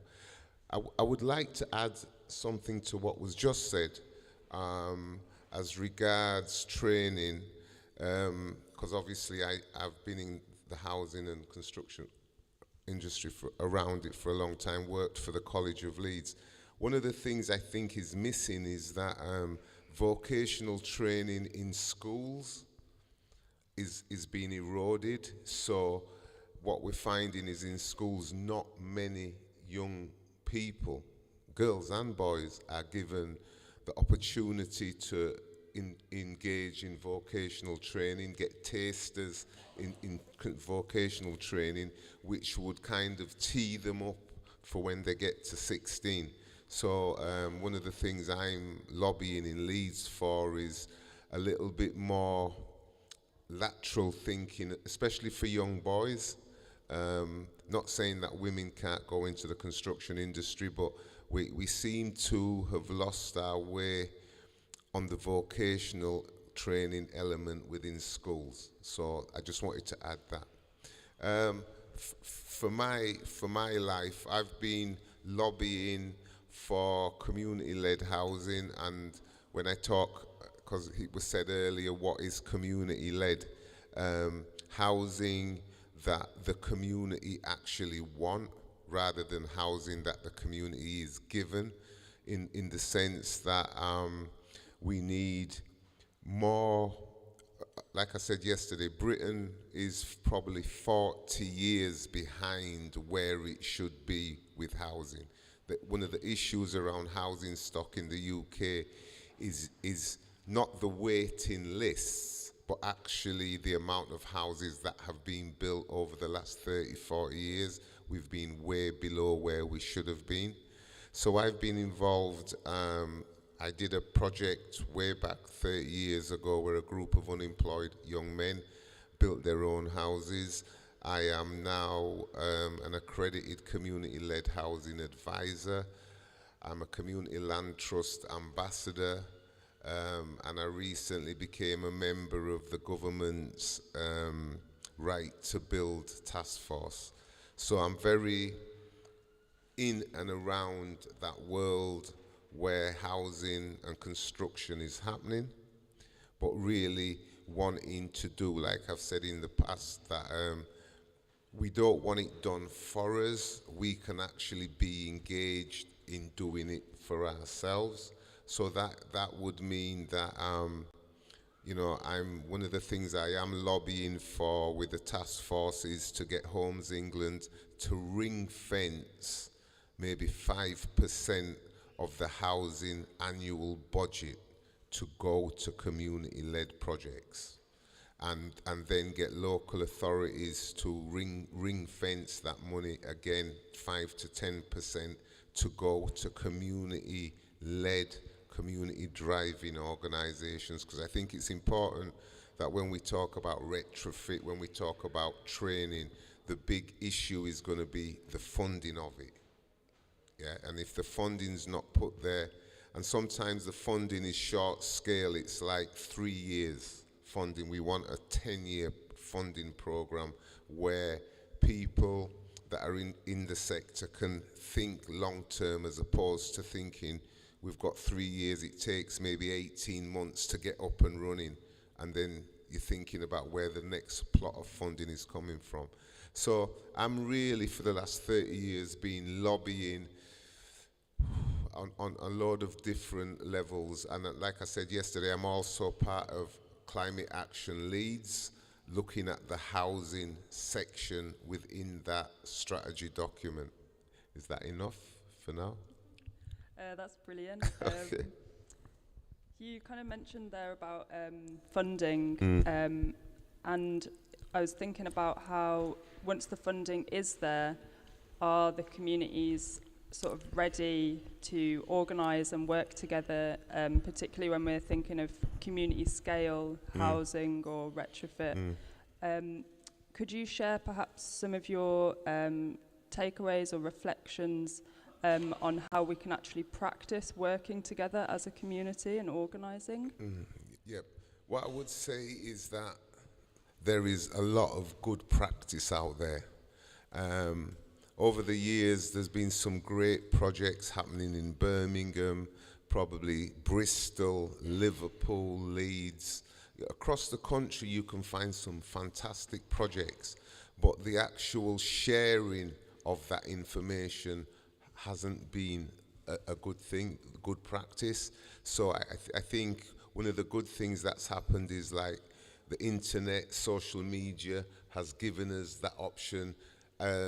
I suppose one of the good things for me that came out of COVID, and actually the system that we're living in slowing down to a kind of crawling pace, it actually gave people time to get to know other people, because we was all online, so you was meeting people from all around the country, across the world, in Europe, and it gave us the opportunity to realize that there's a lot of similarities within communities, within cities, within, you know, of issues, and sharing good practice. So what you're finding is online now you can find the Community Land Trust Network has a fantastic website where you can go. If you don't know anything about Community Land Trust, you can get more information.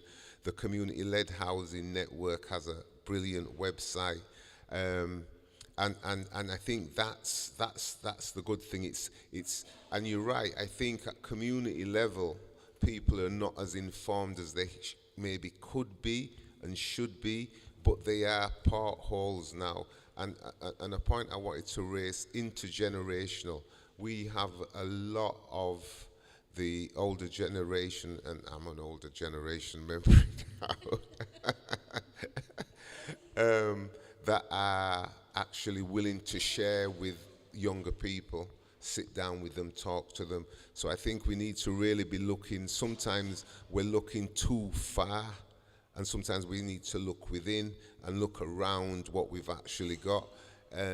Many times people are sat on committees, and you almost now, I feel, should have a CV. You should make your CV available as a committee member, because then people can read through and see what you've actually done. And sometimes when we're talking ourselves, we miss really important points of things that we've done.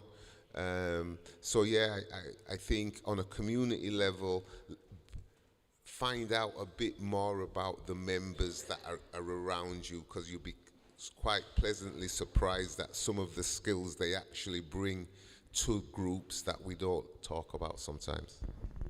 Yeah, absolutely. We can start in really small ways, and sometimes that is just a cup of tea with your neighbour, maybe sharing some seeds across the fence, if that's what you want to do to start a conversation. We've seen so many ways in Ladywood, and I'm sure here in Balsall Heath as well, of how we can just start connecting and start building some of those relationships. You've also mentioned about being a community land trust ambassador. Could you speak a little bit to the relationship between land and housing from your perspective? Okay. How many of you know about community land trust? Let's just get a little show of hands. Okay, that's just about under 50%. Community land trusts are where, and it was spoken a bit earlier about, where land can be bequeathed or gifted or bought for the community, and on that land you can have multiple use. Not just necessarily housing, but you could build an adventure playground on that piece of land. You could build a day centre on that piece of land because the community has control of that land. I was, just this week, I've kind of gone on a reminiscence thing, and I've spent a couple of days in Bristol. Some fantastic community land trusts in Bristol. Some of them are farms, some of them are housing, some of them are housing and farms, some of them are housing and workshops for community. So community land trust gives you the land, they bequeath it to the community, and nobody owns it. It's kind of owned by the community land trust. So even if people move on, the land is still there. If you build houses on it, the houses cannot really be owned by different individuals, but you can pass it on. So with community land trust, and it was mentioned earlier that even with local authorities now, the bigger pieces of land are going to big developers. One of the things we're looking at is small pockets of land that can hold maybe 30 to 40 houses on, no bigger than that. And them pieces of land hopefully will start to be made available to communities. The bigger 500 sites and land sites, we can't compete with the value of them. So in Liverpool, I'm working with a group down there that's going around and getting the local authority to give them a number of small sites that they then go back to community groups and say to community groups, if you had this small site, what actually would you like on that small site? So that's how community land trust works. Again, like I've said, there is there is the Community Land Trust Network website. Do visit that. Another organisation I want to mention is the We're Right Here Now, with the We're Right Here organisation, which is trying to develop a community act, which will have local authorities push them to make sure that local communities know about pieces of land. Because sometimes the local authority has them just sitting there, don't know what to do with them, but if they don't inform the communities. So if you have any links with your local councillors, I would say constantly be asking them. Wonderful, thank you, Claude. When you were telling me earlier about your little sort of journey around visiting these places, one of the places which I think is next on the list was in Walsall to visit what Dave has been sort of working with at the Rycroft Community Hub. Dave, could you share about what you're doing at the Rycroft? I'll work for it's a small charity in Walsall called Rycroft Community Hub. We've got 2 members of staff and a group of really hard-working volunteers. Our journey started in retrofit and retrofit training about 2 years before the COVID pandemic. We were approached by an organisation in Bristol to take part in a Horizon 2020 bid. And that was to retrofit 50 houses in the area They identified Walsall as having some of the worst housing stock in the UK. And the UK's got the worst housing stock in Europe. So we weren't in a good place. So we jumped at that. And somebody yesterday said that having poor homes leads to a multitude of ills. And it does. We found that the most vulnerable in our community not only are paying a premium for having prepayment meters in their homes, but they're also paying a premium because the homes that they're trying to heat are the most energy ineffective. So we jumped at the chance of being part of this pan-European project, but unfortunately it didn't work, and then the pandemic happened, so it was all hands to the pump, but we knew what was around the corner, we knew what was happening, we knew what needed to be done. We tried to lobby the council. The council have been one of the instigators of most of the barriers to what we've been trying to do. What we are trying to do, I'll just give you an example, is our building is owned by Walsall Council, but the energy rating is F. So the bloke who did the energy rating said it's now more than a cave. It's the worst one he's ever seen. So we tried to get we've managed to get external funding, but the council won't let us go because the council are holding that external funding. They won't release it until for us to do the retrofitting until the building's up to a level C. So we're stuck, and they won't give us a lease until the building's up to a level C, so we're just stuck in a big circle. And what we're trying to do is retrofit the building, put some renewables in, do the fabric first, create a training academy so we can create local jobs for the local community, and then the local community can then retrofit street by street. That is what we're trying to do. Despite the council, what we've managed to do is circumnavigate the council. So we've put, the application was submitted yesterday with the Home Office to help rebuild Ukraine. And that involves having a TAM on site. I don't know if you've seen it. I don't know if anybody's seen these TAMs that come from a company in Bristol called Agile Homes. And they're 1-bedroom or 2-bedroom apartments or 3-bedroom apartments, and they can be they're like mobile. TAM stands for transportable, adaptable mobile space or something like that.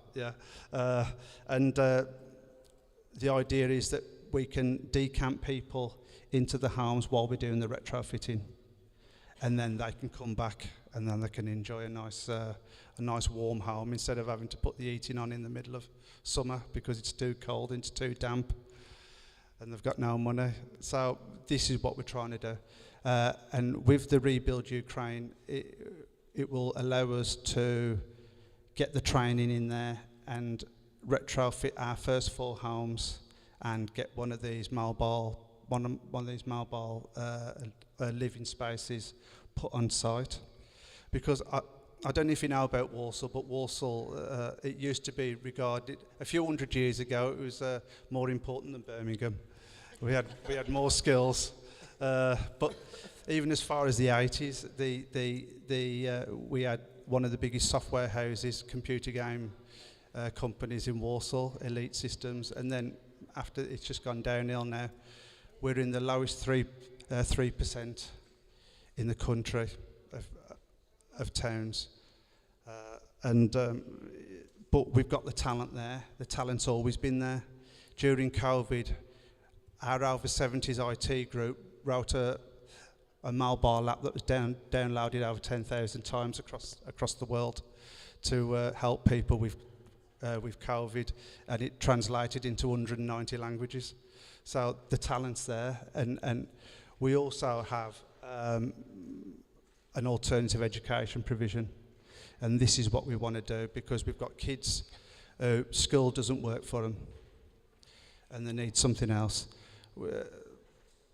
we want to get those skills on site so the kids have got something to look forward to. They can see there's a future. They can see, well, I can go into the green economy and I can do this. So that is what we're doing. And hopefully in the next 6 months, we'll start. Amazing, thanks Dave.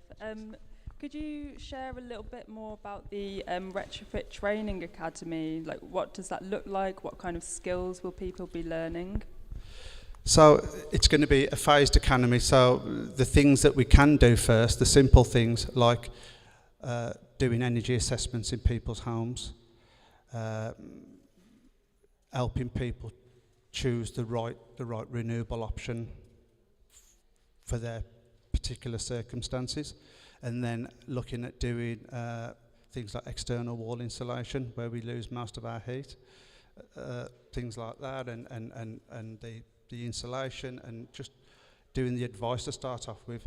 Then we want to develop it into doing electric vehicle charging point installations, solar PV installations, and doing the ground source heat pumps and air source heat pump installation. So that's what we're going to be doing. Wonderful. I just wanted to open up to all of you to give the opportunity to share any other reflections or thoughts that you've had on your journeys, particularly around learning and how we can be lifelong learners.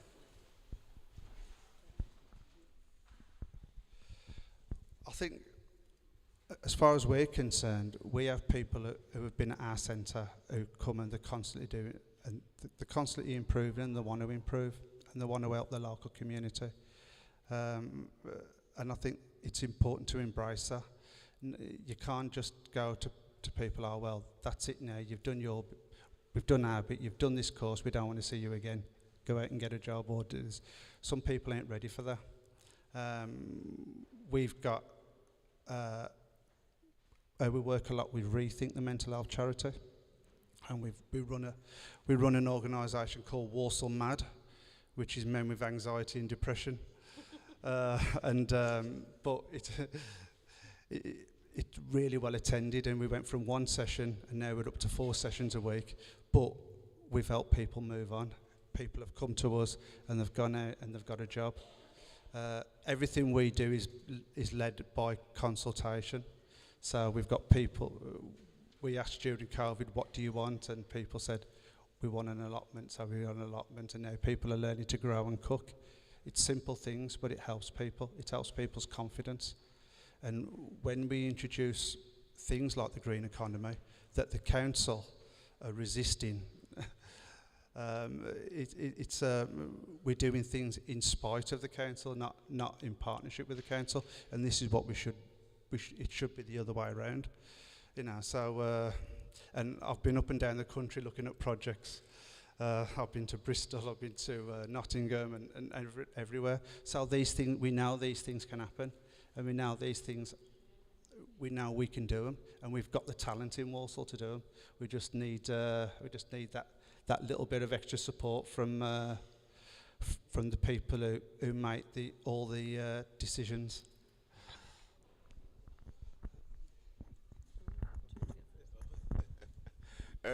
Lifelong learning. I went to the States, America, and that was one thing that impressed me in America, that people who are 65, 70 are still going to college, and again, you don't want to damn Britain and keep damning it, but it's almost like if you go to school and at 16, 17, you failed a little bit, to try get back on that ladder just doesn't happen. If you get yourself in trouble or something, to get yourself back on that ladder doesn't happen. And I think it's a travesty in the UK that an Open University are one band that do offer that no matter what age you are on Open University, you can continue to be educated. So I think Britain, we really need to be pushing this lifelong learning, and there's nothing wrong with learning a new skill later on in life. I take the point, Debbie, about young people can make a decision, a career decision in their teens. And by the time they get to 27, 28 and they sit back and think about it, they might go in a total different direction.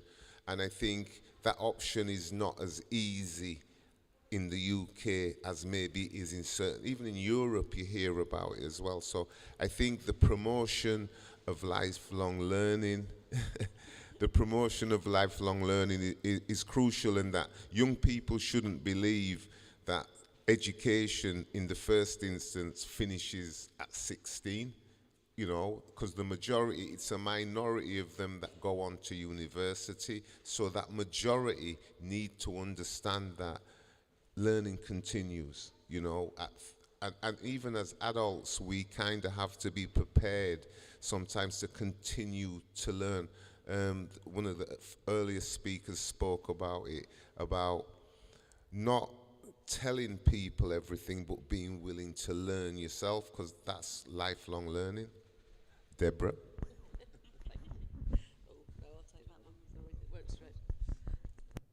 Yeah, just to respond a bit on that one. There is funding. If you haven't had a level 3 qualification, so say you left at GCSEs, there is currently funding for you to do a level 3 for any age, as far as I'm aware. And there is also funding if you're on certain allowances and stuff and benefits. If you're on certain benefits, there is funding. And there a lot of things, West Midlands Combined Authority have funding an awful lot in construction. So they're very keen to get people to do stuff. And as far as I'm aware, it is possible to do that retraining. I think it's just not talked about. And I think we need to be more open about that, and there needs to be more discussion about that. And there is a little bit of a reticence to say, I'm going to college. It's been, I get that a lot, because I get a lot of older students, some even older than I, and it's like they're a bit embarrassed to be going to college. Well, I joke to my students, I will say, when I have found out what I want to do with my life, I'll let you know. Because I really don't know. Life is a journey, and you change what you want to do. I'd also respond, I think, there's a lot in that green technology space, but I think there's an awful lot now about we've got to manage what we've got in a changing climate, and that's going to cause us a lot of issues. So what we have got, we need to make sure is now going to be able to adapt to what we do need. So we talked earlier about flooding. There will be floods. We have got to a point where there is going to be high rainfall. We haven't got the systems in place. We need to adapt the systems to make sure we've got enough places to put that water when it comes down that it doesn't flood our homes. It's not rocket science. We've been doing it for years. We just need to invest in that infrastructure, make sure it's working, make sure we can do it. The unfortunate flood in Libya, God rest the souls, I don't know what went wrong there, but it was obviously an engineering issue that something went wrong with those dams. That normally, any of those big disasters normally reflect on someone not paying on maintenance and checking it. So we do an awful lot in this country. Touch wood. As a civil engineer, we haven't had a major bridge fail like they had in Italy not that long ago. We have a very good system of checking these things and making sure things don't break. But we need to now look at that in the climate change. We need to adapt what we've got. What we designed it for is not necessarily what's gone wrong. And without me getting onto the concrete, which is another top topic, it was only designed for 30 years. It's done its 30 years. God rest its soul. Let it go. We've got to do something with it. We've got to fix it. But if you design something for 30 years and it fails at 30 years, it did what it said on the tin. So, you know, we've got to look at what we're doing with our infrastructure and understand it. I would have just come back on that before I let my Walsall newfound friend back in. We only need to look in the UK of the houses that have been built on floodplains over the years that have suffered. But really, I think the movement of retrofit and what Reimagined and what the civic group are doing is the right thing for this generation, because it is not about the Fred Flintstones and the Barney Rubbles, you know. It's about Neo and the Matrix, the new generation. It's about our children, our grandchildren, and our great-grandchildren. It's about what is going to be our generation's legacy to them. So, again, I think on the green agenda, just like when we was coming through and there was manufacturing and that manufacturing has been eroded. For the young people, the manufacturing of green products, it's there for them. We just have to lay the foundation and ensure that them young people are taught the skills to prepare, and they're well prepared for it. If I can just say, with lifelong learning, in our experience, and we've been doing training for 20 odd years, we have people who are from the elder generation who would be intimidated to go into a big college with security guards on the door, and so they may not embrace everything that a big university or a big institution like that can do. So that's where our smaller community associations really excel, because we take people who they maybe have had a bad experience in school years and years ago, and they want to learn something, but they see a big shiny college and security guards and kids milling around and things like that, and they go, no, I don't want to do that, and they won't even go through the door. But they have skills, they have talents, they have things that they can offer, and so that's where we come in, and we offer them training, and we help them get into work, and we help them retrain. And so, like I said, our youngest over 70s IT person who've been writing community apps is 76 years old, and now they're now community ambassadors for the NHS. So they go around different places now, showing people how to use the NHS software and all the NHS apps. So.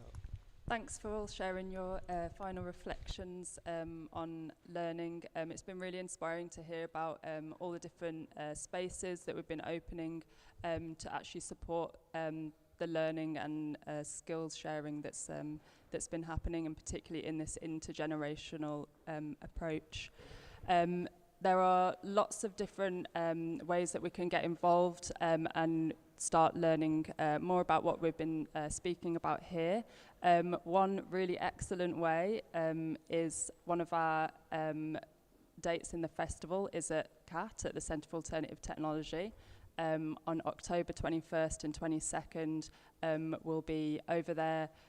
We'll have a range of speakers, workshops and activities, giving us really practical and hands-on skills around our materials, around building. And so if you want to find out more about how to attend, just come and speak to me or Imi or one of the other Civic Square team members. And a huge thank you to our panel for sharing today. It's been really lovely to spend this time with you. Thanks. Amazing. Thank you so much, Magda, and thank you so much to everybody on the panel. I just want to echo what Magda said there around if you want to get practical and hands-on into this, please do come and talk to us, because we can support that in hopefully as generous way as possible. But there's loads in the spirit of like everyone's got something to share and everyone's got something to learn. Magda talked about some of the things that you could come and experience and immerse yourselves in. This is the prospectus that we've got for the slightly more like professional-led skills to transition program that is suitable for pretty much everyone like over 16 to come and join, and also to look at and go, we need more of this, or we would like something specific like this in our community or on our street, because we're just in the phase of like programming next year as well. But as a even more accessible way in, our trade school on Thursdays, as Magda mentioned, starts from like anything. Like if you know how to do anything like knit, tell a story, make an app, draw something, and anything like ceramics, like we can help facilitate a beautiful experience where you can share your skills and others can join in that in a barter or trade, and use that as like a step in to kind of go, okay, like I'm not sure about all of this yet, but I like the idea of just unlocking the wisdoms in our place. And, you know, you'd be more than welcome to join us. It's only 10 minutes away. We could also help, like some travel and things like that, if that's a difficult sort of barrier to cross. But also if you're like, oh, I think I could start something like that just on my street. Like, you know, we could learn 5 or 6 different skills in a year. We'd love to like help just share how we've been doing that. And like I said, there's so much knowledge in the room. So it's like, it's always difficult when you're just trying to like get a few people's voices. But I'm just going to point out a few people. I know they're not going to appreciate it, but like incredible educators in the room, like Gavin, who's also from Link Road, where we're working in Ladywood, is at the University of Wolverhampton, and I know he's got loads to say on this. There's actually 2 I think either still studying or recently graduated people from CAT here that also live in Birmingham. You've got Becky. Becky, if you want to hear a bit more about Becky's experience of studying at CAT, I know she's always really happy to like talk. Sorry to put you on the spot. And I've forgotten your name at the back, but I know you're in Erdington, and we spoke really briefly yesterday. Yeah, you'll stop looking away from me, man. But I know you've just also completed a course at the Centre for Alternative Technology. And of course, there's many different institutions, right? It's not like to say that's the only one. It's just an important one for us. We really find a lot of inspiration in it, because they were a group like us that were like, hey, the world can be radically different 50 years ago. And they both physically demonstrated that slate quarry going from a black hole to a regenerative site for learning. And they were also a group of kind of people a little bit edge on society, the annoying ones at the Christmas dinner table and all that, you know the jazz, we talked about it yesterday. And the kind of generational work they've done really inspires us. And just to finish, I think we've, for example, been trying to build these emerging relationships with people reimagining skills and learning across the city, and linked to what we talked about yesterday. One example of that, like, there is so much a generation can do to change whatever you want to call it, like the Overton window or whatever everyone sees possible in a time, what goes from being on the edge to being normal. And one example is when we've been to visit Fircroft College over in Bourneville, that we heard about Bourneville? It is Bourneville, isn't it? Yeah, it's in Bourneville. We heard about how this building was like bequeathed to Balsall Heath. And whilst this is entrenched with a lot of colonial interdependence, so don't take it as a rosy story. But just to be really clear that like Fircroft College, for example, was another example of like the Cadburys handing over their buildings into the public good, like what happened with a lot of our parks. But Fircroft College particularly happened at a time where the University of Birmingham was being built by Joseph Chamberlain and crew, and the Cadburys, through their Quaker morals and like what they wanted to really create in a place, which I think resonates with a lot of the local community here. We've been really blessed to hear about actually how a lot of you organise from across different faith practices and different places of worship. But they handed some of their stately homes into the public good, and Fircroft College became a place where skills and learning and education was to be accessed by the people, and working class people had no access to things like the University of Birmingham.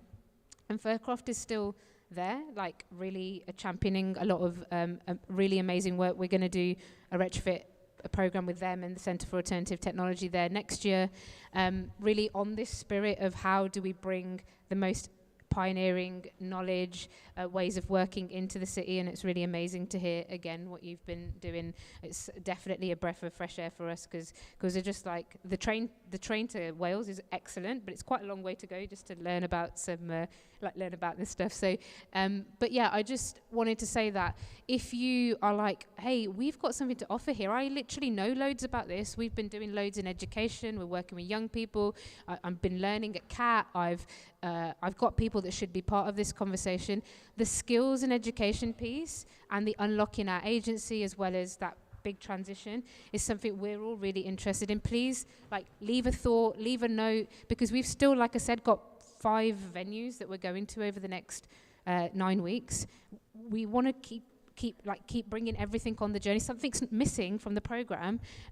This has just been the start. This is about celebrating and uplifting the amazing work with John in Balsall Heath and everyone here. But please do say, listen, you need to come and listen to my experience of this, or I want this young person to be here, or can you take all the kids on my street to cat with you? Like, whatever, we will do our best to squeeze everything that is humanly possible into this period of resource we have. And so on that note, I want to say a huge thank you, massive thank you to Magda, Khadija, others who've been running the trade school program as well, but also to say, come and give them a great big round of applause as well. Thank you.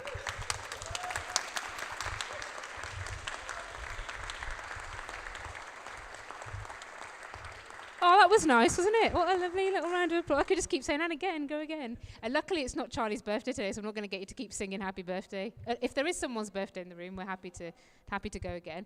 But we're going to change pace a little bit now. And it's a chance for you to watch a film, to move around a little bit. 2 films, sorry. It's a chance to watch 2 films, move around a little bit. You can have your headphones on. You can watch from the balcony. You can stand up. You can do some squats. You can stay here. We're going to watch 2 films. We are very, very lucky to have Hilary Powell and Dan Edelstein in the room from the incredible filmmakers behind Power and Bank Job. Some of you may have watched that. And we're going to have a little conversation later on. Oh, sorry, I thought you were, it's absolutely fine. I thought you were saying something to me. I was like, oh yeah, I'd love one of your snacks, thank you. Sorry, guys. But yeah, so you can change pace. Don't get super rowdy in here. If you're ready to like have a big ass conversation, love that. Courtyard out there, but you can move a little bit. You don't have to all be sat in straight lines watching the film, because luckily we've got the roving headphones and stuff. But if you are here at the front, respect the people who've come and got comfortable in the front row to watch the film, and we'll be back later for a panel and an in-convo, and thank you so much for all of your time. It's been a really lovely afternoon.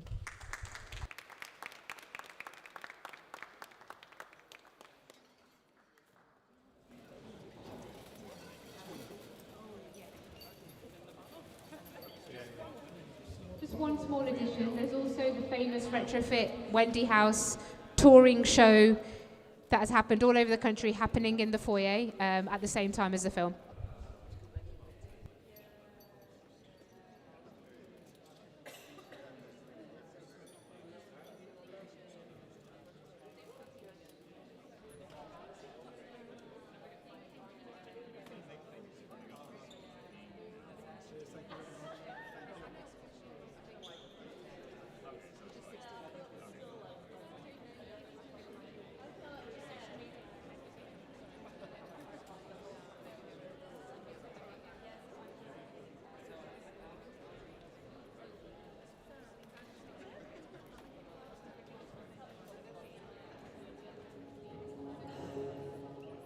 Homes have never been more unaffordable.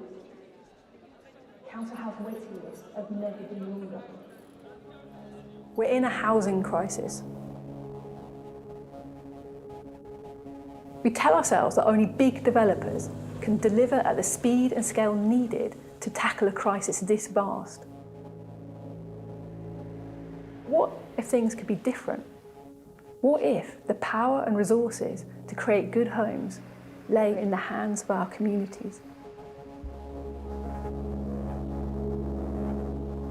The whole thing has got to change.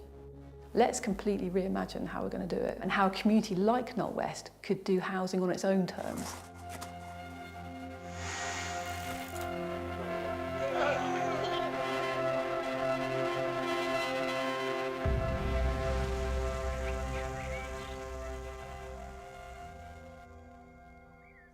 So We Can Make is a community-led organisation based here in Knoll West, South Bristol, and we unlock microsites to create affordable homes for local people in housing need. How crazy is it that it's really radical in housing to start with people? Usually things like with sites and how much money can you make out of developing a particular bit of land, whereas We Can Make starts with people and their housing needs. So our housing pioneers, John, Tony and Bill, I think they've all got different stories about how they got involved with this. My name is John Bennett. I'm a resident of the We Can Make collective, I suppose. Someone said to me once, you're only one payday away from being homeless, and I think we all are, really. You know, although we can have a bit of money in the bank, you'd be surprised how quickly that gets eaten up once you stop putting money in on a regular basis, you know. Especially in Bristol, it's just got ridiculous. You won't get nothing for less than £500 now in Bristol, and then they're going to put bills on top of that. About 5 years ago now, I was absolutely skint money-wise, and there was no way could I even rent a room in a house. Plus, I still needed to support my family. Both my daughters work night shifts in care homes, so I needed to offer support to other people as well as look after myself. And because of my economic situation, I couldn't really expect a lot more. And I got sort of stuck in that then. I couldn't see a way of getting out of that. I also really, really lowered my expectations as well. I lived quite a low-level life. I didn't wash that much, and my diet was shockingly bad and got into some bad habits. I got to the stage where I was drinking a lot, drinking most nights, smoking heavily. On the way in was popping to the off licence to get 6 cans. My target was to get to sleep as quickly as possible. I was going to bed at sort of 7 or 8 o'clock at night, like, you know, just because it was no fun being there. When I got to the first winter, it was very cold, but it was the darkness which depressed me the most, or which got me really down. Especially being a man of a certain generation, there's still that stigma attached to mental health, and so yeah, it was quite depressing.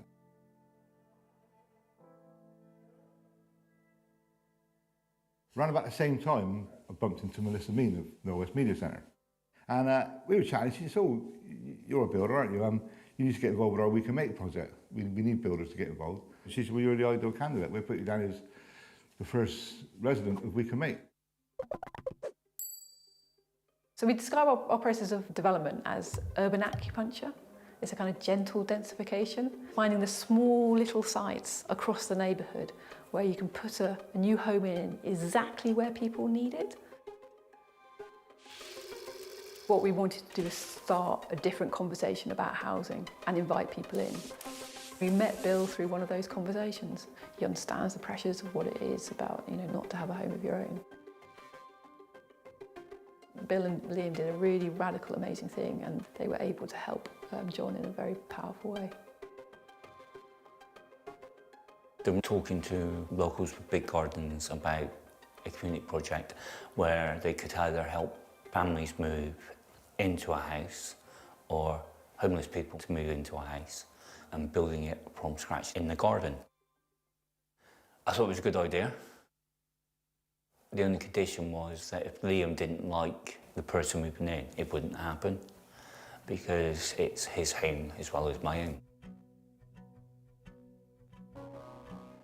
I just finished a messy divorce and was a single dad with Liam. John was in a similar sort of situation, and I thought I would try and do something that was good for the community, as well as having another neighbour that was close by for safety reasons. If anything ever happened to me, Liam could go out the back door, go to John's. So he came to the house, sat down, had coffee, and talked about what his goals were, what happened within his life, what happened within mine. And Liam thought John was absolutely brilliant.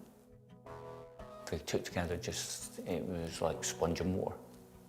We built it from there. I have been homeless in my life, and it isn't the greatest thing in the world.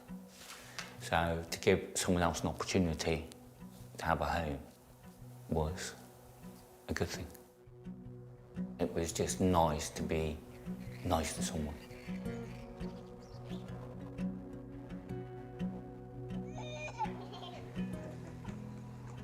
One of our other community pioneers is Tony and her daughter Amancia, and they show how We Can Make can help with a different kind of challenge.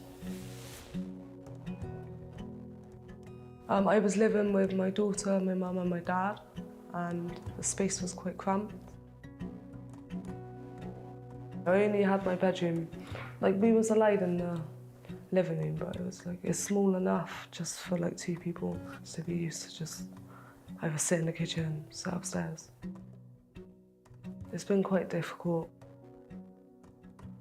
It took a bit of convincing because my mum loves our garden. Like, she liked going out, but then obviously it was just a lot of lawn mowing, and my dad, he didn't want to keep doing the garden. So they decided to take the opportunity. It was a fantastic opportunity. I was really excited. Because we know exactly who those homes are going to be for, we can absolutely involve them to help co-design what that home is going to be, what it's going to look like. I mean, it's just transformative because they're involved in every stage. We're putting digital fabrication tools and technology in people's hands in our community factory, making the parts for their home.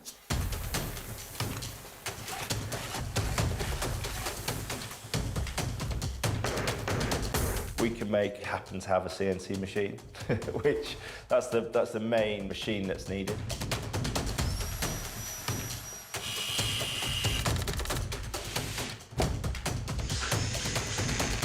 I'm Jonathan Green, I run Block Build.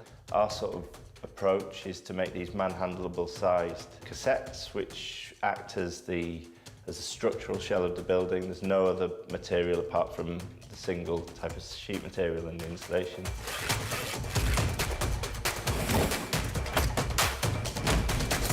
That's cut out, put together with screws and a mallet, and then they are all sequenced and numbered, so it's super quick. And it kind of engages with the community, which is specifically what this project was about.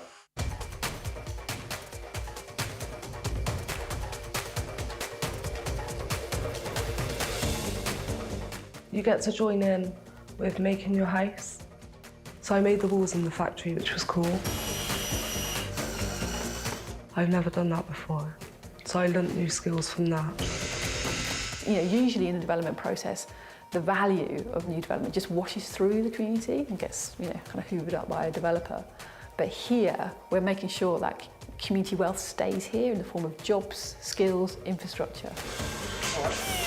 Seeing Tony in the workshop cut those on a CNC machine out of sheet material, then John putting the fabric of the building together, it was really enjoyable. It was quite enlightening because I didn't realise how easy it was going to be. I mean, I changed from being a traditional builder to a builder of modern methods of construction. Being involved that deeply, you sort of, it's yours, isn't it? It becomes yours. It feels like a bit of a family environment, you know, really collaborative. You weren't on your own, someone always joined in, or someone always came down to see if I was okay. So that was really nice.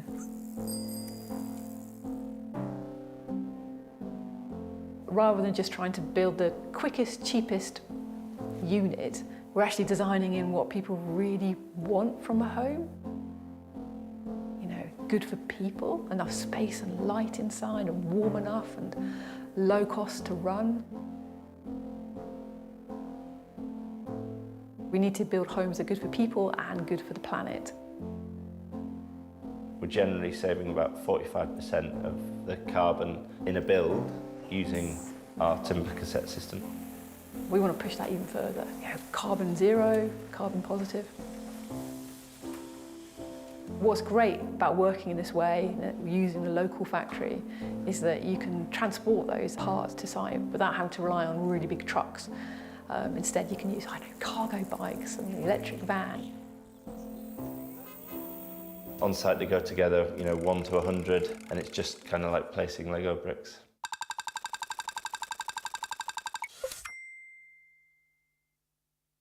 And then I opened the door for the first time.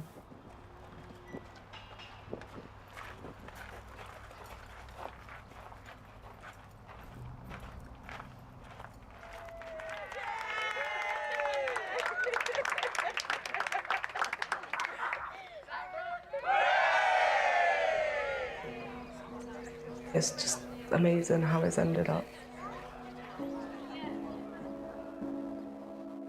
I always say to people, like, I've just finished building my own house.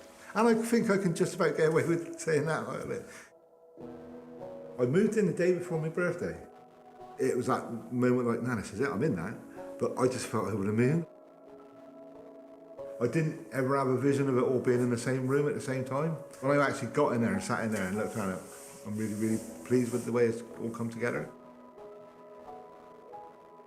I do really feel connected to it. I wasn't really looking after myself very well, but now I'm able to live a much fuller life and a much happier life. Right? It gives me that opportunity to have somewhere to call people in, if you know what I mean, for somewhere to come and visit me. My daughters and my grandchildren, they now see my house is somewhere they can come as well, and they're really proud of it as well. They really like the space. That fills me with pride. That moment of being welcomed in by John and Tony for the first time into their home when they've got their keys in their hand, that is something very, very special. And it doesn't feel like you're stepping into like a new build off of some generic estate. You're definitely stepping into somebody's home. These homes have been someone's home in their heart from the day they were a line on the page. There's a sense of belonging and well-being even before the walls are constructed, and you can't buy that. So that's why projects like this are important. I think they're absolutely awesome. The one in my garden should have been there in the beginning. It looks like it just belongs there. It's something that should have been done years ago. You're doing something that will help. It's an idea that is cottoned on within the neighbourhood. Gave me the confidence. I went back to work this year after being unemployed for 8.5 years. There is no real negatives. I think the We Can Make project just has so much potential. There's things like the land transfer model, which is groundbreaking, never been done before. This has the potential really to be scaled up and adapted to other areas across the country on a national level. Sometimes you look at what we've done. We built 2 homes and you go, oh gosh, that's really quite small. Especially if you look at it compared to the enormity of the housing crisis. But actually, small can be powerful. Small can be really big. We know that there's lots of other communities like Knoll West facing similar challenges to us. And what we've made and discovered here is up for others to adapt and adopt for their own housing situation. And we've got all of the know-how, all of the toolkits, all of the policies, they're there now, so other communities like Knoll West can use them, and they will have it so much easier than we have.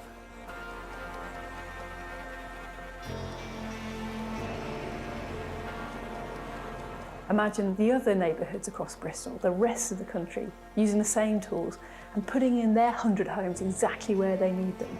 Suddenly you've got thousands of homes, low carbon, community owned, community made. Now that's a revolution I could get behind. That is a demonstration of what this community can do when it works together. That's really powerful. And that's individuals like John, Tony, Bill, having faith, having trust and going for it, making a different kind of world.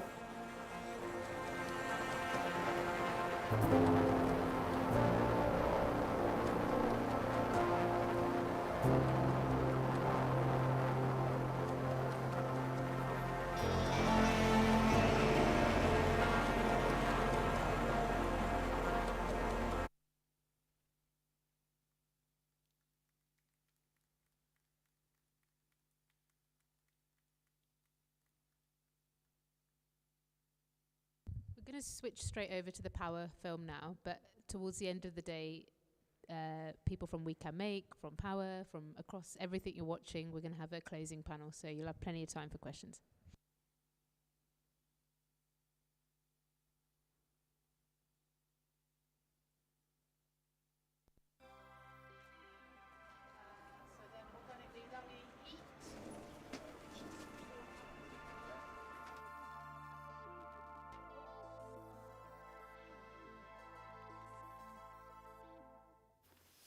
Right, so we're off to deliver some power posters to anyone that we can find. Coming? We have declared a climate emergency on our street, and we're turning the whole thing into a power station. Are you frightened up there? Yeah, I really am. Put them flat on the ground and tie them, and then when the wind stops, we can put them back up. No street in Britain yet has gone fully onto renewable energy. Always need the first step. It Yes. starts other street, maybe having a Encourage other conversation. companies. Should we do this? Look, this whole street has done it. There's like a whole street approach, like the first street to crack it. We're going to sell art, and then with the proceeds, we'll buy all the solar panels. We're staying on the roof until we raise enough money to make sure we can get the first phase of our power station built. You must be wondering, like, well, why would we want to do that? Yeah, where's... Yeah. What's in it for us? It's about the growing awakening that we're seeing all around us that we know we can have the power to make change. Oh, morning all. How are you? Yeah, get George, have you checked that Esme's all right? What if they're not all right? Okay, about us. My background is a filmmaker, artist and activist. So what kind of qualifications have you got to be doing this then? Fuck you. We used to run our own artist bank up the road. We sold banknotes and bought up and then blew up 1.2 million of high interest debt. Power has basically come out of what we've learned about the relationship between the debt-based financial system and how that's leading to climate catastrophe. Let me take you back to pre the crisis, let's say October 21, energy bills were normal. As a country, we imported £50 billion worth of fossil fuels every year just to burn them, right? That money went up in smoke. It left our economy to a different part of the world and we burnt it. For 2 years of that budget, we could build enough wind and solar projects to make ourselves 100% powered by renewable energies. Just 2 years of that budget. It shows you how foolish this path is to have single-use energy underpin our economy. Great volatility, great risk, and a great drain on our economy. We could end that for 2 years basic spending, but we didn't. We kind of realised that the financial and ecological crises are intertwined and that our next budget had to tackle that more directly. It's about 27%, I think, of the population of Waltham Forest is now considered fuel poor, Staggering. which is the second highest in London and I think the fifth highest in the country. The main reason why people are fuel poor in Waltham Forest is because the vast majority of the housing is old Victorian properties, and then combined with that, people's income levels, despite the gentrification of Waltham Forest, that's fairly surface level. You know, we're getting all these smart coffee shops, but actually the majority of the population is still living on relatively low incomes.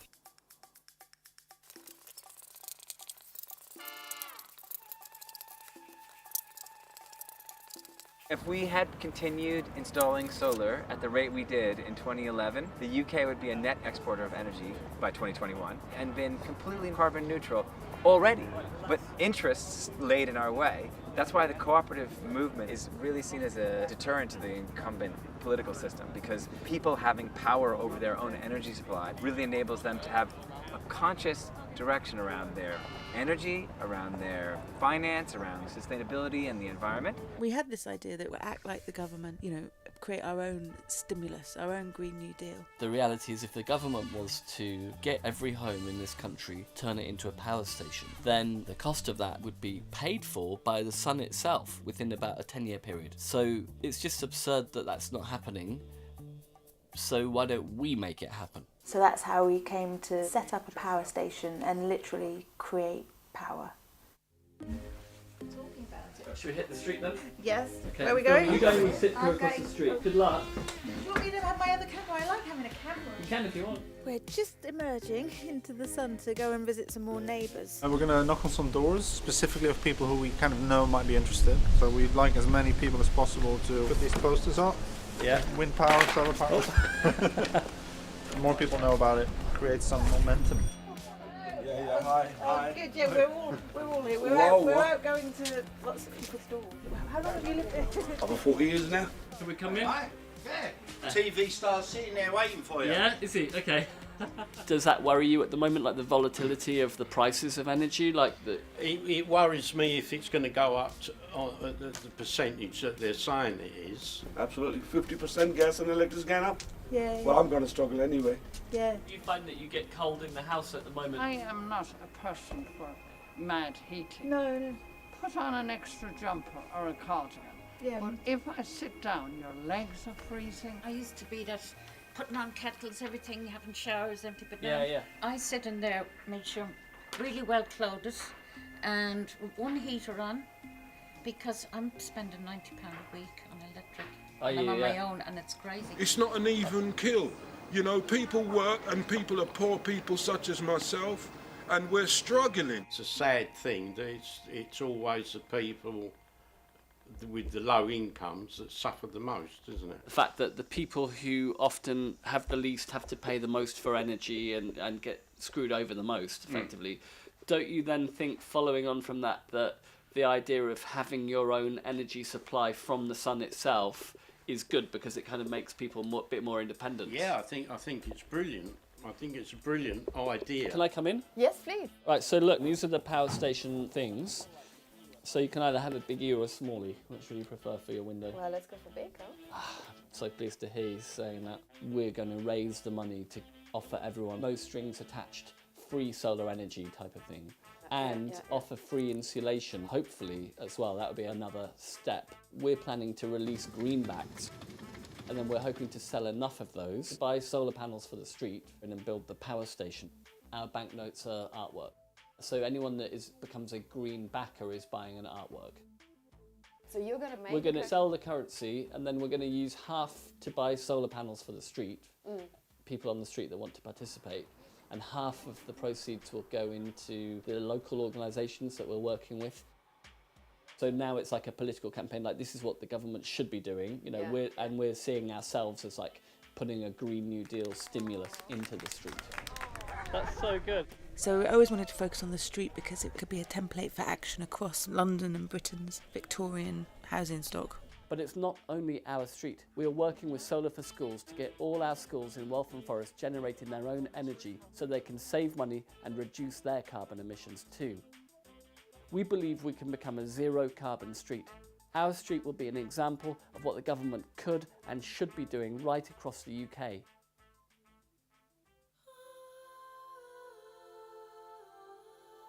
Where are we in time? It's what? Monday the 18th of July, it's like one of the heatwave days. It's going to reach apparently 40.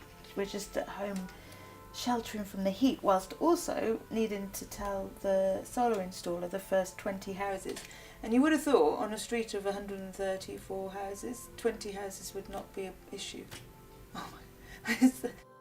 So last night I went round when it got cooler and put these flyers through the doors. Dear neighbour, we have made significant progress on the power station project and we're now moving to putting panels on the first 20 houses on the street. We're arguing that this should be done across the country, and to do at least 20 houses we're seeking to raise 100,000 by midnight on the 23rd of July.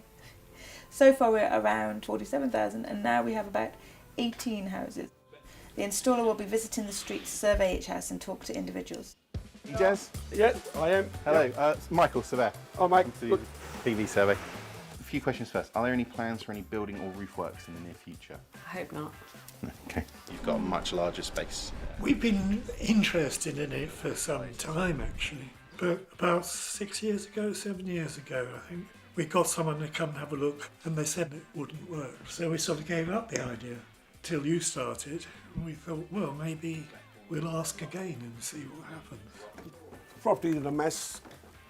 Can't afford to repair it. What? What is that? Squirrels. Yeah, the house is, you could tell, falling apart, but Yeah, I think most people are. obviously they had their time. And I just I wanted my children to be highly educated, and if we're going to struggle and whatever, we'll do that, no problem. We will cope. Things will get better. It's exciting because it's growing, so already, like, rather than 20 houses, 30. 30 households who are having their solar surveys, if they're up for it, to have the energy efficiency surveying. Another pebble dash. So I'm going up and down the street surveying as many homes to see whether we can make energy efficiency improvements. Yeah, this is a 100-watt light bulb.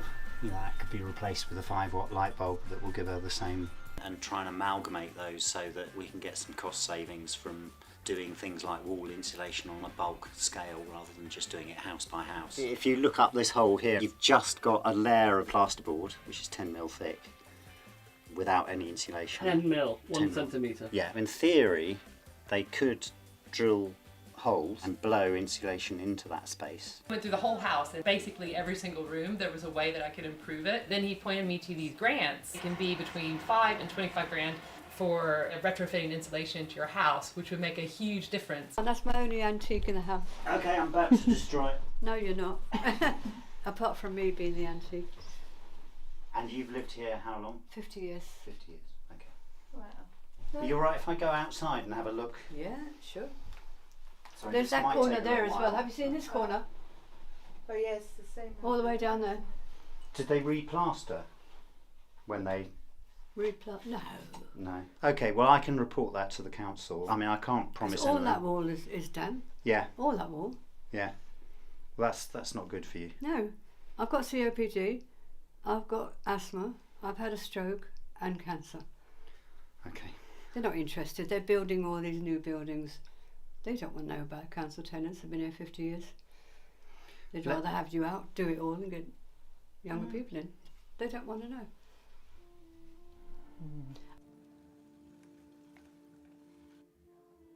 What I'm worried about is it feels so exciting to us because we know, like, you're like, yes, we're raising money, we're building this. But I realise that people just out there have no idea what we're doing. It's like almost a year, and they're like, well, what's happening? Where's the solar? But you, because of the money, are kind of trying to put the brakes on. Yeah, because you're like, we can't. But the point was, we wanted to do the whole street. So the more, but yeah, financially, that's much even more. You know, we've got a bigger challenge ahead. Like, you've got all these amazing ideas, and I'm like, where's the money? You know, because we don't have enough yet. I know, but we will. Okay, so it's something about if you want to fight today's energy crisis. We need to believe that we can build this, even among the chaos of 2022 and the dire economic forecasts. If the energy crisis and the climate, if the climate and energy crisis are worrying you, then I want you to watch our short documentary for the next minute and a half. We are not going to allow scarcity and fear to dominate the choices that we make. If the climate and energy crises are worrying you and you want to try and play a role in resolving them, then please watch this for the next 60 seconds. So we're going to keep building, and we're going to keep working day in, day out, relentlessly on building the world that we want in the here and now. Are you frightened up there? We need to get over the line with the money that we need to just pay for this first phase.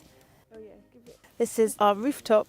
We've come up here as part of the crowdfunder that we've just launched for our power station project.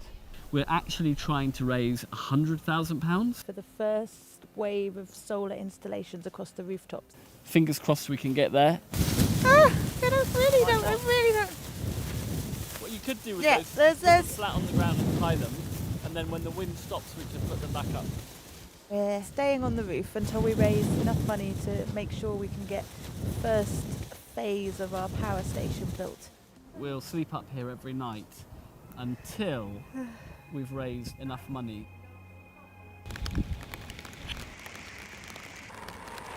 Now it's like this low-level drizzle.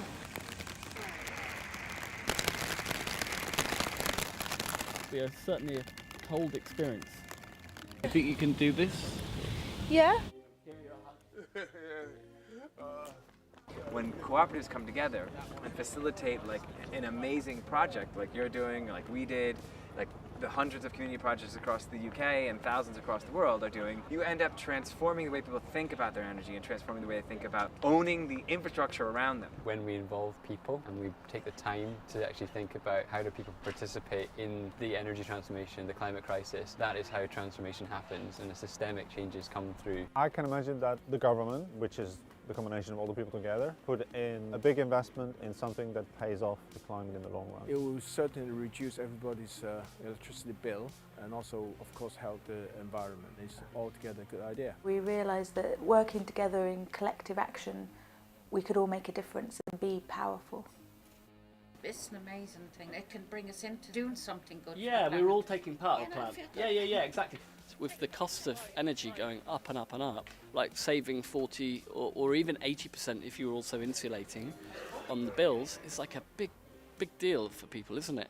If the ideas of the power station resonate with you, then please do support the project. We're going to make a real impact on the lives of people around us and ourselves. And the film that we're making and the membership site as well, which we've created and which we share for free, is also going to help rapidly decarbonise other people's neighbourhoods and just change the way Britain powers itself and the way the British understand power itself.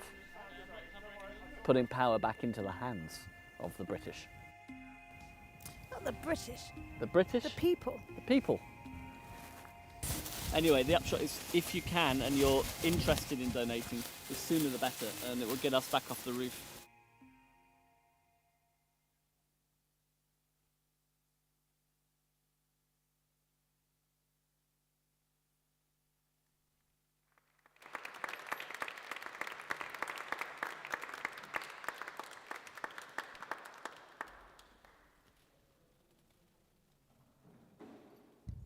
Thanks everyone. Thanks so much for watching.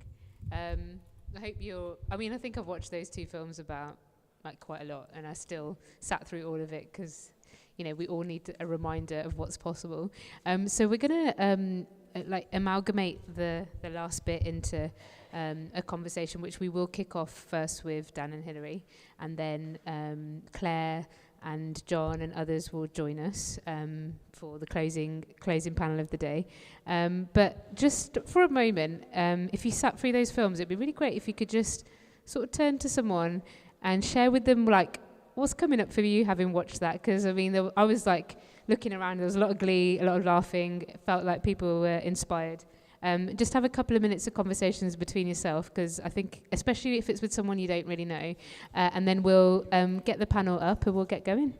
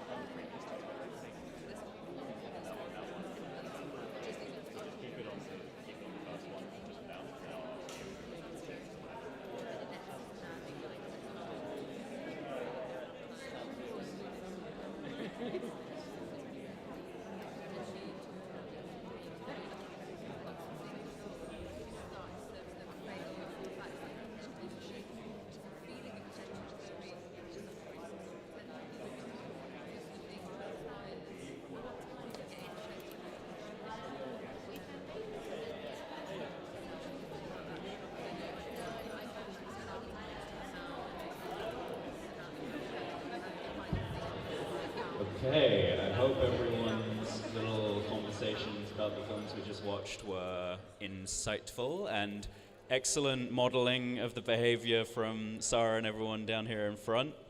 In case you don't know, this is the Civic Square way of saying, please be quiet and listen to me. And yeah, great, amazingly put together. So now that we've watched the Power Station film, and now that we've watched the We Can Make film, we are incredibly lucky to be joined by the creators and the organizations that were in both of those. We have Dan and Hilary from the Power film, and we have Claire, who's in We Can Make in Bristol. And it's probably worth mentioning right off the bat that We Can Make in Bristol are going to be a co-host of this festival down the line. So on October the 6th, we're going to be in your backyard. And yeah, the program that Norwest Media Center and We Can Make put together looks absolutely amazing. So definitely put that in your schedules if you haven't already. Do you want to just put the map up for a second? There we go. So yeah, there it is, as well as all the other venues. So keep that in mind, because this was the first venue, and we have much more to come after this, and much more to look forward to. So brilliant. Now, I think the first thing that it would obviously be great to do is just hear a bit about. So when you're doing this kind of work, obviously, it's quite rapid, right? Like, things turn on a dime, things can change entirely within a week. You can be, inside one day and sleeping on your roof the next. So what I thought would be a nice way to start would be to maybe just kind of get a little insight into what's happened since what we just saw on screen, and what is both, I guess, the journey of the work and also your journey as people within that since the sort of little documentaries that we just saw in the films. So I don't know if maybe we'll do reverse order of the film if you guys want to start. Oh, you got to switch it up. Hello. Oh, well, thanks for having us. It's great to be here, and I think we're really informed by all the work that we're meeting through this kind of process over the last few years. I mean, not that we've been working, but, hearing about other projects around the country. So seeing that film was a bit like, oh my God, that's already totally out of date. Like you say, it's like, oh, kind of cringing. But since the rooftop, which was the kind of final push to get to the capital amount that we needed, we then had a massive gap, which is, it felt massive, a few months where you want to keep that momentum up because you're constantly having to engage community, to keep doing events, make sure that there's a kind of responsibility there that in the promises that you kind of make to your community that things are going to come through. And we had issues with installers, and at the same time we'd raise money for the local school, and then the council were standing in the way of that. So many behind the scenes problems. But then the installations happened on the first rooftops in July, and that was with Octopus Energy, who stepped in as the installer, which was great to have a trusted installer, but also there's problematics with suddenly power station posters were joined by pink octopuses on the street, and but it was great to be able to know that the infrastructure going on people's rooftops, like eJazz, who you saw in the film, was actually good. It was it was going to work. There weren't going to be technical issues straight away. And then since then it was the aim in the project, the way we tell the story and make the film and create these kind of interventions in hopefully public imagination and reach out beyond the hyperlocal. So it was like, where next with that story? How can we have the biggest impact on national imagination and policy? And that's through the first tentative steps now in seeing how that we can work with other communities and other streets across the nations, hopefully, in the way that this story shows that all these solutions are already here and happening, and the motivation and is there, and so kind of, yeah, like you're talking about, this kind of demonstration of possibility and how we make that visible in the way that we kind of reach out across social media and then filmmaking. So is that it? Anything you'd add, Dan? I actually don't think there was. I think she covered it all. Where else have we been since then? The maybe the school. Do you think the schools? Because we collaborate with a lot rather than trying to reinvent everything ourselves. I think it was something that when we first started Power Station, we really had no idea about how renewable technology works or much technological know-how at all. Actually, maybe we've got a little bit more now. But really, like, we think of the primary technology as being storytelling. It's an ancient technology, and this is, by the way, totally cribbed from Ella Saltmarsh from her Instagram last week. But who did that podcast about being a good ancestor, and I saw a reference book to that.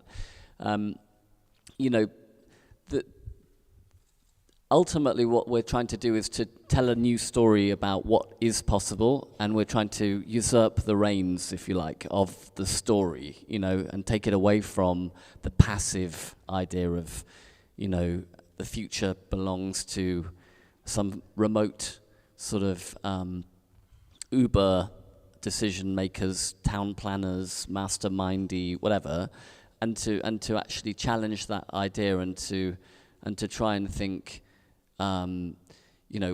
why don't we just go for it?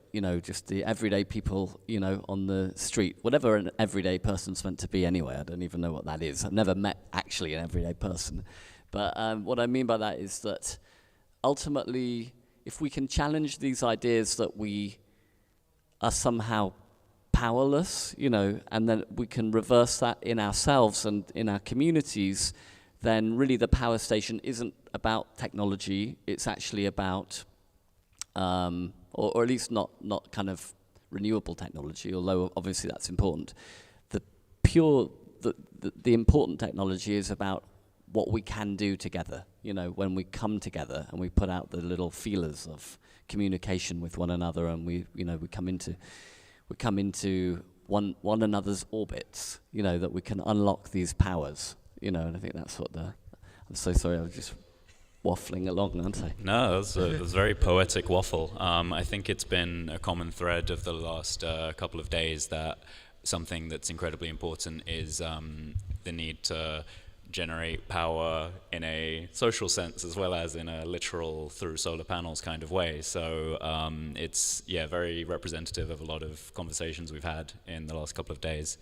And Claire, with your work, you have joined We Can Make not super long ago, right? Yeah, just over a month. And so one thing that I think is really useful from that perspective then is, seeing the documentary and thinking about, in particular, your role and maybe a bit of like your personal journey of like what does the kind of work you do typically look like in the rest of the world, and now what does it look like at We Can Make, and does that sort of tell a bit of a story about how this could be in a situation where we do manage to shift these power systems that we're talking about?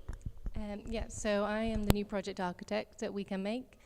And previously I was working in a more kind of generic private practice, so doing a lot of like residential buildings, so with private clients and developers. And with the developer work, I always felt very like removed from the end user, and so quite frustrated by that. And then with the private practice, it was you're working with people, but ultimately they have a lot of money to be able to hire an architect and go through that kind of process of designing their dream home.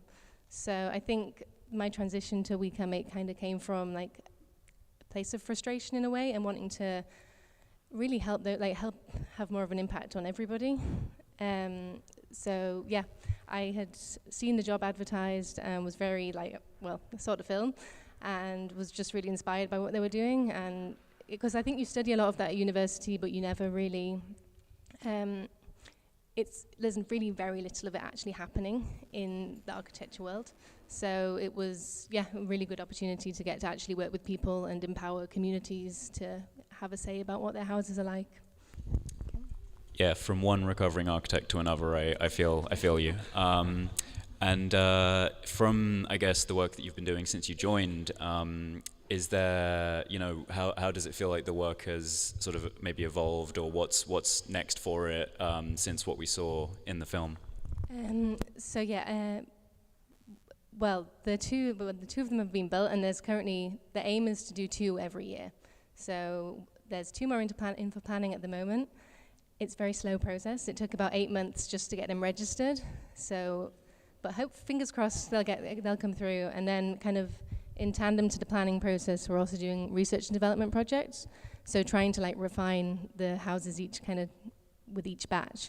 So the current one is a research and development project called Homegrown Homes, and the ambition is to basically build these houses out of, everything being sourced within 100 miles of Bristol. So that all of that is kind of feeding into this, and we'll continue to refine the process. And then it's also maintaining relationships with the people who are living in these houses, and going and doing kind of gardening days and just that kind of human aspect. And could you unpack a little bit about why sourcing the materials within that range is aspirational? I guess it's a lot to do with kind of the embodied carbon of construction and kind of wanting to reduce that as much as possible, and also to kind of demonstrate that we can do it in the UK, and if we can do it in Bristol, then other people can copy it elsewhere.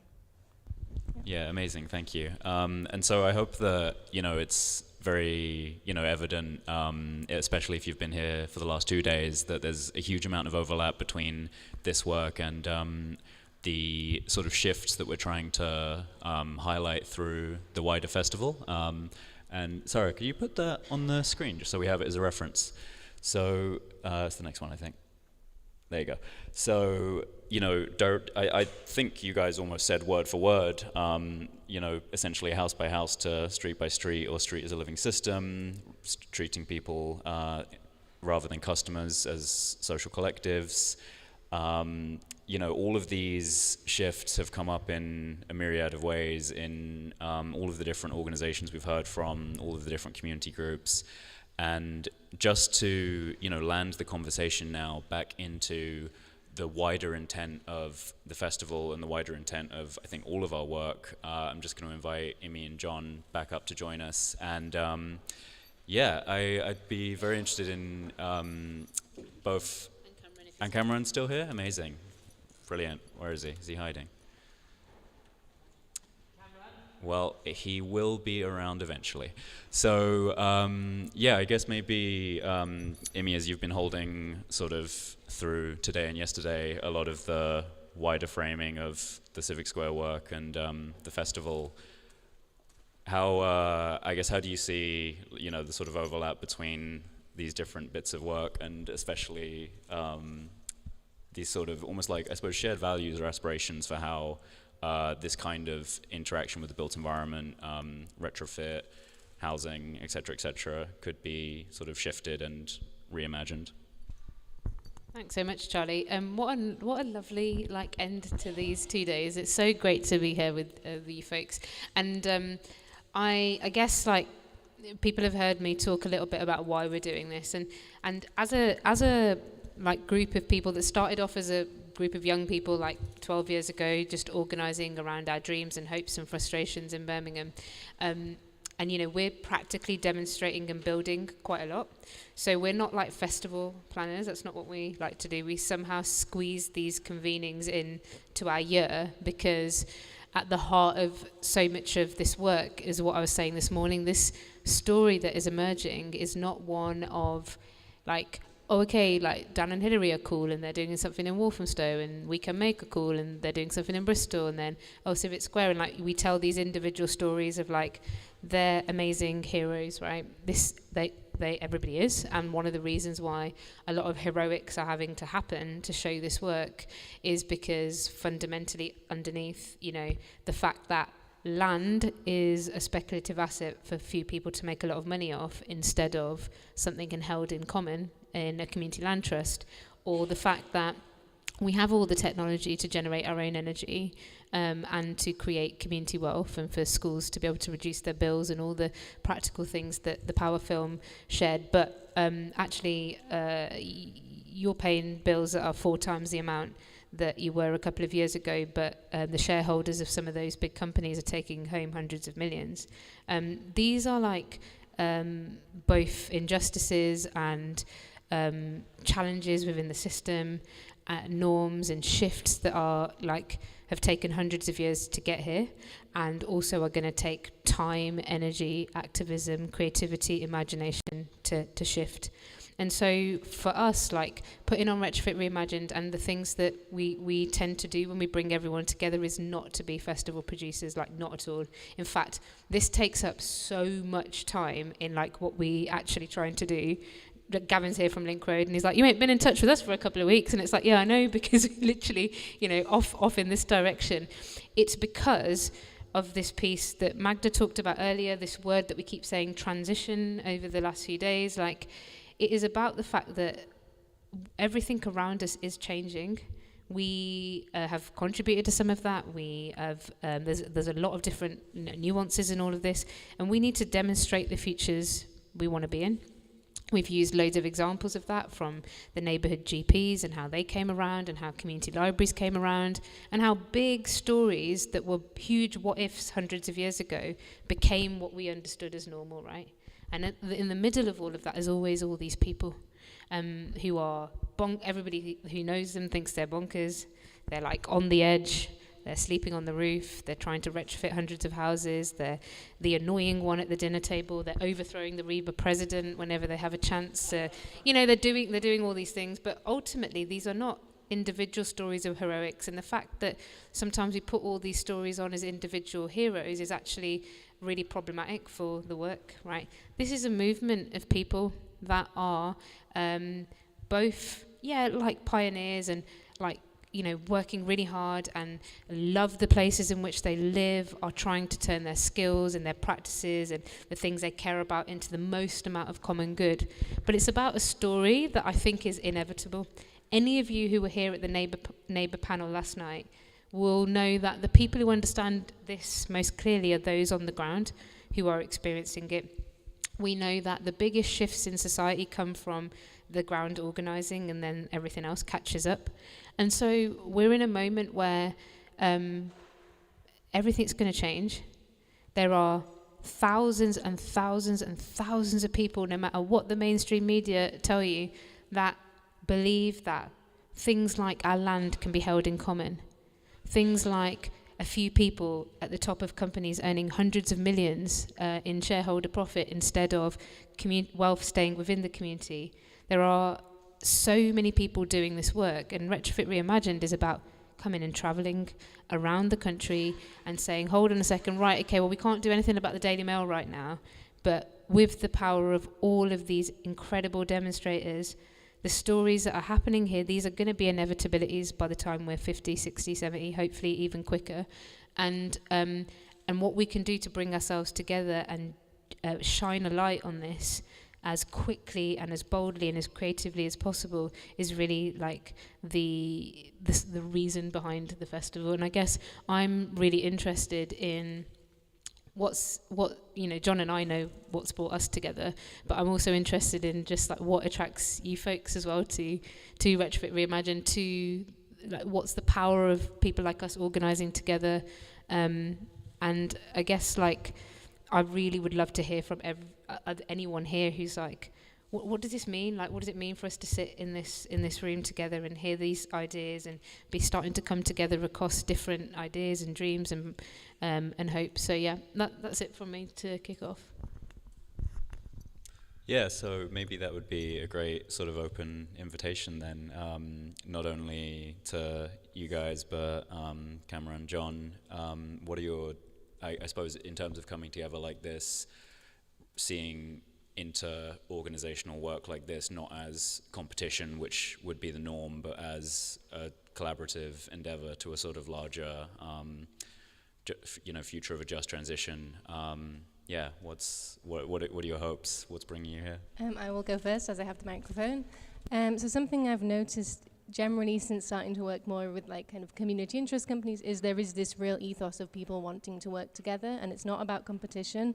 And I think just the power of that and everybody kind of joining the dots, like it's huge. It's such a big kind of motion and movement together.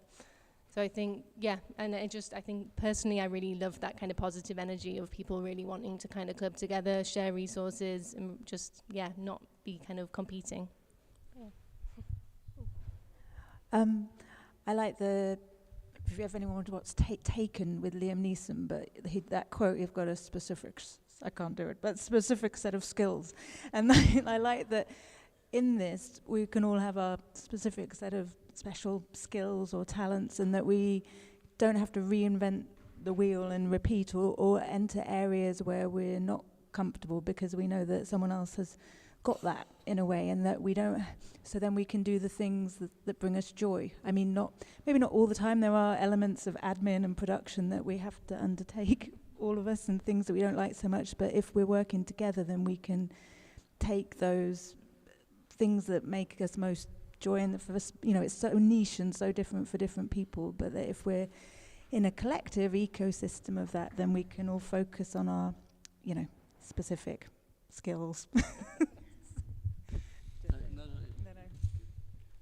Yeah, I love the intensity of that reference. At the risk of going on a bit of a tangent, one of our favorite precedents, the Tredegar Medical Society, which was the grassroots organization that eventually led to the NHS. Is it Audrey Bevan, was it? Yeah.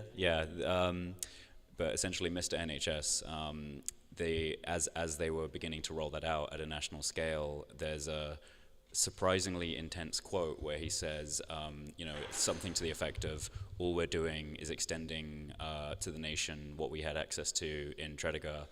We will Tredegarize you.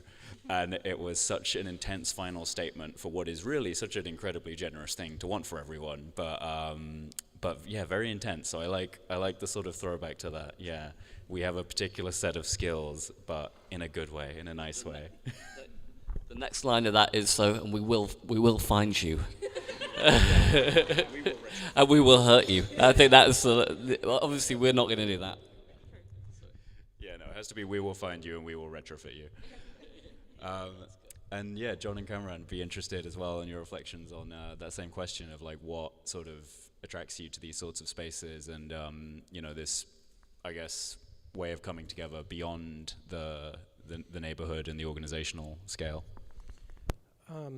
I just a continuation of the point about skills. I think like these sort of spaces need to encourage us to do the skills audit within our communities. Who's got what skills?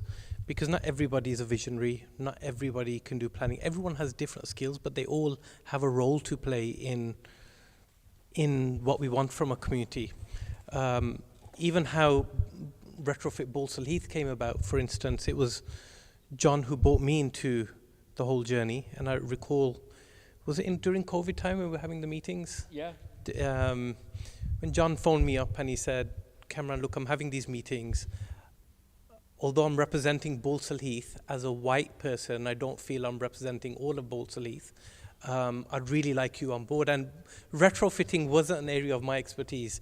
But John empowered me to get involved. And then from there, that snowballed and it rolled. And it started, we're a lot further now than what we were a few years ago. Yes, we have issues. We have quite a few issues that need to be dealt with. But festivals like this need to be expanded. We need to we need more people from our communities. We need to bring in them. And that's our job. That's not your job now. That's for us to, next time, if we're to do this again, we don't do it for 2 days. We do it for a whole week. We make sure that the Bahu Trust, I'm sure this is, we hold half a day at the Bahu Trust. We hold half a day at Al Abbas Islamic Center Abbas, sorry, I'll put you in it if I'm in it too, so you. There's, MEC Trust, that we all play our part, because, like I mentioned earlier, we tell stories in different ways. We learn from you, you learn from us. And that's why spaces like this, even the way we cater our language, there's so much we can do, but it's very important that we empower each other and we know how to get the best out of each other. Yeah, and I was joking because we have this thing in the team where we start off with a couple of hours. 12 years ago we met up in a coffee shop, and then somehow last year we did a 3-week festival, and we were like, we'll never do anything like that again. That was ridiculous. And then this year it's 11 weeks and in 3 different countries and 5 different places. So that's why I was laughing. But no, this is absolutely our reason for not being in our place like we were last year for 3 days, and joining forces with everybody else, because actually it's completely unsustainable for it to be held in one place as well, but also for it to be, this has to be grown in hundreds and hundreds of streets and communities and neighbourhoods, and the most important thing that any of us who are either further down the journey or got different tools and resources can do is just open them up, so they can be hacked, so they can be translated, so they can be reimagined, repurposed to the context. Like yesterday we had some Punjabi speakers, and I was like, oh God, I'd love to just do a panel in Punjabi. It's one thing I can actually offer. And the way that the conversation was happening was just completely different, right? And so absolutely, I think this is the whole reason for being here, because that should grow in its own way, and we've all got to bring so much more to this to get out to many different parts of the community in our neighbourhoods. I think it's. I'm reminded of something Imi said a few months ago about us each doing the biggest, boldest thing that we possibly can in this time of climate emergency and all these intersecting crises. And thank you, Charlie, for reminding us about the sort of energy that Aneurin Bevan and the incoming Labour government brought in 1948 at the foundation of the NHS. And we referenced that at the Retrofit Reimagined last year. So I was really very excited to get all the health people here yesterday on this sofa, some amazing people just talking about how that could be taken forward with Retrofit. But I think in answer to the question, why is this important? I think it's I think there are a couple of sort of 3-step things I just want to outline. The first one is that we're talking about 3 concentric circles, if you like: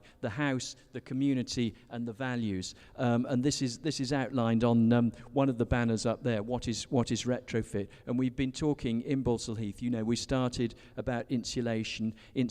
So the first concentric circle is the house, or ideally the whole street. Insulating the house, reducing the energy right down, putting the solar on the roof, as Hilary and Dan have been showing us fantastically, so that you can reduce the energy right down, get to zero carbon. That's the first circle. The second is community, and I think that's what we've really demonstrated during these 2 days. There are so many intersectionalities of urban ecology and transport with Nassim and the bicycles, and all these multiple different bits of community that Kamran and so many other people have been talking about. So I feel really invigorated that the community bit is so important. But the third bit is the values, and I'm so touched that we've had Kamran talking from a faith-inspired perspective. We've got all this galaxy of washing line stuff that Tokir's been curating, and those values which Jules was talking about, behind perhaps the faith traditions, the non-faith traditions, are the basic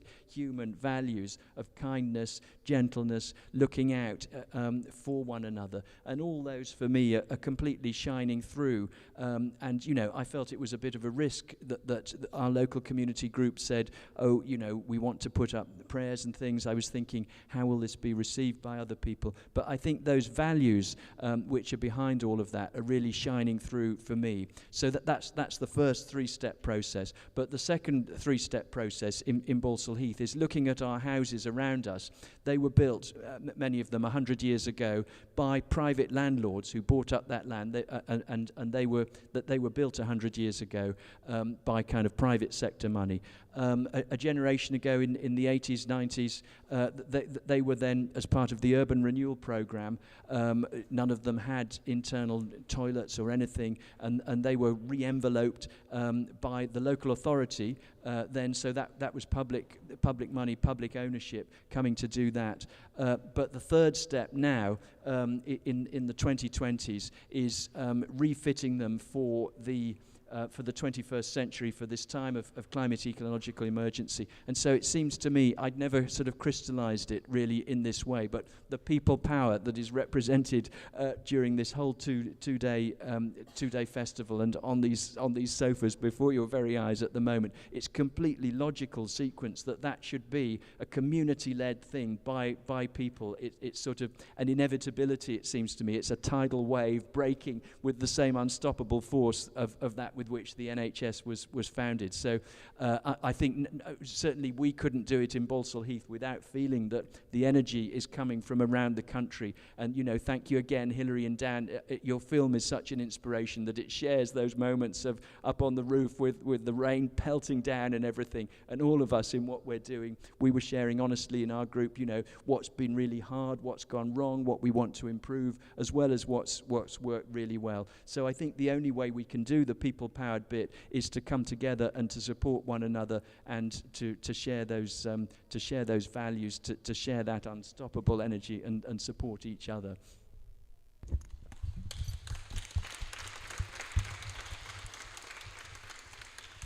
Thank you all for those reflections. And so we've got just over 15 minutes left here today, and I think it's a good opportunity to use some of that remaining time to sort of throw it out to everyone who's joined us, because coming together and thinking about this in terms of these different sort of scales, as John put it, and this larger ambition for where we want to move to in the future, it would be very enriching, I think, for this last few minutes of the conversation to hear any last sort of questions or reflections from anyone in the audience. And, I hope that I'll see all of you again at some of the future venues, but to make the most of this last bit of time, I think it's good to throw it out to you guys and hear any last thoughts or questions.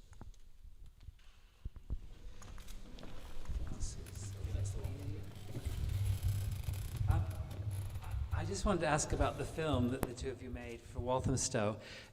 I understand that maybe it's unfinished.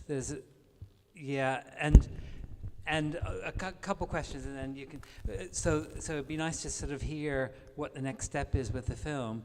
And also, you left us hanging about how many panels and how many houses. It'd be nice just to know where that's at. I'm about to put solar on my house, and I'm putting 4 panels because that's all that will fit.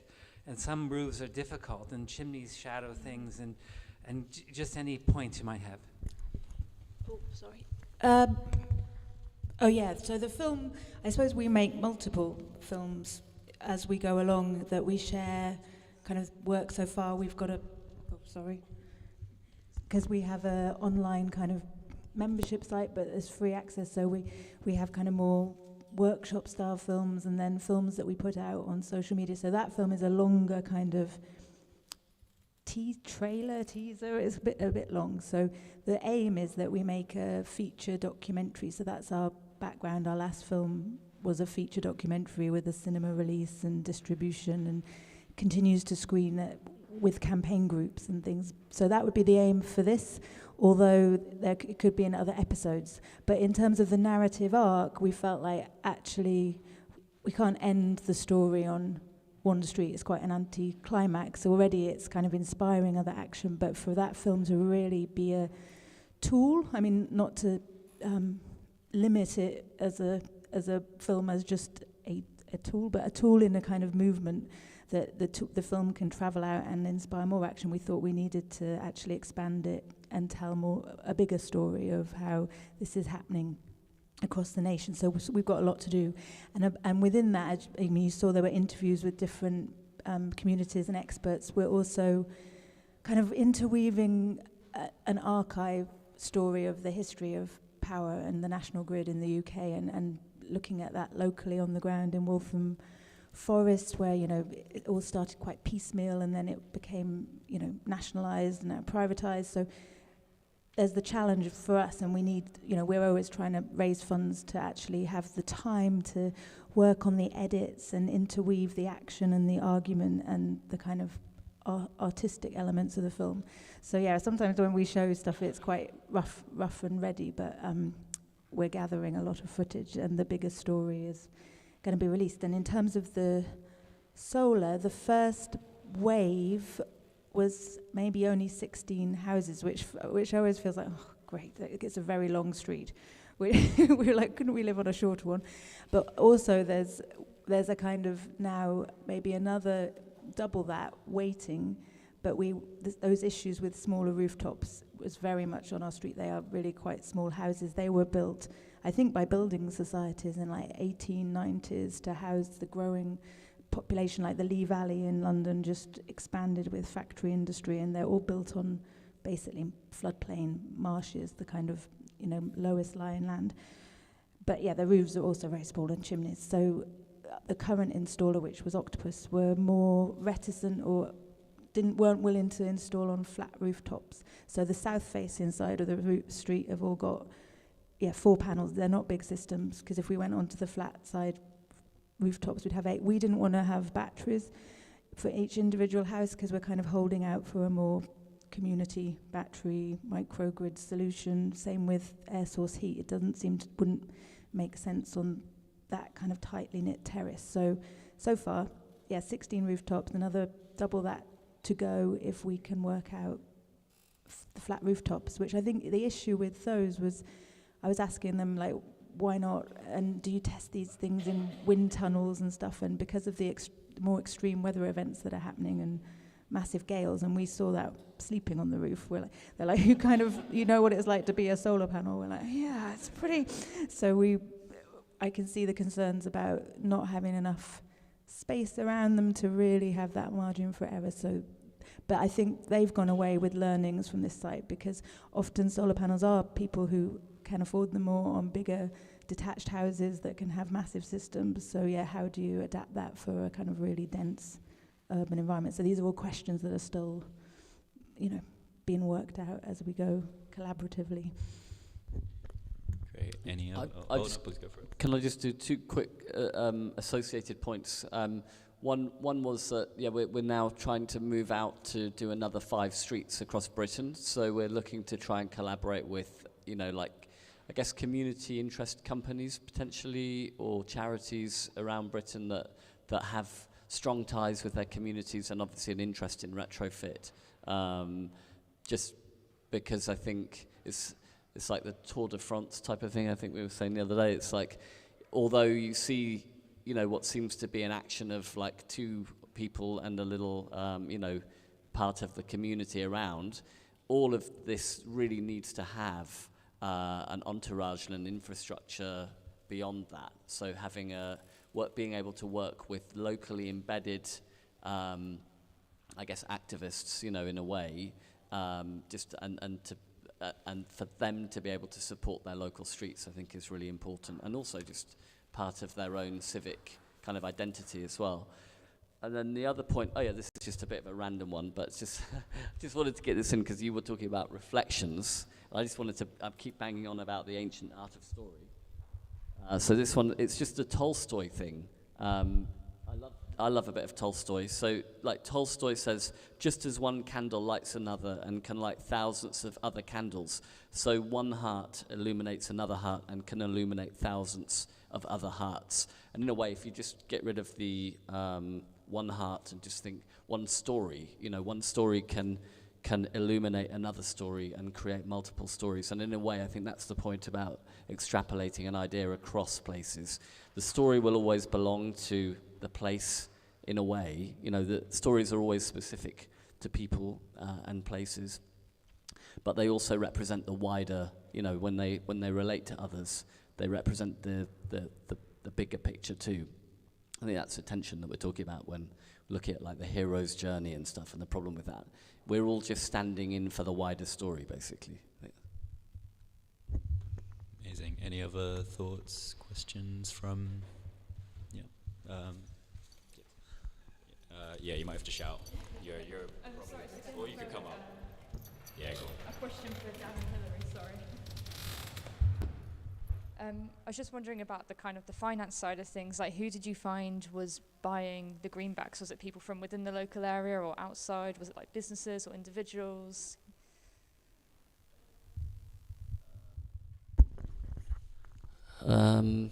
Weirdly, like today, when we arrived at Birmingham station, we went to have a coffee, and then we were standing next to a guy who was like, "Oh, are you the power station guy?" Yeah. And he'd bought invested in it when we were on the roof. So I think really we find that people all over the place buy it because of that point about the microcosm. You know, this isn't about like just the benefit of that one street in a way, or, you know, that's certainly not how we view it. This is just, a demonstration of what should be done everywhere, and we're always saying that.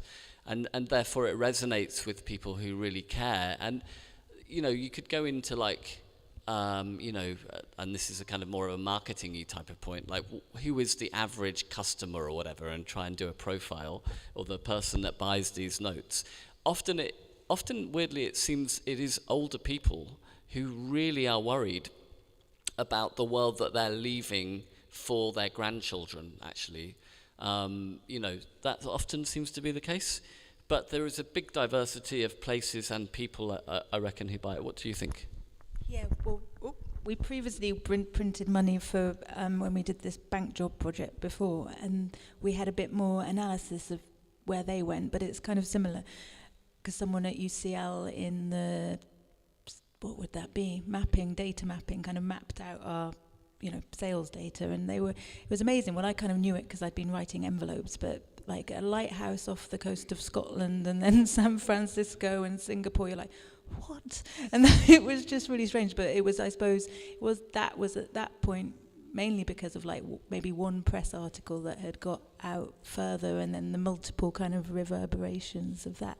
So it is, I like writing envelopes and like just thinking about all these different people and why and how they found out about it.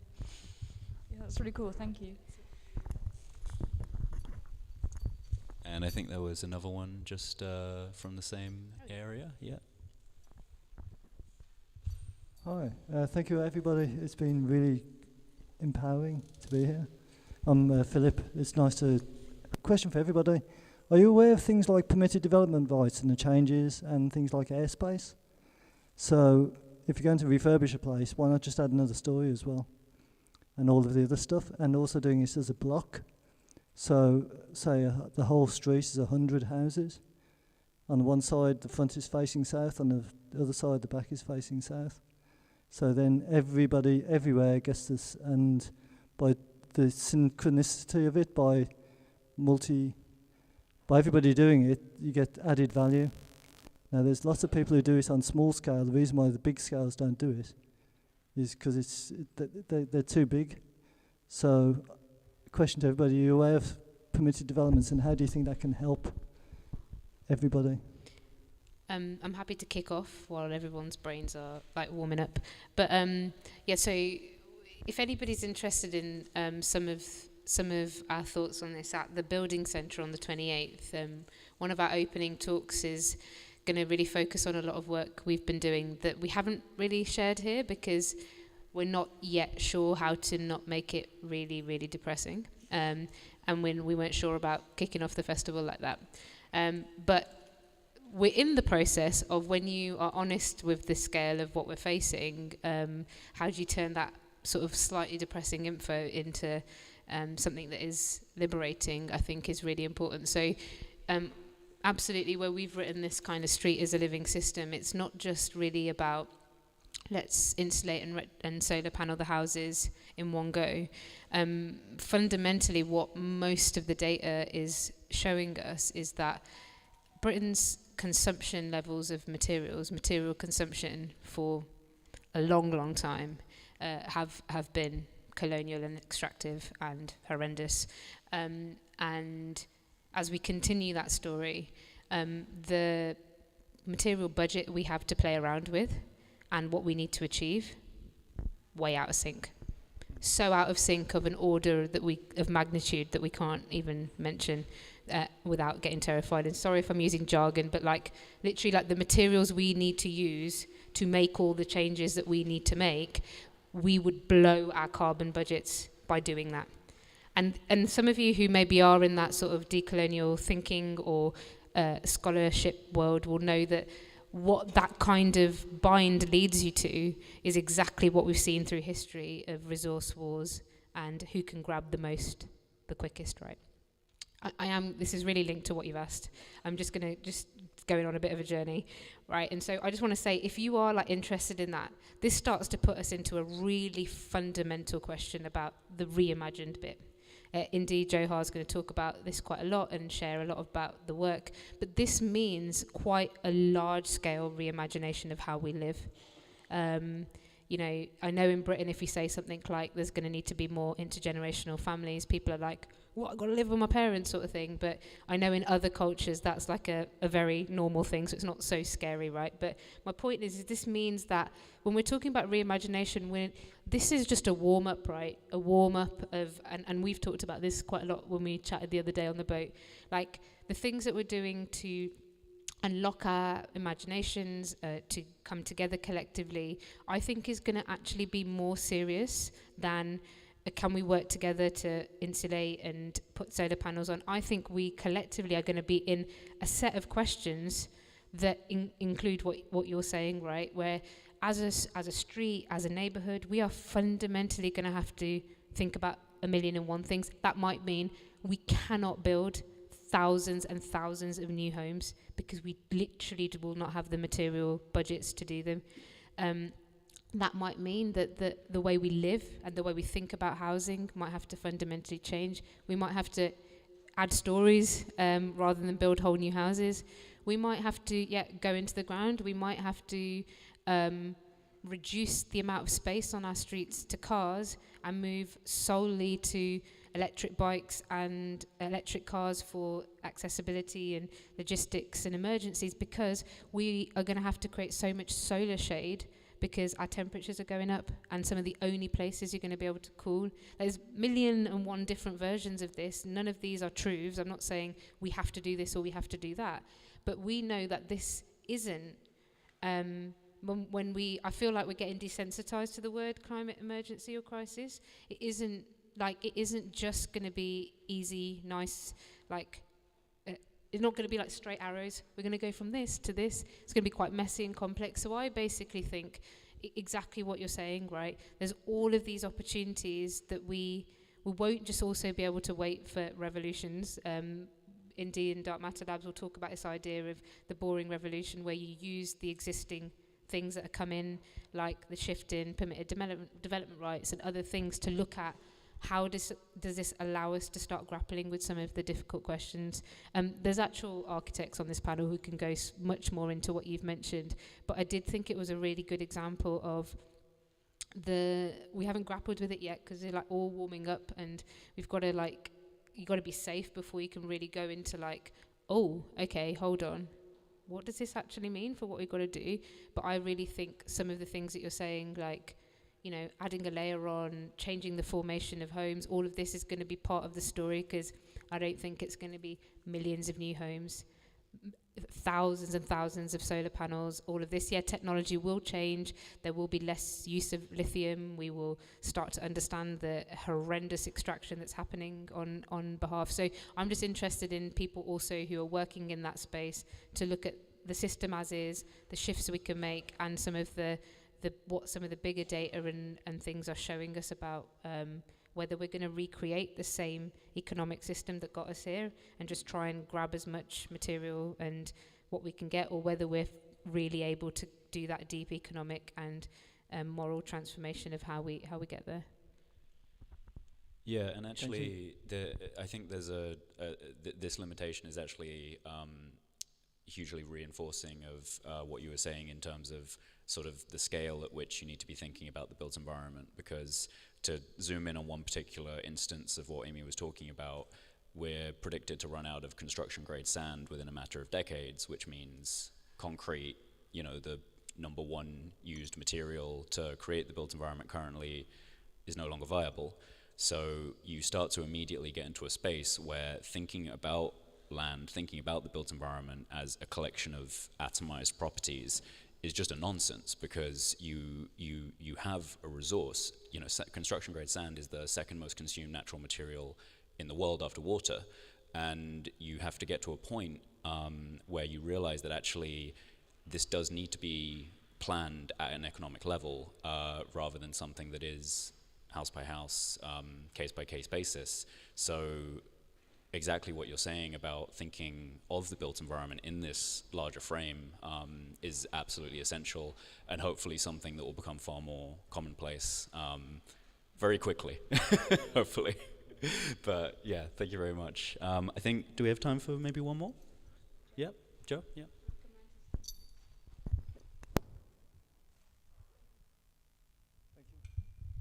Thank you. I feel very moved to speak. I might need to sit down, but it feels like being in a Quaker meeting. And I have got quite a few things I want to say, and I'm not quite sure how I'll weave them together. But there's both Theodore Roosevelt and Noam Chomsky have said we've got to do. Theodore Roosevelt said it historically, Noam Chomsky is saying it now. We all have to use all our talents, all of us, all together now, because we all need to do what we can with what we're facing. And I just want to sort of weave together also, we've been talking about, there's the built environment, but this is far more than the built environment. And we've been extrapolating the talk about retrofit in Balsall Heath to encompass so much more. It encompasses relationships, it encompasses spiritual stuff, it encompasses life and death. It encompasses retrofitting our habits, our minds, our souls, our everything, how we do everything together. So this is, there's so many skills and qualities. There's love and there's care and imagination we've talked about here, and that is absolutely key. I think just it's fantastic what we have been able to talk about and bring together here. So,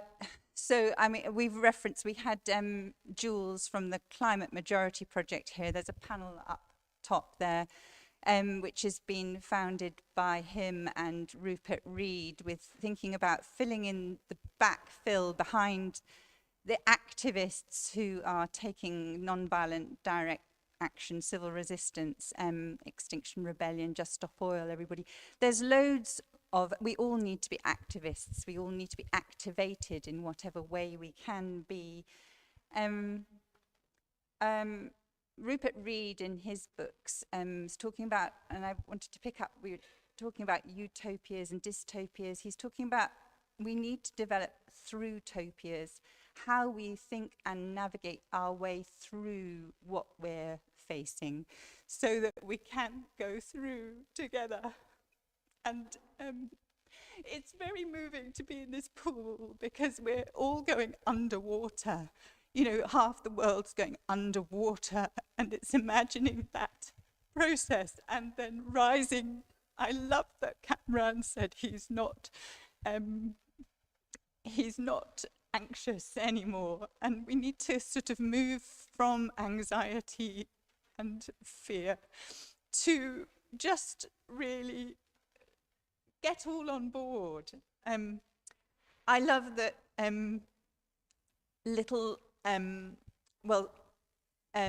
Sabrina, who is here, one of our local residents, they've just had their new baby, who's Sammy, who was with us yesterday. He's just 3 weeks old, born at home. And his big brother's Noah, you know, and I often think of, you know, John as being a bit of a Mr. Noah, you know, and this is our ark, and we need to just all do everything in every different way we can, with all these different ways in which we can. And I love that we've had Nassim here today, and the Saheli, you know, Saheli means being friends. And we all need to be Saheli with each other and, you know, actually build these relationships with one another so that we can be strong together. Because that's what we're going to need to do. Because never mind, like, again, Cameron was saying, climate breakdown, it's the social breakdown that's more terrifying, really, that we need to prepare ourselves for. So it's about building our robustness and, you know, thank goodness for this. And thank goodness that we can share, we can live stream, we can go nationally. And thank goodness that there is a big team so that it's not, hopefully, you know, it's not all hanging on one person. There's a lot of us. We can do this all together, and that's what we need to.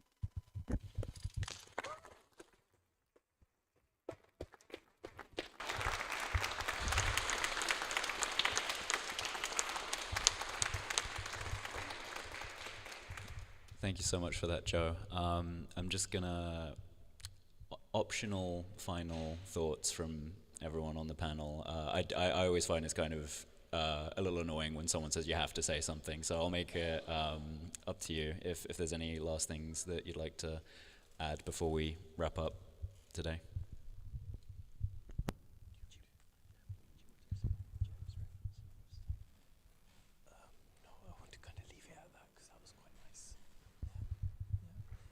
I'll just say some very just final thoughts from me.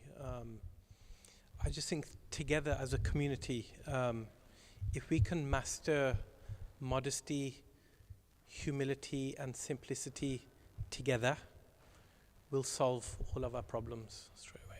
Thank you. I think another thing that's been talked a lot about is today was just the importance of trust.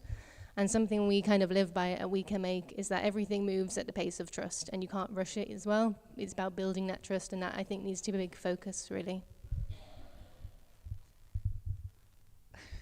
I just want to say thank you, really, for being part of this and seeing these spaces of hope, really, hope in action. So, yeah, thank you.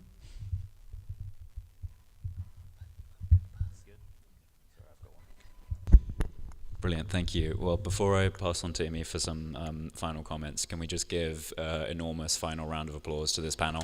Thank you. And to yourself as well.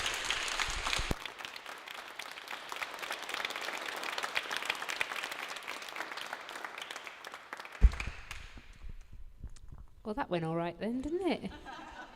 So thank you so much for the first 2 days of what is now going to be nine weeks of adventures and travel and ideas and practical workshops and all sorts of different things, branching everything from policy to finance to governance to the complex stuff to the making it really tangible and simple, to activism, to the huge shifts we need to make, to the decolonization of our economic systems, our minds, the way we approach this, all the way to what it means to physically make the most tangible next step by sharing a skill. There's going to be all of this, and every bit will resonate to people in different ways. Different things will be important, and we work on a principle of trying to hold all of that up together as equally important. We don't try and demonize any one type of skill, one type of way of working or approach, whether it's needing to glue yourself to the front of a building, whether it's being humble to hear the stories of the indigenous land defenders, whether it's about getting super practical, whether it's about unpacking jargon, whether it's actually stepping into the complexity to be at the table. We really are going to celebrate and platform that in loads of different ways. And we would like to say huge thank you to John and Joe and all of the Balsall Heath Retrofit movement for always being such amazing collaborators, for inviting us to work alongside you for these days, to everyone here who's welcomed us in this neighbourhood, and really particularly to Rachel and Mosey Road Baths for making this happen in a swimming pool. And at every turn, when there's a power cut or we need to get the headphones out or we're trying to do something, you guys have been so amazing, but also just a massive demonstration of what's important in the type of hubs and infrastructure we're going to need to I'm not even going to say build.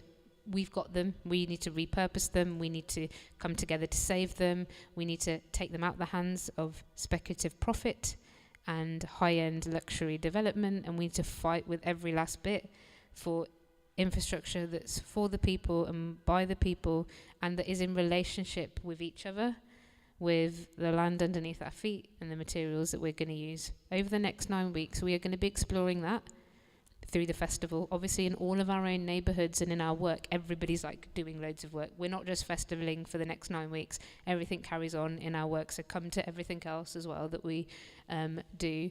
Remember 2 things. If you have a young person, a person looking to change career, a person desperately in need of hope, if you have a neighbour that you think needs you to say, hey, why don't we go to Wales for the weekend, or fancy jumping on a train to Glasgow, and there's someone you think really just needs a step in, bring them to trade school, bring them to the skills programme we run, come to when John does the event with Faisal, or when we do retrofit kit builds here in Balsall Heath, get in touch with us about which place you'd like to go to. Remember, trains, accommodation, a bit of confidence, a buddy to travel with will help make all of this happen. And most importantly, thanks so much for coming, because we definitely were standing there on the first day is anyone going to come? We're just going to be talking to ourselves. But y'all are so brilliant. And a huge thank you to the entire team. Charlie and I definitely get to stand here and talk and be at the front, but there's basically legends making the food happen, fixing the tech, looking after the books, doing the socials, communicating with you, everything. So I'm not going to embarrass them all, because they really don't enjoy it. But a big up to everybody who has been involved. And the last thing to say is that we have Ben and everyone who's been live streaming and recording, and thank you so much. There's a book share that we have at the back, which is if you feel God, because sometimes it can be a bit hard at the end of this day, isn't it? Because some of us live alone, or maybe you're going back to something less hopeful and less collective, and you're like, oh God. Well, please chat to one of us if you want to know the next thing that you can do. But there's also a book share at the back full of hopeful, beautiful ideas. Maybe take something away. Maybe take a book and leave it for your neighbour, or go put it in your local sharing library, or leave it on the wall, or put it on the bus seat for someone to pick up, and spread that little bit of hope. And I'm going to close there with a huge thank you. If anybody's got minuscule amounts of energy to pick up some cups, to help Rachel and I and others move and reset the space, that would be lovely, because many hands make light work. But please don't feel like we're chucking you out. We'll be tidying up for a bit, so do chat and do make the most of the last little bits before you go. Maybe give yourselves a big round of applause, and thanks to everyone on the live stream. We will either see you on a week on Monday in a retrofit workshop, followed by a woodland dinner in Ladywood, or we will see you on the 28th in the building centre, or the 21st and 22nd for a massive takeover of Machynlleth in Wales. We have got a lot of accommodation booked there, so seriously, come down, join the party for the weekend. Lots of love. Thank you so much for everyone for coming.